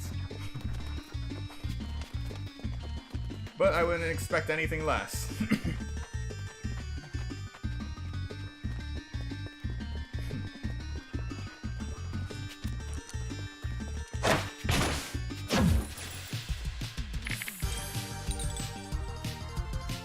Okay, so we're doing this again.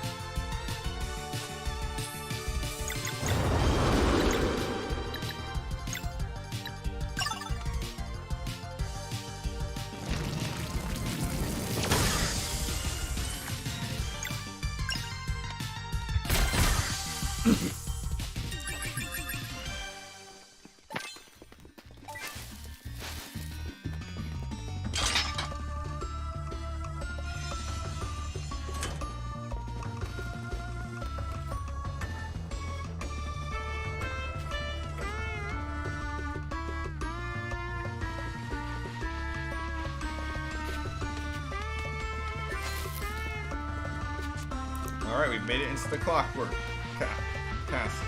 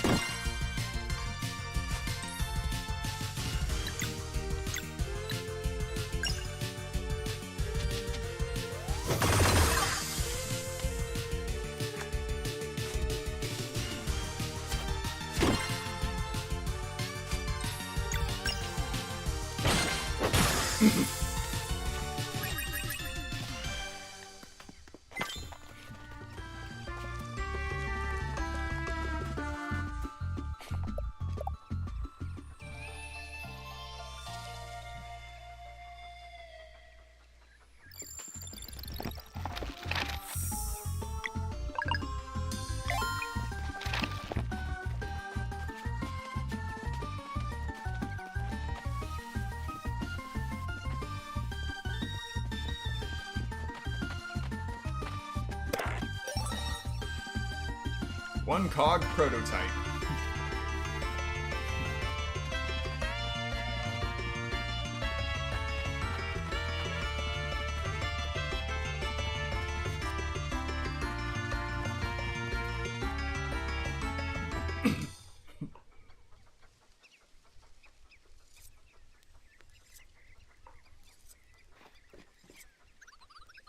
Oh, you found a new artifact. Let me see. A new story unlocked for the Clockwork Castle.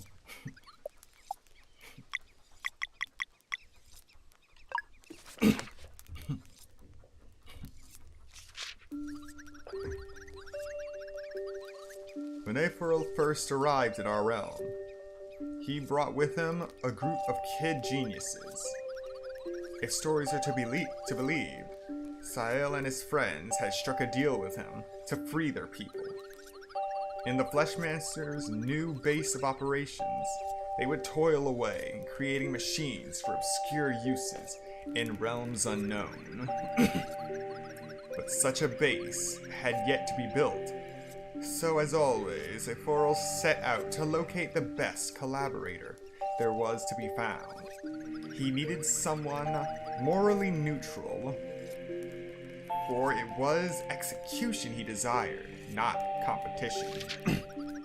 With this new lair, he would prove himself superior to Rashan by building a castle that would control time within itself. The Watchmaker was the perfect fit. She was only interested in her craft, and otherwise had no interest in Aforel's machinations. All she asked for in return was a workshop of her own, where she could be left to her devices. The deal was struck, and together they designed the Clockwork Castle. The Watchmaker began drafting schematics for the kids to start production on, while she'd handle the more intricate parts herself. Meanwhile, Aforel's enchanted countless cogs and bricks, giving them an aura of magic that none could understand. Construction was almost complete when Sael and his crew made their move. One night, they flipped exactly the right cogs so that once the castle's perpetual movement was activated, its core function would backfire. They had no goal in mind other than foiling the Fleshmaster's plans. In that respect, they succeeded resoundingly. What came of the sabotage was that time now came to a halt within the Clockwork Castle, or rather, within its inhabitants. And they had played their trick so well that Aforel didn't even know they'd done it on purpose. There would be no impressing Rashan this time, but he could definitely see some upsides to a workshop that operated forever. As a final touch, he ensured that any mortal leaving the castle would see themselves age instantly by the amount of time they'd spent inside. Upon completion, Aforel locked everyone inside for a century, ensuring that the Watchmaker and the children could never leave, lest they die instantly of old age. The Watchmaker thought nothing of it, and relished the opportunity to focus on her craft for an eternity. Yet in this time prison, Sael and his friends would have to work day and night. Proud, having done the right thing, it seems they are at peace with their situation. Perhaps getting to be kids forever helps, in a way. From day one, they would always deliver, while adding just the right amount of breakage to give the Fleshmancer countless headaches, without raising suspicion. One can only feel gratitude when contemplating the suffering that's been delayed, or even prevented, thanks to the cunning game of wasting Aforel's time. The end.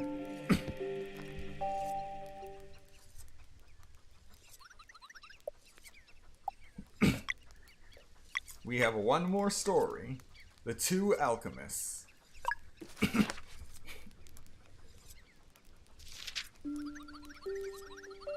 Countless millennia ago, two powerful alchemists named Rashan and Ephorel set out to create the elixir of life, and succeeded. As all things in alchemy come at a price, the gift of immortality caused their bodies to decay, leaving them to conceal their hideousness under colorful robes. Reveling at first in the bright side of their immortal coil, they spent centuries nurturing the world and creating wonders to inspire its mortals. Over time, however, Ephorel grew increasingly jealous of the ephemerality he would never taste again. Thus began his wicked journey into the forbidden schools of alchemy. A journey which would see every last bit of good in his heart dissipate, as he experimented with soul, bone, flesh, and blood alike. As fate would have it, Ephorel completely embraced evil and emerged as the Fleshmancer, a vengeful immortal plaguing the world with his monstrous creations. Rashan tried intervening as best he could, but all that ensued was unspeakable chaos and collateral damage as the two former friends fought with godlike powers. After much struggle, Rashan discovered the Flesh Minion's only weaknesses to be solar and lunar magic, a power bestowed upon those born during a solstice. He began training these children to become solstice warriors, singularly tasked with culling the number of Fleshmancer's creations. But Ephorel's knowledge was growing. Eventually, he became capable of creating oddities of unlimited potential, known as dwellers. They would be impervious to all forms of magic, except during a total eclipse, when solstice warriors would have a very short window to attempt taking them down. And dwellers, it turned out, were creatures in development feeding on local life. Left to their own devices for too long, they would evolve into world eaters, spelling doom for all. Armed with the knowledge and power, solstice warriors would patrol the world, tracking dwellers to determine which should be taken down during the next eclipse. If they remained vigilant, there would never be a world eater, but Rashan knew such a stalemate would only cause Ephorel to devise something even worse. In a desperate attempt to get ahead, Rashan boldly performed transmutation alchemy on the very space-time continuum itself. After successfully splitting reality into countless timelines and parallel worlds, he shelved his alchemy vial and took up the mantle of archivist. On an endless journey across all realities, he would catalog every possible outcome in search of a resolution to the throes of the Fleshmancer. Meanwhile, Ephorel rejoiced at the infinite number of opportunities for destruction that had just opened up to him. To find some measure of peace amidst their immortal conflict, the two alchemists made a pact to let the fate of each timeline play out on its own. And so, the game of cat and mouse began, played by dwellers and solstice warriors on one level, and by Rashan and Ephorel on another. Across a myriad of timelines and in numerous centuries, some worlds would never be visited by Ephorel, while others would be cursed by his mark. Once marked, it was only a matter of time until a world met its finality, often following centuries of struggle. Each would either be destroyed by a world eater, or permanently saved by the ascension of a pair of solstice warriors into guardian gods. As to when Rashawn's plans on recomposing the timelines, or whether he even knows how, remains to be seen. The end.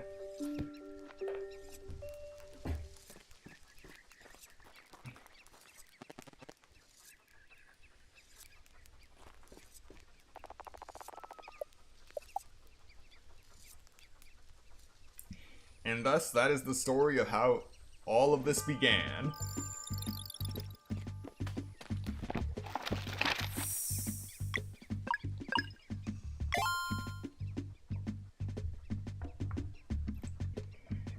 And at 4 hours and 30 minutes, give or take, we will end this stream of Sea of Stars here. And I do have one more announcement to make. So you'll have noticed that this is the first stream that I'm doing in the last 2 weeks. That's because I've been working on something else. Getting this new PC, setting everything up for streaming. At the end of my vacation, I realized that one of the other things I wanted to do once I got a new PC was actually work on one of my own game designs. And that is exactly what I'm doing now. Messing around with RPG Maker to see if one of my older design games from back when I was in college is actually viable. So I will be spending some more time on that. I'll also be giving updates in my Sunset Grove Discord server. The link is still in the description. Still plenty of room on that invite, but it still only allows the first 100 people that join. So be sure to get in there. And later on today, I will be adding a channel specifically for updates on my game design. And I hope to see you there and hear any feedback you might have. So, thank you so much to everyone who came to watch the stream today, and those who come to watch the playback later. And I'll see you next time for more Sea of Stars, possibly. Alright, you all have a good day.